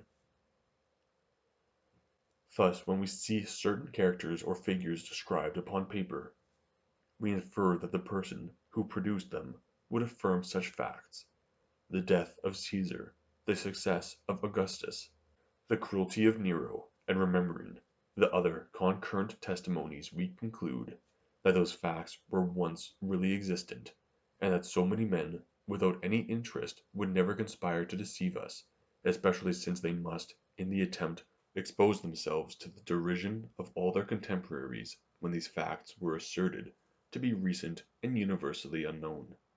The same kind of reasoning runs through politics, war, commerce, economy, and indeed mixes itself so entirely in human life that 'tis impossible to act or subsist a moment without having recourse to it. A prince who imposes a tax upon his subjects expects their compliance. A general who conducts an army makes account of a certain degree of courage. A merchant looks for fidelity and skill in his factor or supercargo. A man who gives orders for his dinner doubts not of the obedience of his servants. In short, as nothing more nearly interests us than our own actions and those of others, the greatest part of our reasonings is employed in judgments concerning them. Now I assert that whoever reasons after this manner does ipso facto believe the actions of the will to arise from necessity, and that he knows not what he means when he denies it. All those objects of which we call the one cause and the other effect, considered in themselves, are as distinct and separate from each other as any two things in nature, nor can we ever, by the most accurate survey of them, infer the existence of the one from that of the other. 'Tis only from experience and the observation of their constant union that we are able to form this inference, and even after all the inference is nothing but the effects of custom on the imagination. We must not here be content with saying that the idea of cause and effect arise from objects constantly united, but must affirm that 'tis the very same with the idea of these objects, and that the necessary connection is not discovered by a conclusion of the understanding, but is merely a perception of the mind. Wherever, therefore, we observe the same union, and wherever the union operates in the same manner upon the belief and opinion, we have the idea of causes and necessity, though perhaps we may avoid those expressions.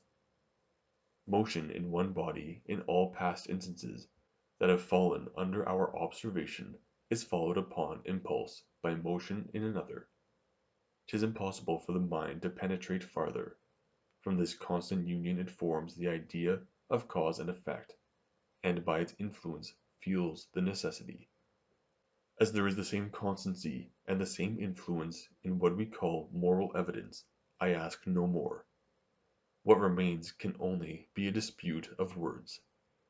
And indeed, when we consider how aptly natural and moral evidence cement together and form only one chain of argument betwixt them, we shall make no scruple to allow that they are of the same nature and derived from the same principles.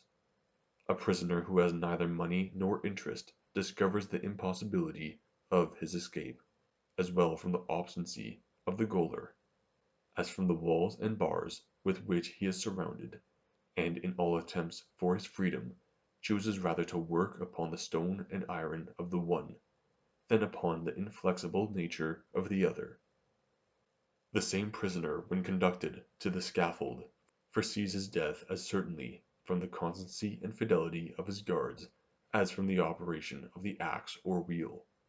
His mind runs along a certain train of ideas: the refusal of the soldiers to consent to his escape, the action of the executioner, the separation of the head and body, bleeding, convulsive motions, and death. Here is a connected chain of natural causes and voluntary actions, but the mind feels no difference betwixt them in passing from one link to another, nor is less certain of the future event than if it were connected with the present impressions of the memory and senses by a train of causes cemented together by what we are pleased to call a physical necessity. The same experienced union has the same effect on the mind, whether the united objects be motives, volitions, and actions, or figure and motion. We may change the names of things, but their nature and their operation on the understanding never change. I dare be positive no one will ever endeavor to refute these reasonings otherwise than by altering my definitions and assigning a different meaning to the terms of cause and effect, and necessity and liberty and chance.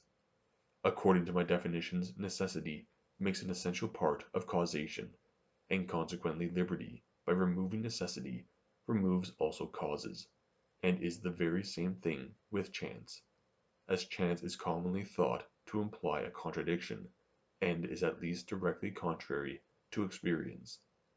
There are always the same arguments against liberty or free will. If anyone alters the definitions, I cannot pretend to argue with him, till I know the meaning he assigns to these terms. Section 2. The same subject continued. I believe we may assign the three following reasons for the prevalence of the doctrine of liberty, however absurd it may be in one sense and unintelligible in any other. First, after we have performed any action, though we confess we were influenced by particular views and motives, 'tis difficult for us to persuade ourselves we were governed by necessity, and that 'twas utterly impossible for us to have acted otherwise. The idea of necessity seeming to imply something of force and violence and constraint, of which we are not sensible. Few are capable of distinguishing betwixt the liberty of spontaneity, as it is called in the schools, and the liberty of indifference, betwixt that which is opposed to violence, and that which means a negation of necessity and causes. The first is even the most common sense of the word, and as 'tis only that species of liberty which it concerns us to preserve, our thoughts have been principally turned towards it, and have almost universally confounded it with the other. Secondly, there is a false sensation or experience even of the liberty of indifference, which is regarded as an argument for its real existence. The necessity of any action, whether of matter or of the mind, is not properly a quality in the agent, but in any thinking or intelligent being who may consider the action, and consists in the determination of his thought to infer its existence from some preceding objects. As liberty or chance, on the other hand, is nothing but the want of that determination, and a certain looseness which we feel in passing or not passing from the idea of one to that of the other. Now we may observe that though in reflecting on human actions we seldom feel such a looseness or indifference, yet it very commonly happens that in performing the actions themselves we are sensible of something like it, and as all related or resembling objects are readily taken for each other, this has been employed as a demonstrative or even an intuitive proof of human liberty. We feel that our actions are subject to our will on most occasions, and imagine we feel that the will itself is subject to nothing, because when by a denial of it we are provoked to try, we feel that it moves easily every way, and produces an image of itself even on that side on which it did not settle. This image or faint motion, we persuade ourselves, could have been completed into the thing itself, because, should that be denied, we find upon a second trial that it can. But these efforts are all in vain, and whatever capricious and irregular actions we may perform, as the desire of showing our liberty is the sole motive of our actions, we can never free ourselves from the bonds of necessity. We may imagine we feel a liberty within ourselves, but a spectator can commonly infer our actions from our motives and character, and even where he cannot, he concludes in general that he might, were he perfectly acquainted with every circumstance of our situation and temper, and the most secret springs of our complexion and disposition. Now this is the very essence of necessity according to the foregoing doctrine. A third reason why the doctrine of liberty has generally been better received in the world than its antagonist proceeds from religion, which has been very unnecessarily interested in this question. There is no method of reasoning more common, and yet none more blamable, than in philosophical debates to endeavor to refute any hypothesis by a pretext of its dangerous consequences to religion and morality. When any opinion leads us into absurdities, 'tis certainly false, but 'tis not certain an opinion is false, because 'tis of dangerous consequence. Such topics, therefore, ought entirely to be forborne, as serving nothing to the discovery of truth, but only to make the person of an antagonist odious. This I observe in general without pretending to draw any advantage from it. I submit myself frankly to an examination of this kind, and dare venture to affirm that the doctrine of necessity, according to my explication of it, is not only innocent, but even advantageous to religion and morality. I define necessity two ways, conformable to the two definitions of cause, of which it makes an essential part. I place it either in the constant union and conjunction of like objects, or in the inference of the mind from the one to the other.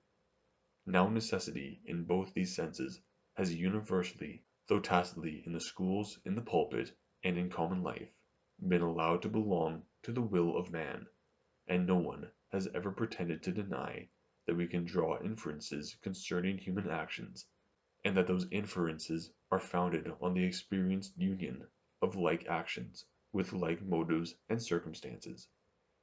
The only particular in which any one can differ from me is either that perhaps he will refuse to call this necessity, but as long as the meaning is understood, I hope the word can do no harm, or that he will maintain there is something else in the operations of matter.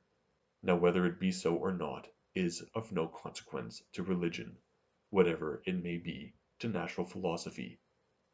I may be mistaken in asserting that we have no idea of any other connection in the actions of body, and shall be glad to be farther instructed on that head.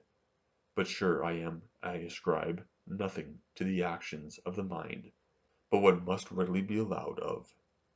Let no one, therefore, put an invidious construction on my words by saying simply that I assert the necessity of human actions, and place them on the same footing with the operations of senseless matter.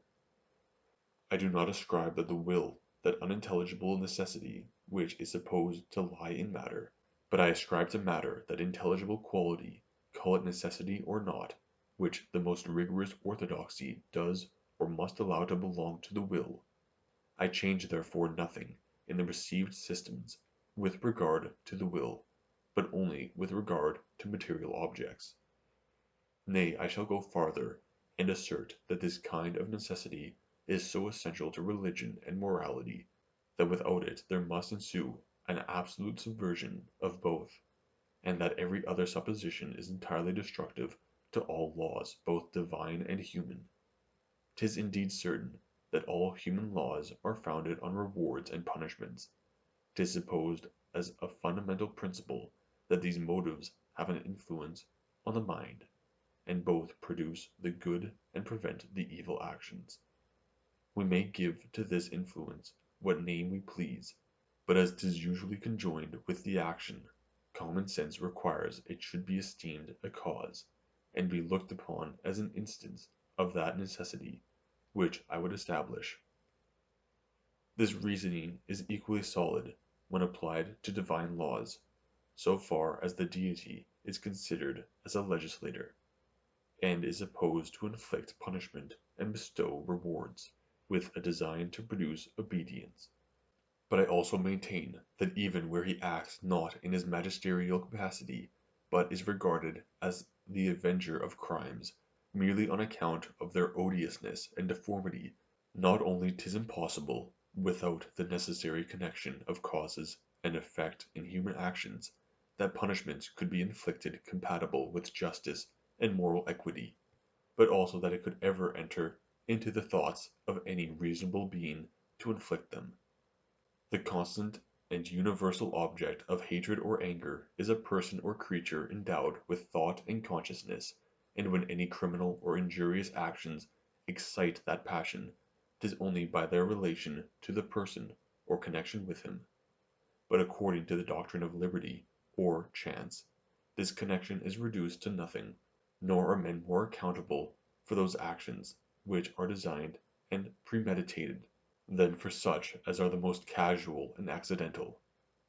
Actions are, by their very nature, temporary and perishing, and where they proceed not from some cause in the characters and dispositions of the person who performed them, they infix not themselves upon him, and can neither redound to his honor if good, nor infamy if evil.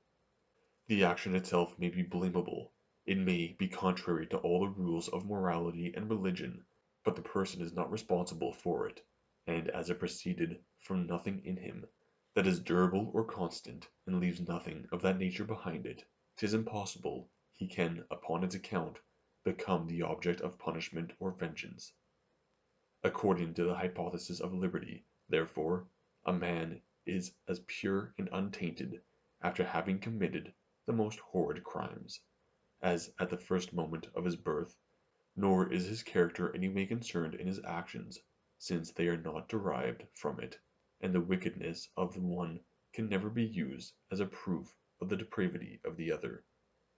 'Tis only upon the principles of necessity that a person acquires any merit or demerit from his actions, however the common opinion may incline to the contrary. But so inconsistent are men with themselves, that though they often assert that necessity utterly destroys all merit and demerit, either towards mankind or superior powers, yet they continue still to reason upon these very principles of necessity in all their judgments concerning this matter. Men are not blamed for such evil actions as they perform ignorantly and casually, whatever may be their consequences. Why, but because the causes of these actions are only momentary, and terminate in them alone. Men are less blamed for such evil actions as they perform hastily and unpremeditatedly, than for such as proceed from thought and deliberation. For what reason, but because a hasty temper, though a constant cause in the mind, operates only by intervals and affects not the whole character.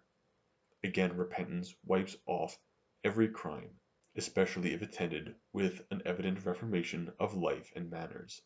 How is this to be accounted for, but by asserting that actions render a person criminal, merely as they are proofs of criminal passions or principles in the mind, and when by any alteration of these principles they cease to be just proofs, they likewise cease to be criminal.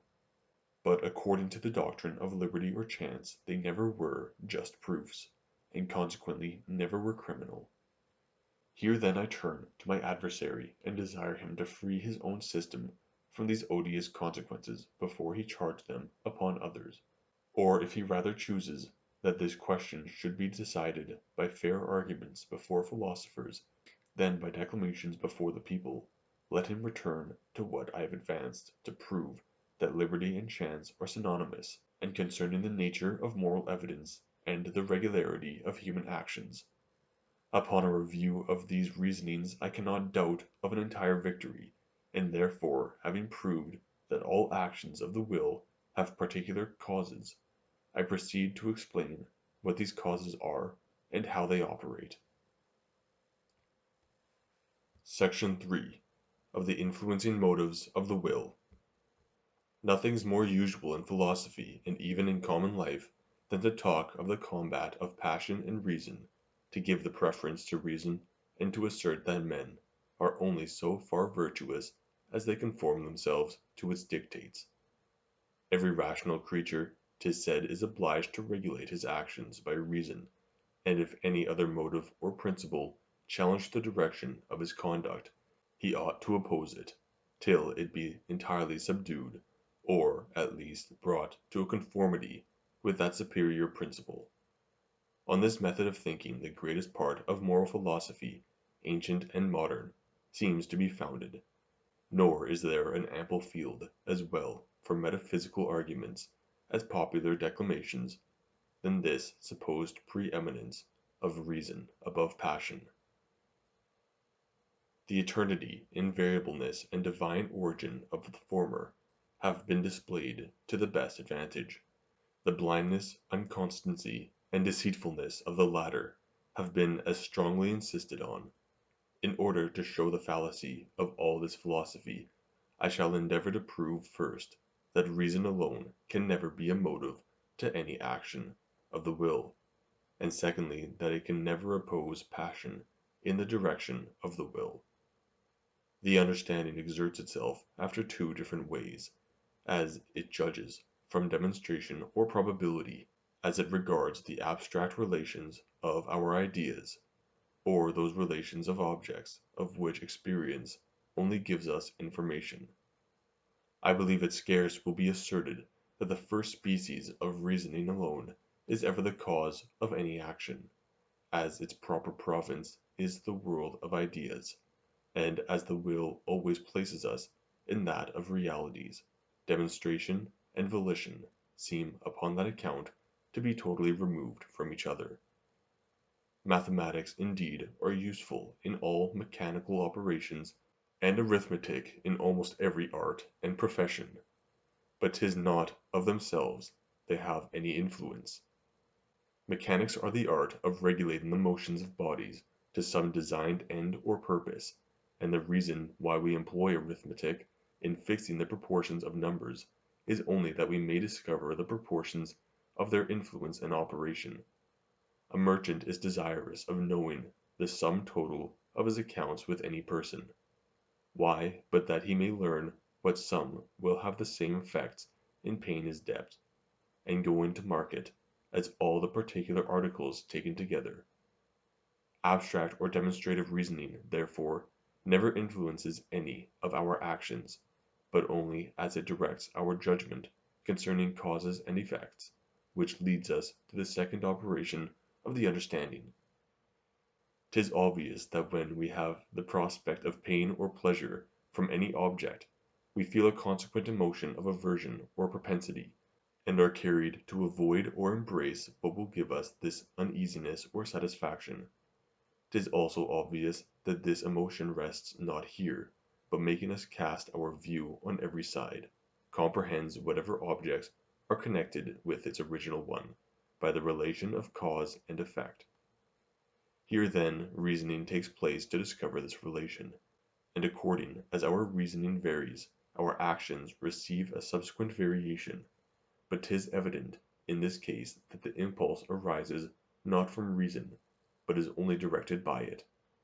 'Tis from the prospect of pain or pleasure that the aversion or propensity arises towards any object, and these emotions extend themselves to the causes and effects of that object, as they are pointed out to us by reason and experience.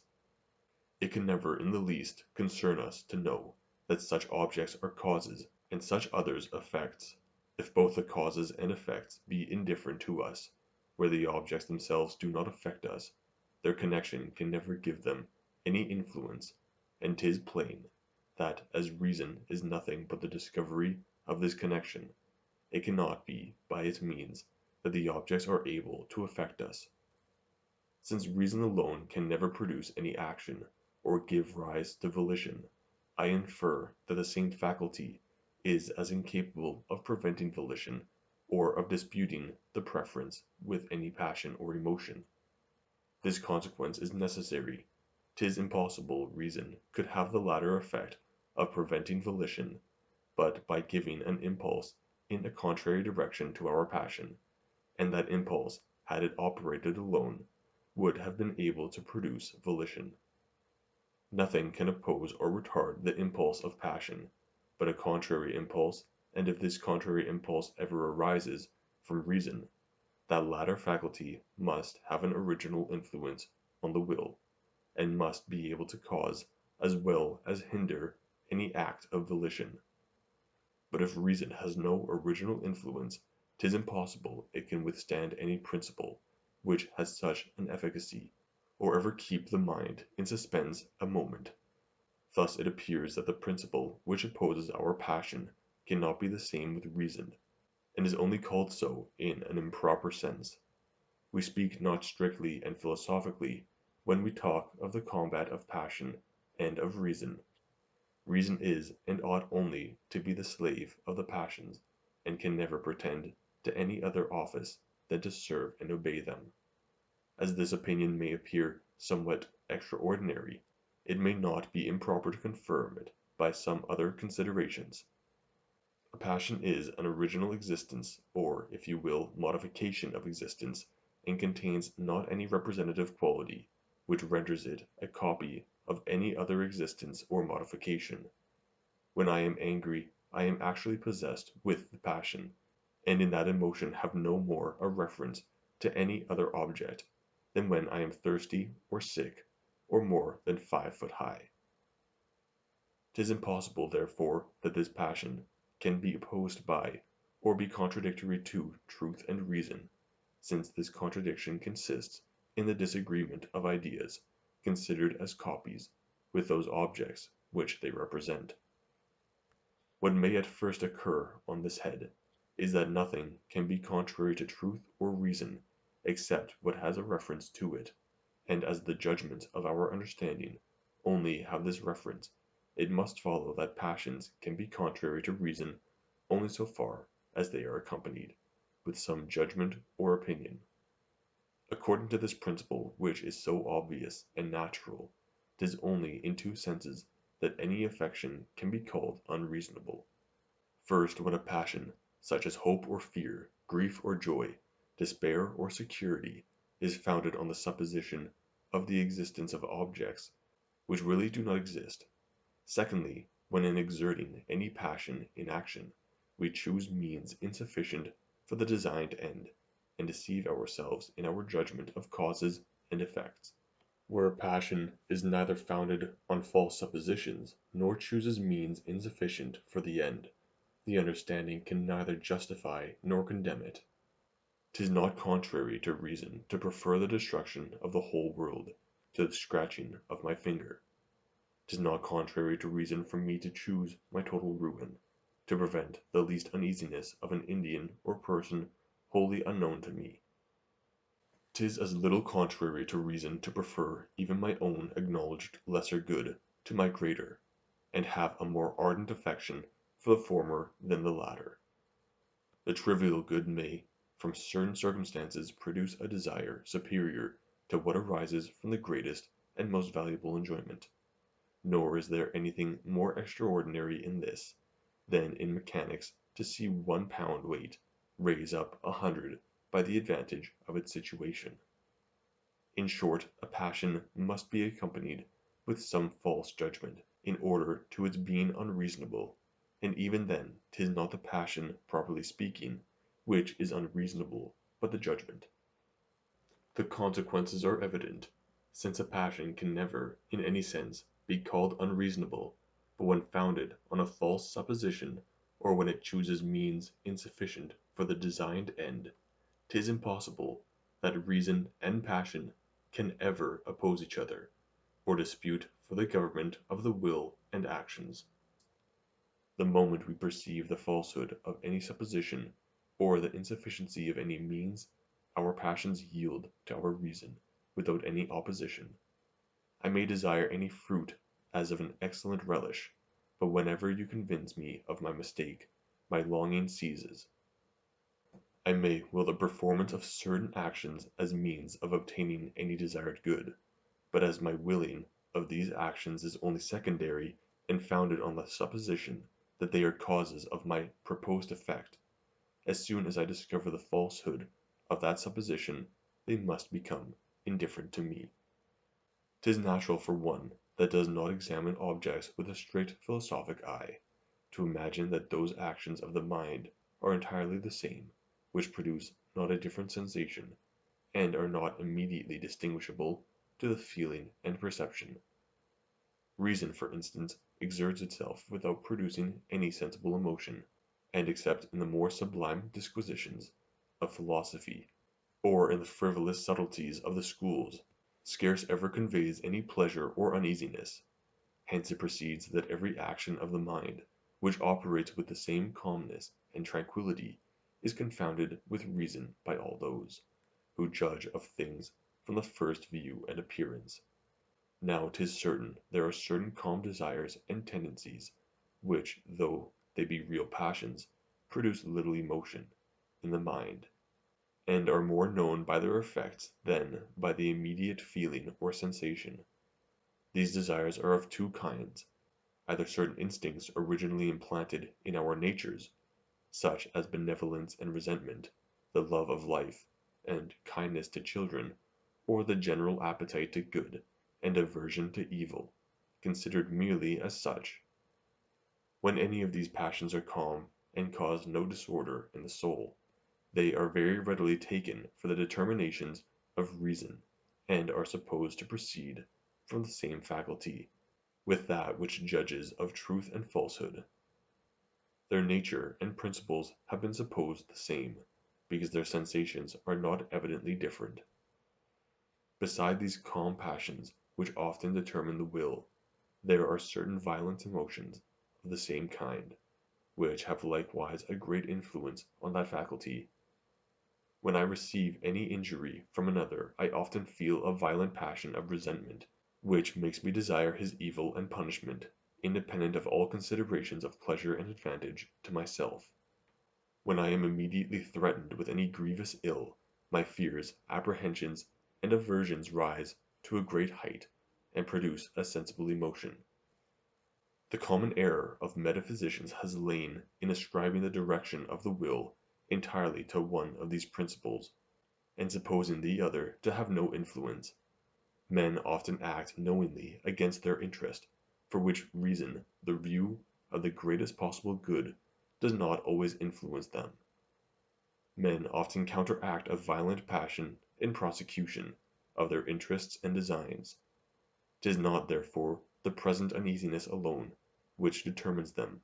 In general, we may observe that both these principles operate on the will, and where they are contrary, that either of them prevails, according to the general character or present disposition of the person. What we call strength of mind implies the prevalence of the calm passions above the violent, though we may easily observe there is no man so constantly possessed of this virtue as never on any occasion to yield to the solicitations of passion and desire.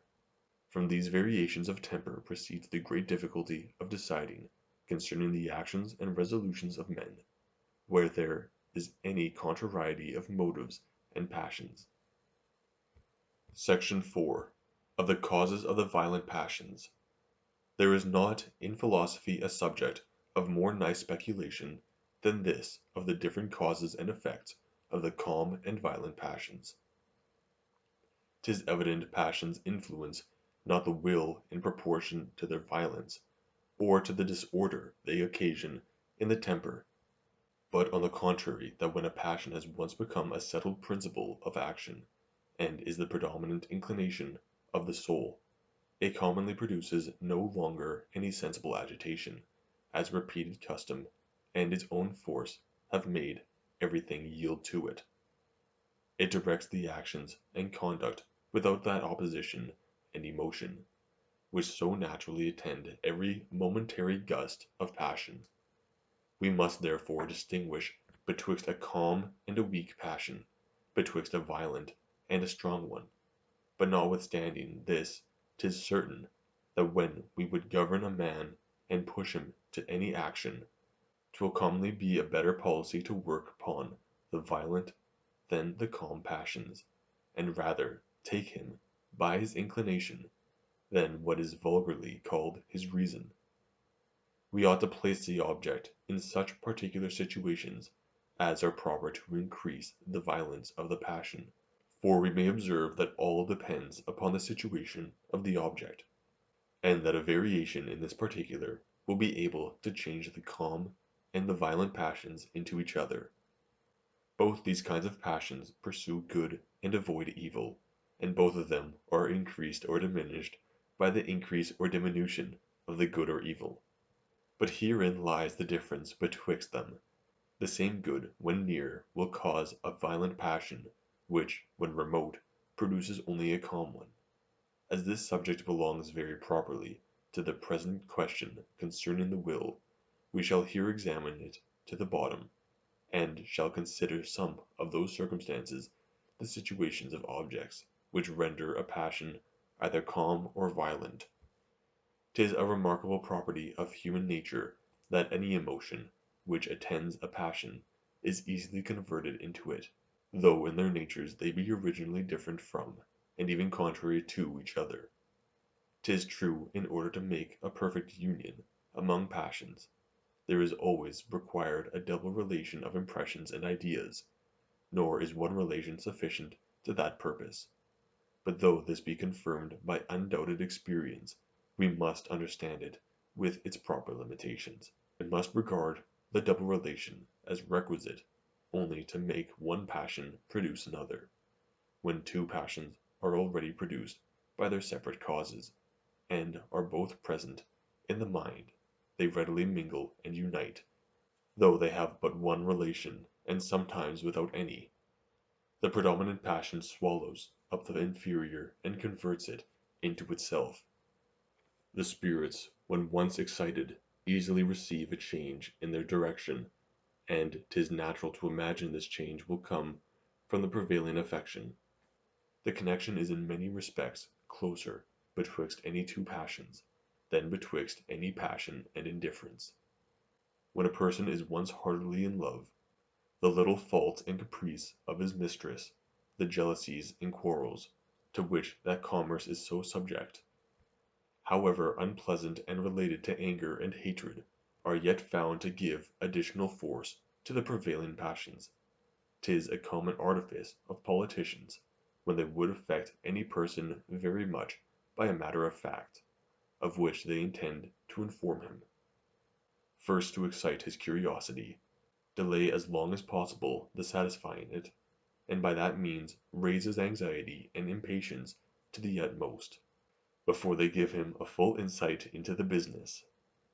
They know that his curiosity will precipitate him into the passion they design to raise, and assist the object in its influence on the mind. A soldier advancing to the battle is naturally inspired with courage and confidence, when he thinks on his friends and fellow soldiers, and is struck with fear and terror when he reflects on the enemy. Whatever new emotion therefore proceeds from the former naturally increases the courage, as the same emotion proceeding from the latter augments the fear by the relation of ideas, and the conversion of the inferior emotion into the predominant. Hence it is that in martial discipline the uniformity and lustre of our habit, the regularity of our figures and motions, with all the pomp and majesty of war, encourage ourselves and allies, while the same objects in the enemy strike terror into us, though agreeable and beautiful in themselves. Since passions, however independent, are naturally transfused into each other, if they are both present at the same time, it follows that when good or evil is placed in such a situation as to cause any particular emotion, beside its direct passion of desire or aversion, that latter passion must acquire new force and violence. This happens among other cases, whenever any object excites contrary passions, for 'tis observable that an opposition of passions commonly causes a new emotion in the spirits, and produces more disorder than the concurrence of any two affections of equal force. This new emotion is easily converted into the predominant passion, and increases its violence, beyond the pitch it would have arrived at had it met with no opposition. Hence we naturally desire what is forbid, and take a pleasure in performing actions, merely because they are unlawful. The notion of duty, when opposite to the passion, is seldom able to overcome them, and when it fails of that effect, is apt rather to increase them by producing an opposition in our motives and principles. The same effect follows whether the opposition arises from internal motives or external obstacles. The passion commonly acquires new force and violence in both cases. The efforts which the mind makes to surmount the obstacle excite the spirits and enliven the passion. Uncertainty has the same influence as opposition. The agitation of the thought, the quick turns it makes from one view to another, the variety of passions which succeed each other, according to the different views, all these produce an agitation in the mind, and transfuse themselves into the predominant passion. There is not, in my opinion, any other natural cause why security diminishes the passion than because it removes that uncertainty which increases them. The mind, when left to itself, immediately languishes, and in order to preserve its ardor, must be every moment supported by a new flow of passion. For the same reason, despair, though contrary to security, has a like influence. 'Tis certain nothing more powerfully animates any affection than to conceal some part of its object by throwing it into a kind of shade, which at the same time that it shows enough to prepossess us in favor of the object, leaves still some work for the imagination. Besides, that obscurity is always attended with a kind of uncertainty. The effort which the fancy makes to complete the idea rouses the spirits and gives an additional force to the passion. As despair and security, though contrary to each other, produce the same effects, so absence is observed to have contrary effects, and in different circumstances either increases or diminishes our affections. The Duc de la Rochefoucauld has very well observed that absence destroys weak passions, but increases strong, as the wind extinguishes a candle, but blows up a fire. Long absence naturally weakens our idea and diminishes the passion, but where the idea is so strong and lively as to support itself, the uneasiness arising from absence increases the passion, and gives it new force and violence. Section 5. Of the effects of custom. But nothing has a greater effect both to increase and diminish our passions, to convert pleasure into pain, and pain into pleasure, than custom and repetition. Custom has two original effects upon the mind, in bestowing a facility in the performance of any action, or the conception of any object, and afterwards a tendency or inclination towards it, and from these we may account for all its other effects, however extraordinary.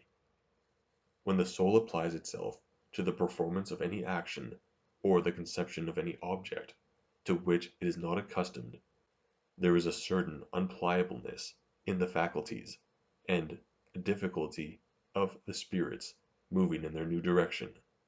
As this difficulty excites the spirits, 'tis the source of wonder, surprise, and of all the emotions which arise from novelty, and is in itself very agreeable, like everything which enlivens the mind to a moderate degree.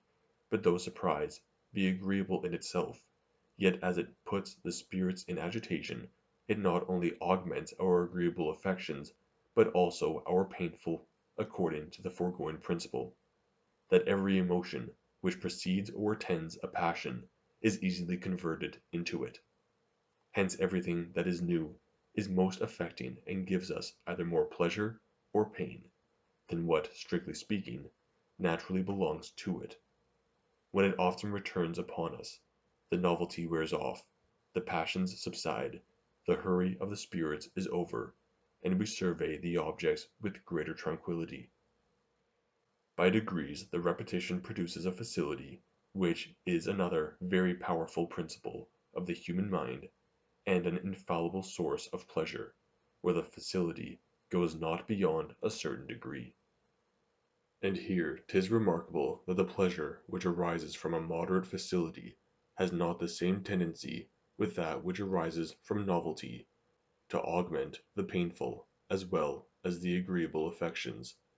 The pleasure of facility does not so much consist in any ferment of the spirits as in their orderly motion, which will sometimes be so powerful as even to convert pain into pleasure, and give us a relish in time for what at first was most harsh and disagreeable.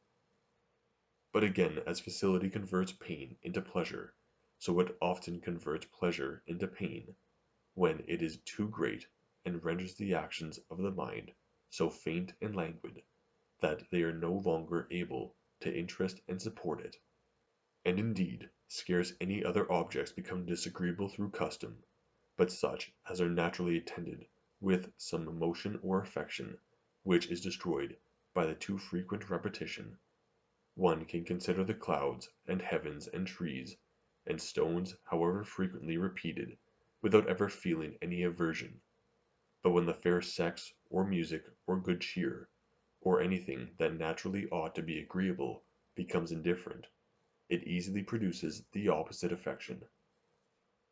But custom not only gives a facility to perform any action, but likewise an inclination and tendency towards it, where it is not entirely disagreeable, and can never be the object of inclination. And this is the reason why custom increases all active habits, but diminishes passive, according to the observation of a late eminent philosopher. The facility takes off from the force of the passive habits by rendering the motion of the spirits faint and languid. But as in the active the spirits are sufficiently supported of themselves, the tendency of the mind gives them new force, and bends them more strongly to the action. Section 6. Of the influence of the imagination on the passions. 'Tis remarkable that the imagination and affections have a close union together, and that nothing which affects the former can be entirely indifferent to the latter. Wherever our ideas of good or evil acquire a new vivacity, the passions become more violent and keep pace with the imagination in all its variations. Whether this proceeds from the principle above mentioned, that any attendant emotion is easily converted into the predominant, I shall not determine. 'Tis sufficient for my present purpose that we have many instances to confirm this influence of the imagination upon the passions. Any pleasure with which we are acquainted affects us more than any other, which we own to be superior, but of whose nature we are wholly ignorant. Of the one we can form a particular and determinate idea, the other we conceive under the general notion of pleasure, and 'tis certain that the more general and universal any of our ideas are, the less influence they have upon the imagination. A general idea, though it be nothing but a peculiar one considered in a certain view, is commonly more obscure, and that because no particular idea by which we represent a general one is ever fixed or determinate, but may easily be changed for other particular ones, which will serve equally in the representation. There is a noted passage in the history of Greece which may serve for our present purpose. Themistocles told the Athenians that he had formed a design which would be highly useful to the public, but which 'twas impossible for him to communicate to them without ruining the execution. since its success depended entirely on the secrecy with which it should be conducted. The Athenians, instead of granting him full power to act as he thought fitting, ordered him to communicate his design to Aristides, in whose prudence they had an entire confidence, and whose opinion they were resolved blindly to submit to. The design of Themistocles was secretly to set fire to the fleet of all the Grecian commonwealths, which was assembled in a neighboring port, and which, being once destroyed, would give the Athenians the empire of the sea without any rivals. Aristides returned to the assembly, and told them that nothing could be more advantageous than the design of Themistocles, but at the same time that nothing could be more unjust, upon which the people unanimously rejected the project. A late celebrated historian admires this passage of ancient history as one of the most singular that is anywhere to be met with. Here, says he, they are not philosophers to whom 'tis easy in their schools to establish the finest maxims and most sublime rules of morality, who decide that interest ought never to prevail above justice. 'Tis a whole people interested in the proposal which is made to them, who consider it as of importance to the public good, and who notwithstanding reject it unanimously, and without hesitation, merely because it is contrary to justice. For my part, I see nothing so extraordinary in this proceeding of the Athenians. The same reasons which render it so easy for philosophers to establish these sublime maxims tend in part to diminish the merit of such a conduct of that people. Philosophers never balance betwixt profit and honesty, because their decisions are general, and neither their passions nor imaginations are interested in the objects.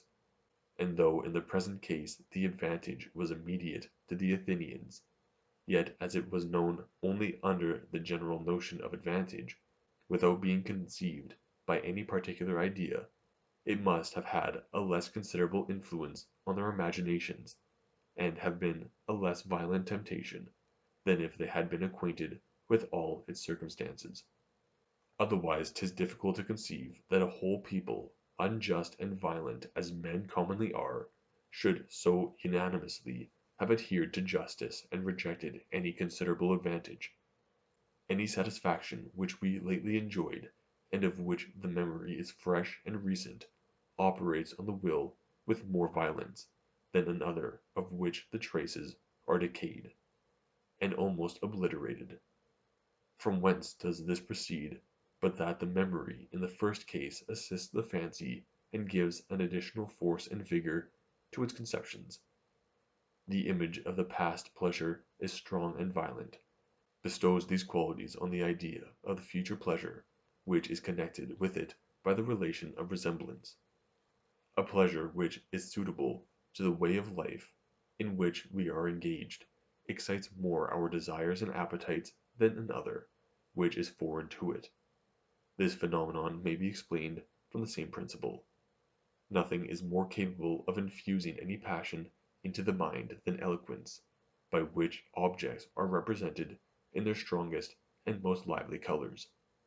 We may of ourselves acknowledge that such an object is valuable, and such another odious, but till an orator excites the imagination and gives force to these ideas, they may have but a feeble influence either on the will or the affections. But eloquence is not always necessary. The bare opinion of another, especially when enforced with passion, will cause an idea of good or evil to have an influence upon us, which would otherwise have been entirely neglected. This proceeds from the principle of sympathy or communication, and sympathy, as I have already observed, is nothing but the conversion of an idea into an impression by the force of imagination. 'Tis remarkable that lively passions commonly attend a lively imagination. In this respect, as well as others, the force of the passion depends as much on the temper of the person as the nature or situation of the object. I have already observed that belief is nothing but a lively idea related to a present impression. This vivacity is a requisite circumstance to the exciting all our passions, the calm as well as the violent, nor has a mere fiction of the imagination any considerable influence upon either of them. 'Tis too weak to take hold of the mind, or be attended with emotion. Section 7. Of Contiguity and Distance in Space and Time. There is an easy reason why everything contiguous to us, either in space or time, should be conceived with a peculiar force and vivacity, and excel every other object in its influence on the imagination. Our self is intimately present to us, and whatever is related to self must partake of that quality. But where an object is so far removed as to have lost the advantage of this relation, why, as it is farther removed, its idea becomes still fainter and more obscure, would perhaps require a more particular examination. 'Tis obvious that the imagination can never totally forget the points of space and time, in which we are existent, but receives such frequent advertisements of them from the passions and senses, that however it may turn its attention to foreign and remote objects, it is necessitated every moment to reflect on the present. 'Tis also remarkable that in the conception of those objects which we regard as real and existent, we take them in their proper order and situation, and never leap from one object to another, which is distant from it, without running over, at least in a cursory manner, all those objects which are interposed betwixt them. When we reflect, therefore, on any object distant from ourselves, we are obliged not only to reach it at first by passing through all the intermediate space betwixt ourselves and the object, but also to renew our progress every moment, being every moment recalled to the consideration of ourselves and our present situation. 'Tis easily conceived that this interruption must weaken the idea by breaking the action of the mind, and hindering the conception from being so intense and continued as when we reflect on a nearer object. The fewer steps we make to arrive at the object, and the smoother the road is, this diminution of vivacity is less sensibly felt, but still may be observed more or less in proportion to the degrees of distance and difficulty.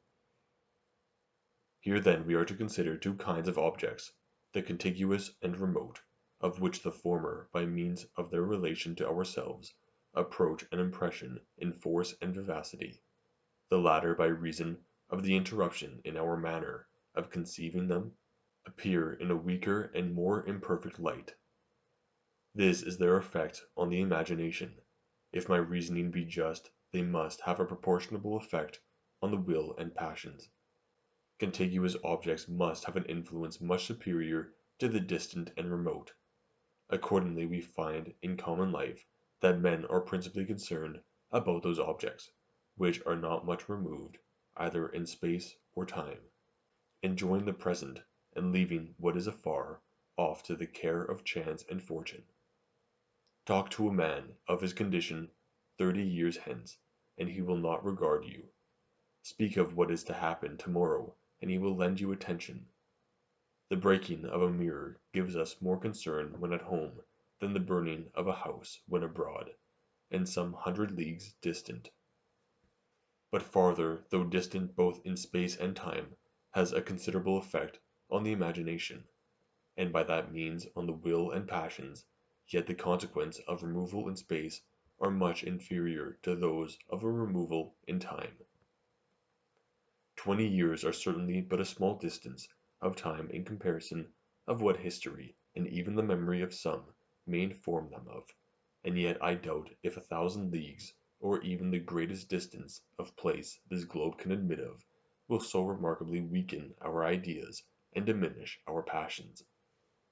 A West India merchant will tell you that he is not without concern about what passes in Jamaica, though few extend their views so far into futurity as to dread very remote accidents. The cause of this phenomenon must evidently lie in the different properties of space and time. Without having recourse to metaphysics, any one may easily observe that space or extension consists of a number of coexistent parts disposed in a certain order, and capable of being at once present to the sight or feeling. On the contrary, time or succession, though it consists likewise of parts, never presents to us more than one at once. Nor is it possible for any two of them ever to be coexistent. These qualities of the objects have a suitable effect on the imagination. The parts of extension being susceptible of a union to the senses acquire a union in the fancy, and as the appearance of one part excludes not another, the transition or passage of the thought through the contiguous parts is by that means rendered more smooth and easy. On the other hand, the incompatibility of the parts of time in their real existence separates them in the imagination, and makes it more difficult for that faculty to trace any long succession or series of events. Every part must appear single and alone, nor can regularly have entrance into the fancy without banishing what is supposed to have been immediately precedent. By this means any distance in time causes a greater interruption in the thought than an equal distance in space, and consequently weakens more considerably the idea, and consequently the passions, which depend in a great measure on the imagination, according to my system. There is another phenomenon of a like nature with the foregoing, the superior effects of the same distance in futurity above that in the past. This difference with respect to the will is easily accounted for, as none of our actions can alter the past. 'Tis not strange that it should never determine the will. But with respect to the passions the question is yet entire, and well worth examining. Besides the propensity to a gradual progression through the points of space and time, we have another peculiarity in our method of thinking, which concurs in producing this phenomenon.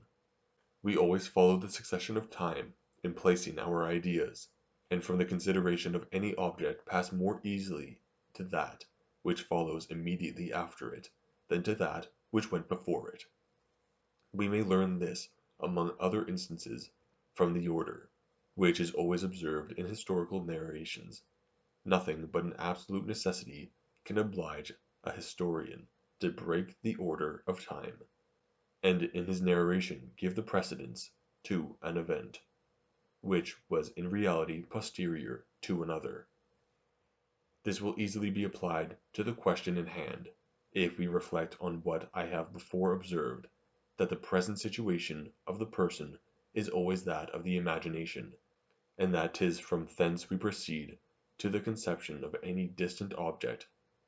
When the object is past, the progression of the thought in passing to it from the present is contrary to nature, as proceeding from one point of time to that which is preceding, and from that to another proceeding, in opposition to the natural course of the succession.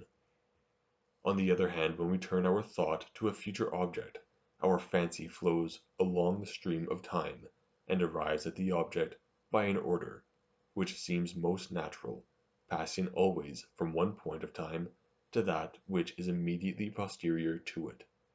This easy progression of ideas favors the imagination, and makes it conceive its object in a stronger and fuller light, than when we are continually opposed in our passage, and are obliged to overcome the difficulties arising from the natural propensity of the fancy.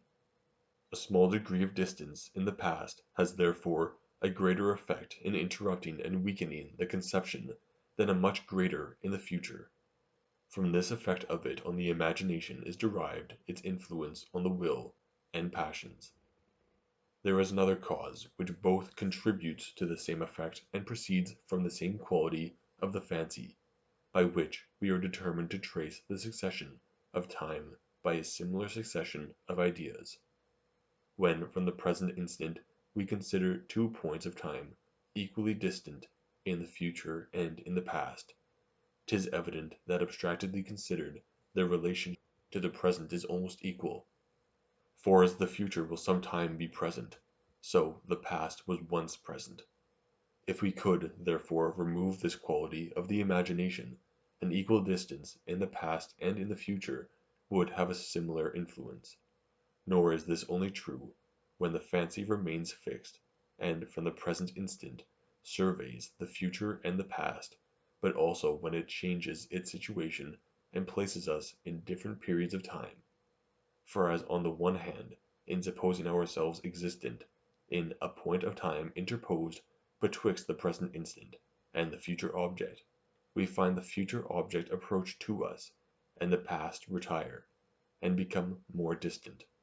So on the other hand, in supposing ourselves existent in a point of time interposed betwixt the present and the past approaches to us, and the future becomes more distant.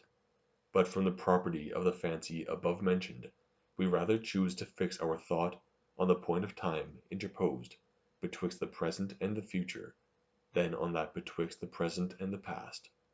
We advance rather than retard our existence, and following what seems the natural succession of time, proceed from past to present, and from present to future, by which means we conceive the future as flowing every moment nearer to us, and the past as retiring.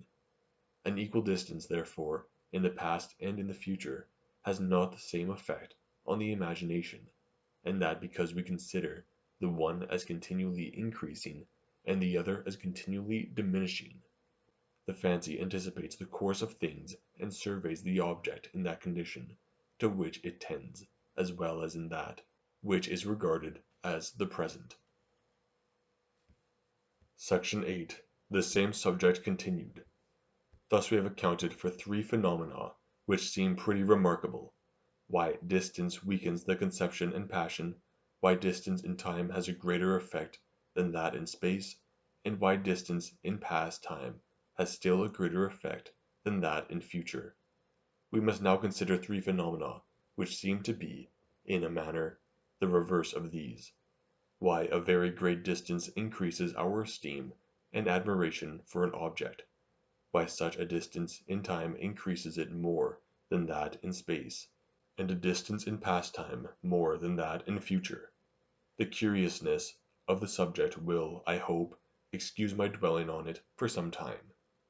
To begin with the first phenomenon, why a great distance increases our esteem and admiration for an object, 'tis evident that the mere view and contemplation of any greatness, whether successive or extended, enlarges the soul, and gives it a sensible delight and pleasure. A wide plain, the ocean, eternity, a succession of several ages, all these are entertaining objects, and excel everything, however beautiful, which accompanies not its beauty with a suitable greatness.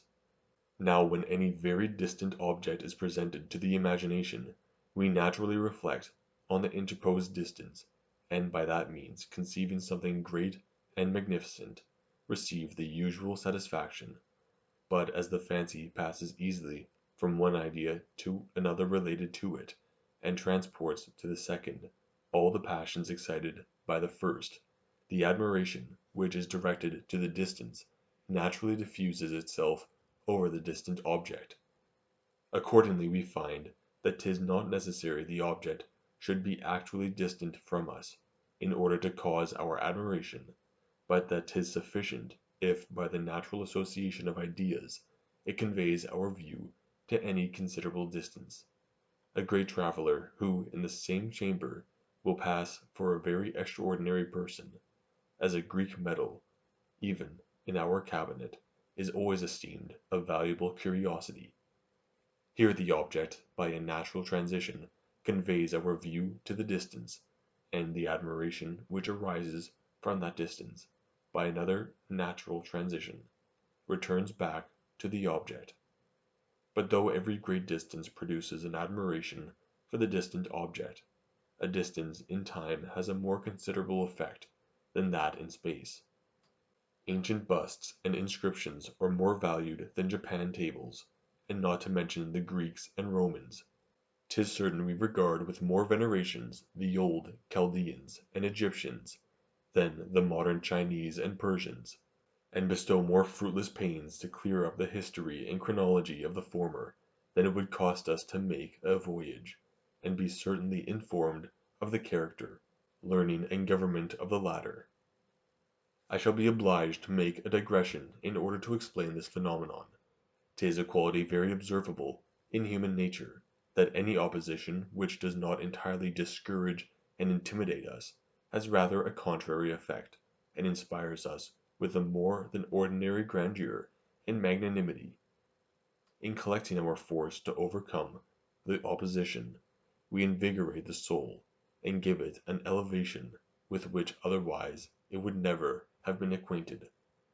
Compliance by rendering our strength useless makes us insensible of it, but opposition awakens and employs it, and wishes in answer to his prayers that a foaming wild boar be granted to him among the tame herds, or that a tawny lion may descend from the mountain. Whatever supports and fills the passions is agreeable to us, as on the contrary, what weakens and enfeebles them is uneasy. An opposition has the first effect, and facility the second. No wonder the mind, in certain dispositions, desires the former, and is averse to the latter. These principles have an effect on the imagination, as well as on the passions. To be convinced of this we need only consider the influence of heights and depths on that faculty. Any great elevation of place communicates a kind of pride or sublimity of imagination, and gives a fancied superiority over those that lie below, and vice versa. A sublime and strong imagination conveys the idea of ascent and elevation. Hence it proceeds that we associate in a manner the idea of whatever is good with that of height, and evil with lowness. Heaven is supposed to be above, and hell below. A noble genius is called an elevate and a sublime one, and disdaining the crowd when he was flying a feather. On the contrary, a vulgar and trivial conception is stilled indifferently low or mean. Prosperity is denominated ascent, and adversity descent. Kings and princes are supposed to be placed at the top of human affairs, as peasants and day laborers are said to be in the lowest stations. These methods of thinking and of expressing ourselves are not of so little consequence as they may appear at first sight. 'Tis evident to common sense, as well as philosophy, that there is no natural nor essential difference betwixt high and low, and that this distinction arises only from the gravitation of matter, which produces a motion from the one to the other. The very same direction, which in this part of the globe is called ascent, is denominated descent in our antipodes, which can proceed from nothing but the contrary tendency of bodies. Now 'tis certain that the tendency of bodies continually operating upon our senses must produce, from custom, a like tendency in the fancy, and that when we consider any object situated in an ascent, the idea of its weight gives us a propensity to transport it from the place in which it is situated to the place immediately below it, and so on, till we come to the ground, which equally stops the body and our imagination. For a like reason we feel a difficulty in mounting, and pass not without a kind of reluctance from the inferior to that which is situated above it, as if our ideas acquired a kind of gravity from their objects. As a proof of this, do we not find that the faculty, which is so much studied in music and poetry, is called the fall or cadency of the harmony or period, the idea of facility communicating to us that of descent, in the same manner as descent produces a facility. Since the imagination therefore, in running from low to high, finds an opposition in its eternal qualities and principles, and since the soul when elevated with joy and courage, in a manner, seeks opposition, and throws itself with alacrity into any scene of thought or action, where its courage meets with matter to nourish and employ it, it follows that everything which invigorates and enlivens the soul, whether by touching the passions or imagination, naturally conveys to the fancy this inclination for ascent, and determines it to run against the natural stream of its thoughts and conceptions. This aspiring progress of the imagination suits the present disposition of the mind, and the difficulty, instead of extinguishing its vigor and alacrity, has the contrary effect of sustaining and increasing it. Virtue, genius, power, and riches are for this reason associated with height and sublimity, as poverty, slavery, and folly are conjoined with descent and lowness. Were the case the same with us as Milton represents it to be with the angels, to whom descent is adverse, and who cannot sink without labor and compulsion, this order of things would be entirely inverted, as appears hence, that the very nature of ascent and descent is derived from the difficulty and propensity, and consequently every one of their effects proceeds from that origin. All this is easily applied to the present question, why a considerable distance in time produces a greater veneration for the distant objects than a like removal in space. The imagination moves with more difficulty in passing from one portion of time to another, than in a transition through the parts of space, and that because space or extension appears united to our senses, while time or succession is always broken and divided. This difficulty, when joined with a small distance, interrupts and weakens the fancy, but has a contrary effect in a great removal. The mind elevated by the vastness of its object is still farther elevated by the difficulty of the conception, and being obliged every moment to renew its efforts in the transition from one part of time to another, feels a more vigorous and sublime disposition than in a transition through the parts of space where the ideas flow along with easiness and facility. In this disposition, the imagination passing as is usual from the consideration of the distance to the view of the distant objects, gives us a proportionable veneration for it. And this is the reason why all the relics of antiquity are so precious in our eyes, and appear more valuable than what is brought even from the remotest parts of the world. The third phenomenon I have remarked will be a full confirmation of this. 'Tis not every removal in time which has the effect of producing veneration and esteem. We are not apt to imagine our posterity will excel us, or equal our ancestors. This phenomenon is the more remarkable, because any distance in futurity weakens not our ideas so much as an equal removal in the past, though a removal in the past, when very great, increases our passions beyond a like removal in the future. Yet a small removal has a greater influence in diminishing them. In our common way of thinking we are placed in a kind of middle station betwixt the past and future, and as our imagination finds a kind of difficulty in running along the former, and a facility in following the course of the latter, the difficulty conveys the notion of ascent, and the facility of the contrary.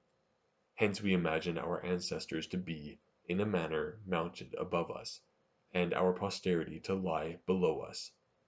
Our fancy arrives not at the one without effort, but easily reaches the other, which effort weakens the conception, where the distance is small, but enlarges and elevates the imagination, when attended with a suitable object, as on the other hand the facility assists the fancy in a small removal, but takes off from its force when it contemplates any considerable distance. It may not be improper, before we leave this subject of the will, to resume, in a few words, all that has been said concerning it, in order to set the whole more distinctly before the eyes of the reader. What we commonly understand by passion is a violent and sensible emotion of mind, when any good or evil is presented, or any object which, by the original formation of our faculties, is fitted to excite an appetite. By reason we mean affections of the same kind with the former, but such as operate more calmly, and cause no disorder in the temper, which tranquillity leads us into a mistake concerning them, and causes us to regard them as conclusions only of our intellectual faculties. Both the causes and effects of these violent and calm passions are pretty variable, and depend in a great measure on the peculiar temper and disposition of every individual. Generally speaking, the violent passions have a more powerful influence on the will, though 'tis often found that the calm ones, when corroborated by reflection and seconded by resolution, are able to control them in their most furious movements. What makes this whole affair more uncertain is that a calm passion may easily be changed into a violent one, either by a change of temper or of the circumstances and situation of the object, as by the borrowing of force from any attendant passion, by custom, or by exciting the imagination. Upon the whole, this struggle of passion, and of reason, as it is called, diversifies human life, and makes men so different, not only from each other, but also from themselves in different times. Philosophy can only account for a few of the greater and more sensible events of this war, but must leave all the smaller and more delicate revolutions as dependent on principles too fine and minute for her comprehension. Section 9 of the Direct Passions. 'Tis easy to observe that the passions, both direct and indirect, are founded on pain and pleasure, and that in order to produce an affection of any kind, 'tis only requisite to present some good or evil. Upon the removal of pain and pleasure, there immediately follows a removal of love and hatred, pride and humility, desire and aversion, and of most of our reflective or secondary impressions. The impressions which arise from good and evil, most naturally, and with the least preparation, are the direct passions of desire and aversion, grief and joy, hope and fear, along with volition. The mind by an original instinct tends to unite itself with the good, and to avoid the evil, though they be conceived merely in idea and be considered as to exist in any future period of time. But supposing that there is an immediate impression of pain or pleasure, and that arising from an object related to ourselves or others, this does not prevent the propensity or aversion with the consequent emotions, but by occurring with certain dormant principles of the human mind, excites the new impressions of pride or humility, love or hatred. The propensity which unites us to the object or separates us from it still continues to operate, but in conjunction with the indirect passions, which arise from a double relation of impressions and ideas. These indirect passions being always agreeable or uneasy, give in their turn additional force to the direct passions, and increase our desire and aversion to the object. Thus a suit of fine clothes produces pleasure from their beauty, and this pleasure produces the direct passions, or the impressions of volition and desire. Again, when these clothes are considered as belonging to ourself, the double relation conveys to us the sentiment of pride, which is an indirect passion, and the pleasure which attends that passion returns back to the direct affections, and gives new force to our desire or volition, joy or hope. When good is certain or probable, it produces joy; when evil is in the same situation, there arises grief or sorrow. When either good or evil is uncertain, it gives rise to fear or hope, according to the degrees of uncertainty on the one side or the other. Desire arises from good considered simply, and aversion is derived from evil. The will exerts itself when either the good or the absence of the evil may be attained by any action of the mind or body. Beside good and evil, or in other words pain and pleasure, the direct passions frequently arise from a natural impulse or instinct, which is perfectly unaccountable. Of this kind is the desire of punishment to our enemies, and of happiness to our friends, hunger, lust, and a few other bodily appetites. These passions, properly speaking, produce good and evil, and proceed not from them, like the other affections. None of the direct affections seem to merit our particular attention, except hope and fear, which we shall here endeavor to account for. 'Tis evident that the very same event, which by its certainty would produce grief or joy, gives always rise to fear or hope, when only probable and uncertain. In order therefore to understand the reason why this circumstance makes such a considerable difference, we must reflect on what I have already advanced in the preceding book concerning the nature of probability.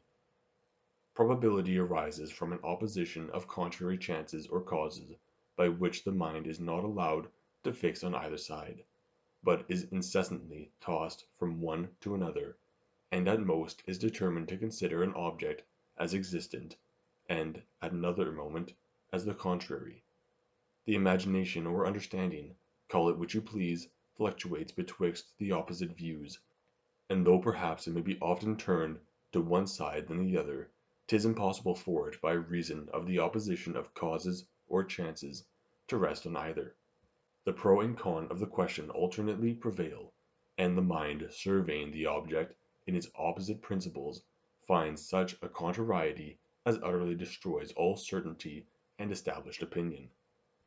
Suppose then that the object concerning whose reality we are doubtful is an object either of desire or aversion. 'Tis evident that, according as the mind turns itself either to the one side or the other, it must feel a momentary impression of joy or sorrow. An object whose existence we desire gives satisfaction when we reflect on those causes which produce it, and for the same reason excites grief or uneasiness from the opposite consideration. So that as the understanding, in all probable questions, is divided betwixt the contrary points of view, the affections must in the same manner be divided betwixt opposite emotions.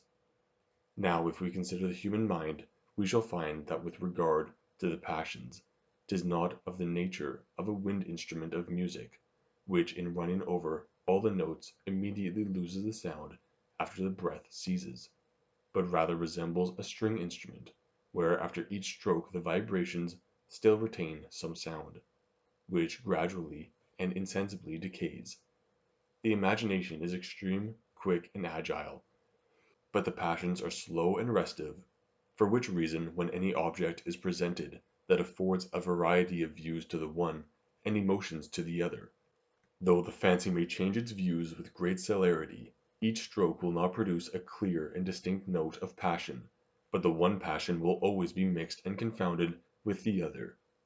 According as the probability inclines to good or evil, the passion of joy or sorrow predominates in the composition, because the nature of probability is to cast a superior number of views or chances on one side, or which is the same thing, a superior number of returns of one passion, or since the dispersed passions are collected into one, a superior degree of that passion, that is, in other words, the grief and joy being intermingled with each other, by means of the contrary views of the imagination produce by their union the passions of hope and fear. Upon this head there may be started a very curious question concerning that contrariety of passions, which is our present subject. It is observable that where the objects of contrary passions are presented at once, beside the increase of the predominant passion, which has been already explained and commonly arises at their first shock or re-encounter, it sometimes happens that both the passions exist successively and by short intervals; sometimes that they destroy each other and neither of them takes place, and sometimes that both of them remain united in the mind.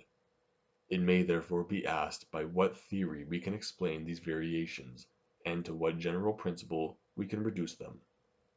When the contrary passions arise from objects entirely different, they take place alternately, the want of relation in the ideas separating the impressions from each other and preventing their opposition. Thus when a man is afflicted for the loss of a lawsuit, and joyful for the birth of a son, the mind running from the agreeable to the calamitous object, with whatever celerity it may perform this motion, can scarcely temper the one affection with the other, and remain betwixt them in a state of indifference. It more easily attains that calm situation, when the same event is of a mixed nature, and contains something adverse and something prosperous in its different circumstances; for in that case both the passions mingling with each other by means of the relation become mutually destructive, and leave the mind in perfect tranquillity.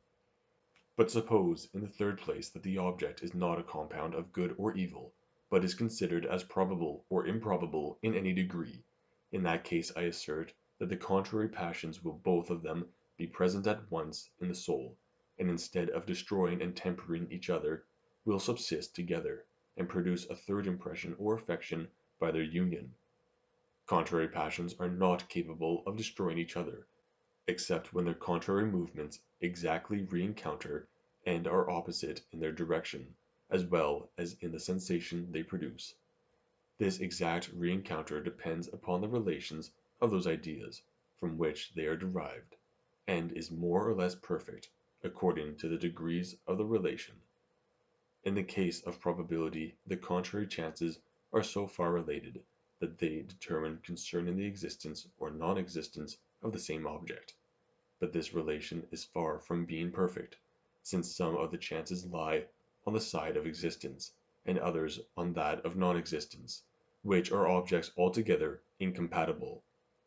'Tis impossible by one steady view to survey the opposite chances, and the events dependent on them, but 'tis necessary that the imagination should run alternately from the one to the other.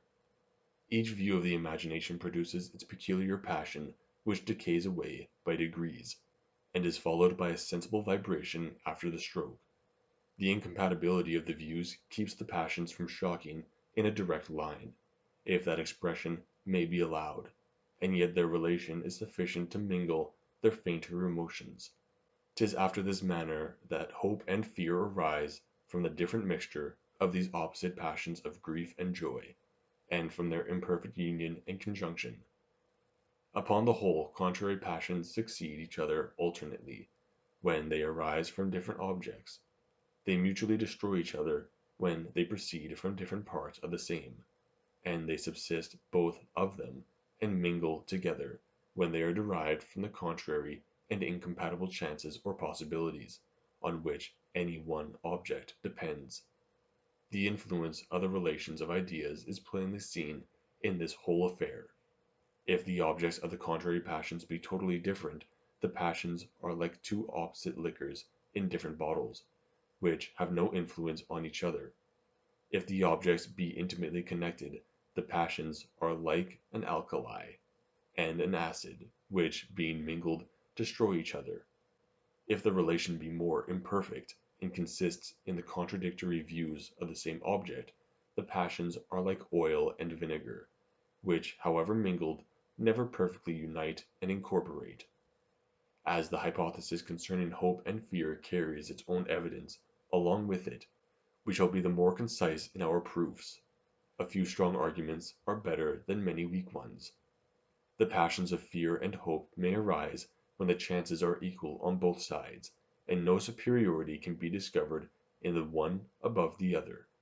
Nay, in this situation the passions are rather the strongest, as the mind has then the least foundation to rest upon, and is tossed with the greatest uncertainty.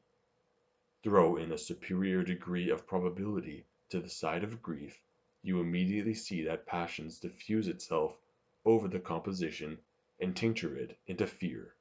Increase the probability, and by that means the grief. The fear prevails still more and more, till at last it runs insensibly, as the joy continually diminishes, into pure grief.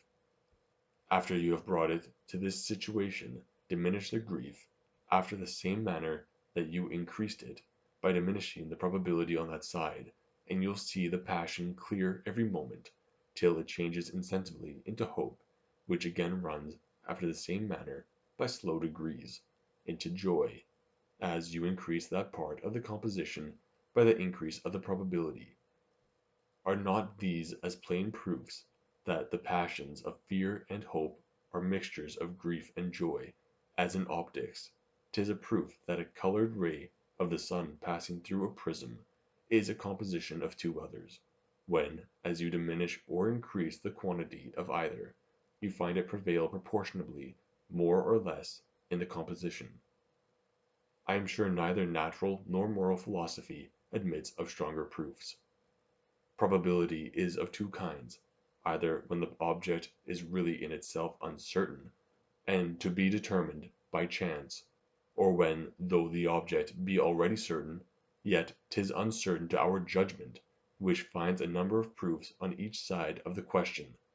Both these kinds of probabilities cause fear and hope, which can only proceed from that property in which they agree, the uncertainty and fluctuation they bestow on the imagination, by that contrariety of views which is common to both.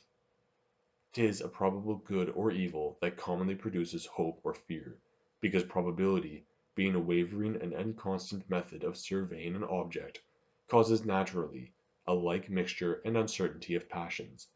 But we may observe that wherever from other causes this mixture can be produced, the passions of fear and hope will arise, even though there be no probability which must be allowed to be a convincing proof of the present hypothesis. We find that an evil barely conceived as possible does sometimes produce fear, especially if the evil be very great. A man cannot think of excessive pains and tortures without trembling, if he be in the least danger of suffering them. The smallness of the probability is compensated by the greatness of the evil, and the sensation is equally lively as if the evil were more probable. One view or glimpse of the former has the same effect as several of the latter. But they are not only possible evils that cause fear, but even some allowed to be impossible, as when we tremble on the brink of a precipice, though we know ourselves to be in perfect security, and have it in our choice whether we will advance a step farther. This proceeds from the immediate presence of the evil, which influences the imagination in the same manner as the certainty of it would do, but being encountered by the reflection on our security is immediately retracted, and causes the same kind of passion, as when from a contrariety of chances contrary passions are produced. Evils that are certain have sometimes the same effect in producing fear, as the possible or impossible. Thus a man in a strong prison well guarded, without the least means of escape, trembles at the thought of the rack to which he is sentenced. This happens only when the certain evil is terrible and confounding, in which case the mind continually rejects it with horror, while it continually presses it upon the thought. The evil is there fixed and established, but the mind cannot endure to fix upon it, from which fluctuation and uncertainty there arises a passion of much the same appearance with fear. But 'tis not only where good or evil is uncertain as to its existence, but also as to its kind, that fear or hope arises. Let one be told by a person, whose veracity he cannot doubt of, that one of his sons is suddenly killed, 'tis evident the passion this event would occasion would not settle into pure grief till he got certain information, which of his sons he had lost. Here there is an evil certain, but the kind of it uncertain. Consequently the fear we feel on this occasion is without the least mixture of joy, and arises merely from the fluctuation of the fancy betwixt its objects, and though each side of the question produces here the same passion, yet that passion cannot settle, but receives from the imagination a tremulous and unsteady motion resembling in its cause, as well as in its sensation, the mixture and contention of grief and joy. From these principles we may account for a phenomenon in the passions, which at first sight seems very extraordinary, that surprise is apt to change into fear, and everything that is unexpected affrights us. The most obvious conclusion from this is that human nature is in general pusillanimous, since upon the sudden appearance of any object we immediately conclude it to be an evil, and without waiting till we can examine its nature, whether it be good or bad, are at first affected with fear. This, I say, is the most obvious conclusion, but upon farther examination we shall find that the phenomenon is otherwise to be accounted for. The suddenness and strangeness of an appearance naturally excite a commotion in the mind, like everything for which we are not prepared, and to which we are not accustomed. This commotion again naturally produces a curiosity or inquisitiveness, which being very violent from the strong and sudden impulse of the object, becomes uneasy, and resembles in its fluctuation and uncertainty the sensation of fear or the mixed passions of grief and joy. This image of fear naturally converts into the thing itself, and gives us a real apprehension of evil, as the mind always forms its judgments more from its present disposition than from the nature of its objects. Thus all kinds of uncertainty have a strong connection with fear, even though they do not cause any opposition of passions by the opposite views and considerations they present to us. A person who has left his friend in any malady will feel more anxiety upon his account than if he were present, though perhaps he is not only incapable of giving him assistance, but likewise of judging of the event of his sickness. In this case, though the principal object of the passion, the life or death of his friend, be to him equally uncertain when present as when absent. Yet there are 1,000 little circumstances of his friend's situation and condition, the knowledge of which fixes the idea, and prevents that fluctuation and uncertainty so near allied to fear.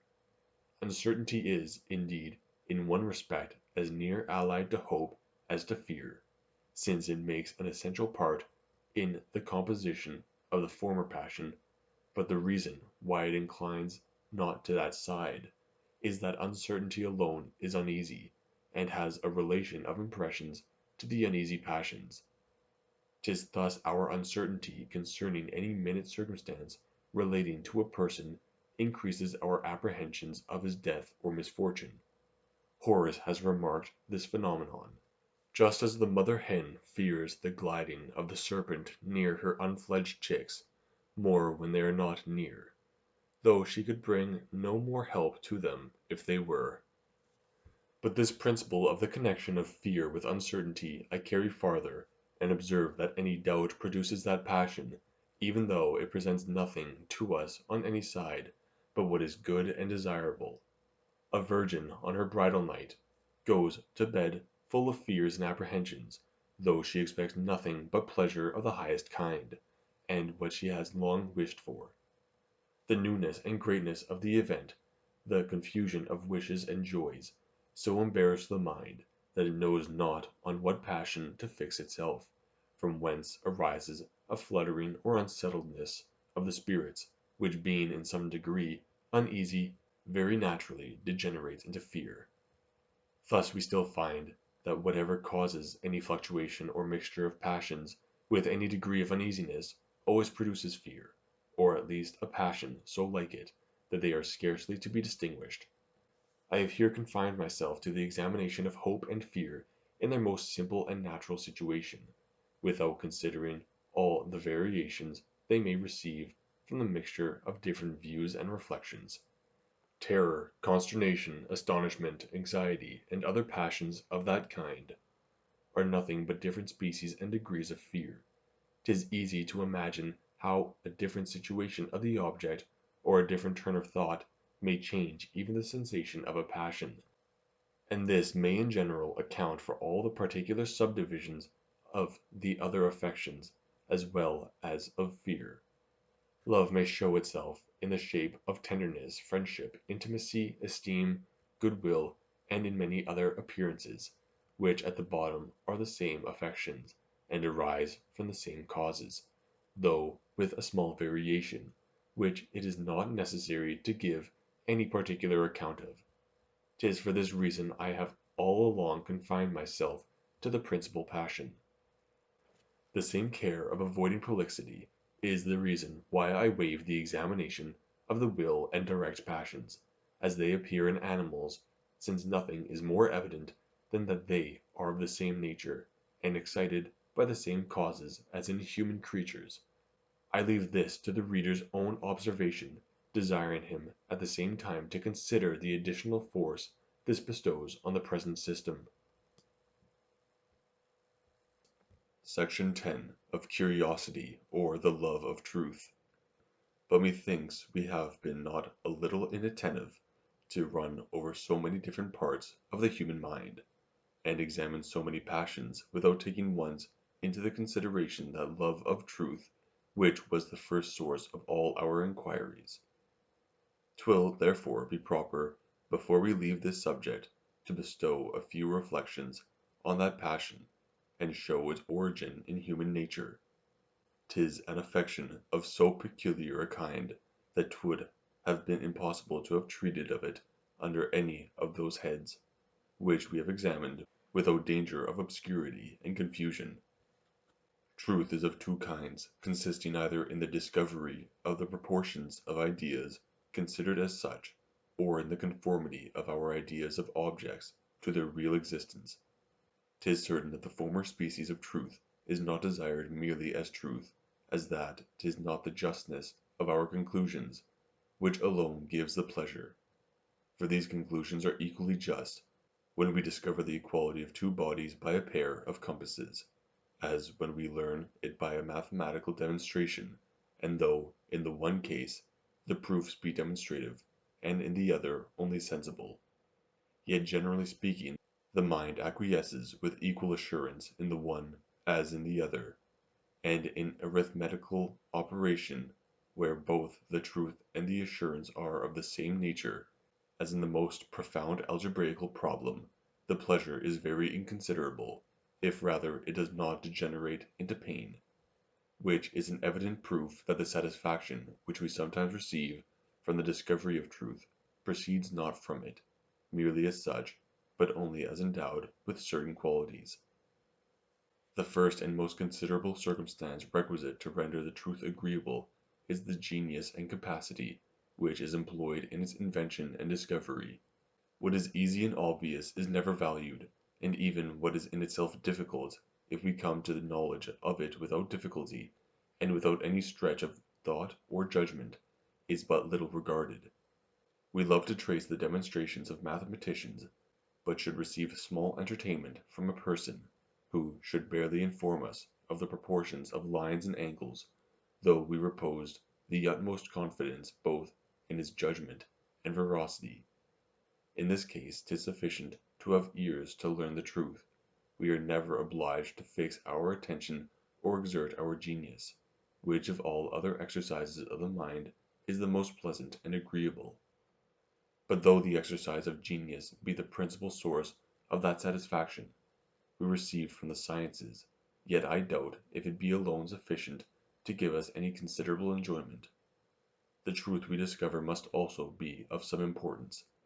'Tis easy to multiply algebraical problems to infinity, nor is there any end in the discovery of the proportions of conic sections, though few mathematicians take any pleasure in these researches, but turn their thoughts to what is more useful and important. Now the question is after what manner this utility and importance operate upon us.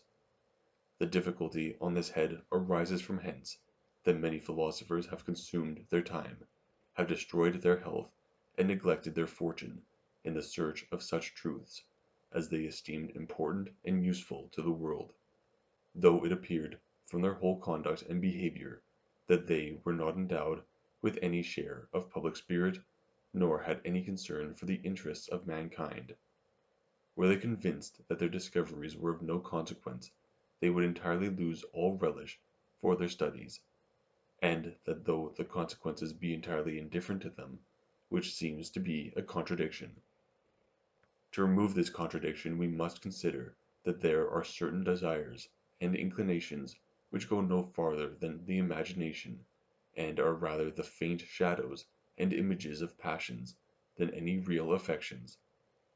Thus suppose a man, who takes a survey of the fortifications of any city, considers their strength and advantages, natural or acquired, observes the disposition and contrivance of the bastions, ramparts, mines, and other military works.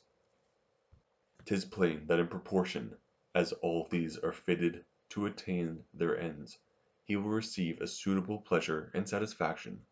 This pleasure, as it arises from the utility, not the form, of the objects, can be no other than a sympathy with the inhabitants, for whose security all this art is employed, though 'tis possible that this person, as a stranger or an enemy, may in his heart have no kindness for them, or may even entertain a hatred against them.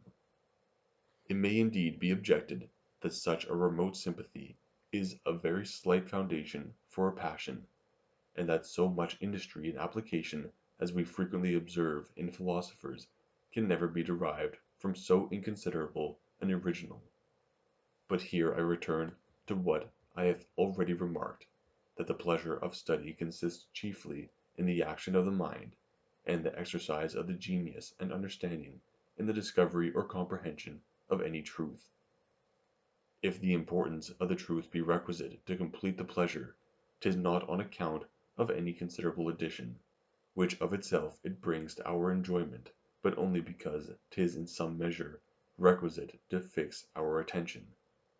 When we are careless and inattentive, this same action of the understanding has no effect upon us, nor is able to convey any of that satisfaction which arises from it, when we are in another disposition. But beside the action of the mind, which is the principal foundation of the pleasure, there is likewise required a degree of success in the attainment of the end, or the discovery of that truth we examine.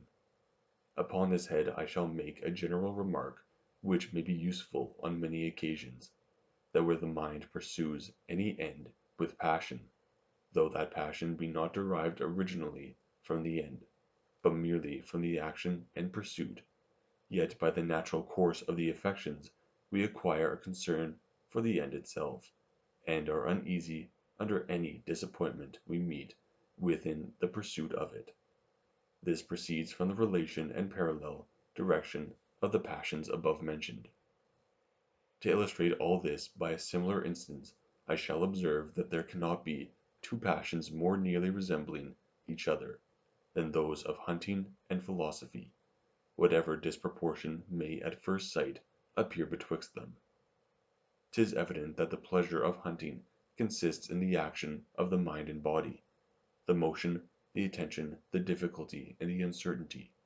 'Tis evident, likewise, that these actions must be attended with an idea of utility, in order to their having any effect upon us. A man of the greatest fortune and the farthest removed from avarice, though he takes a pleasure in hunting after partridges and pheasants, feels no satisfaction in shooting crows and magpies, and that because he considers the first as fit for the table and the other as entirely useless.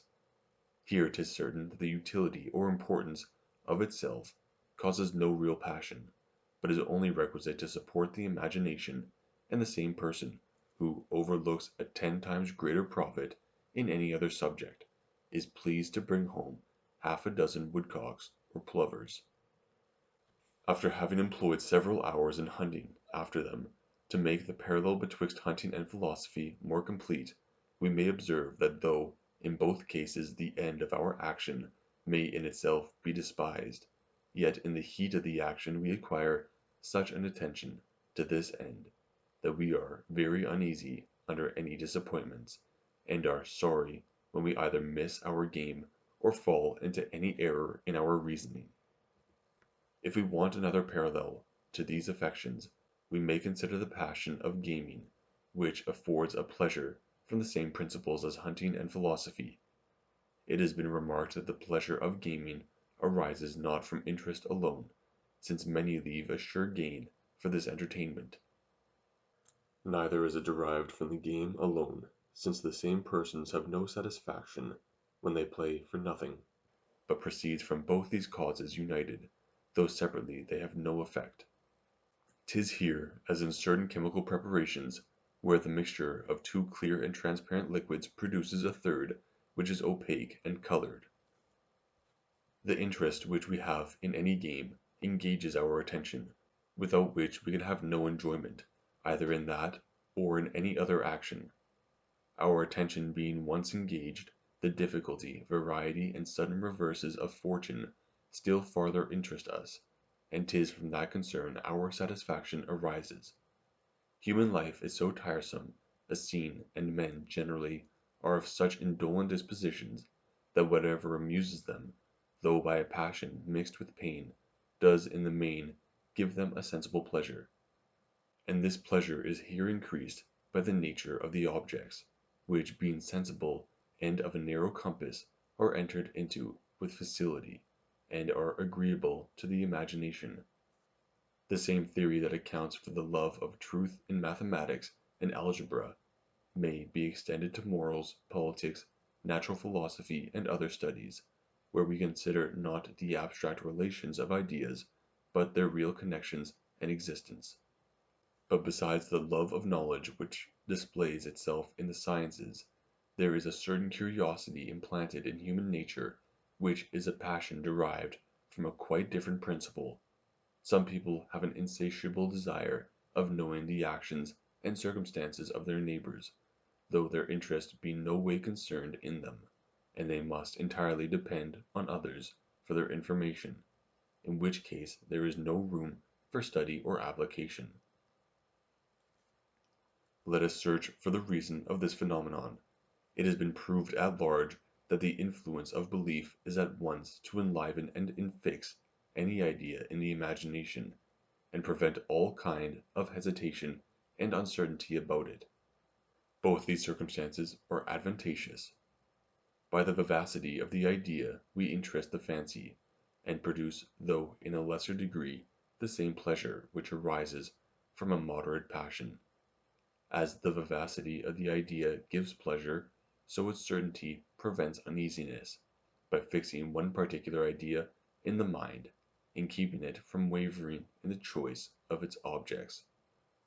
'Tis a quality of human nature which is conspicuous on many occasions, and is common both to the mind and body, that too sudden and violent a change is unpleasant to us, and that however any objects may in themselves be indifferent, yet their alteration gives uneasiness, as 'tis the nature of doubt to cause a variation in the thought and transport us suddenly from one idea to another, it must of consequence be the occasion of pain. This pain chiefly takes place where interest, relation, or the greatness and novelty of any event interests us in it. 'Tis not every matter of fact of which we have a curiosity to be informed, neither are they such only as we have an interest to know.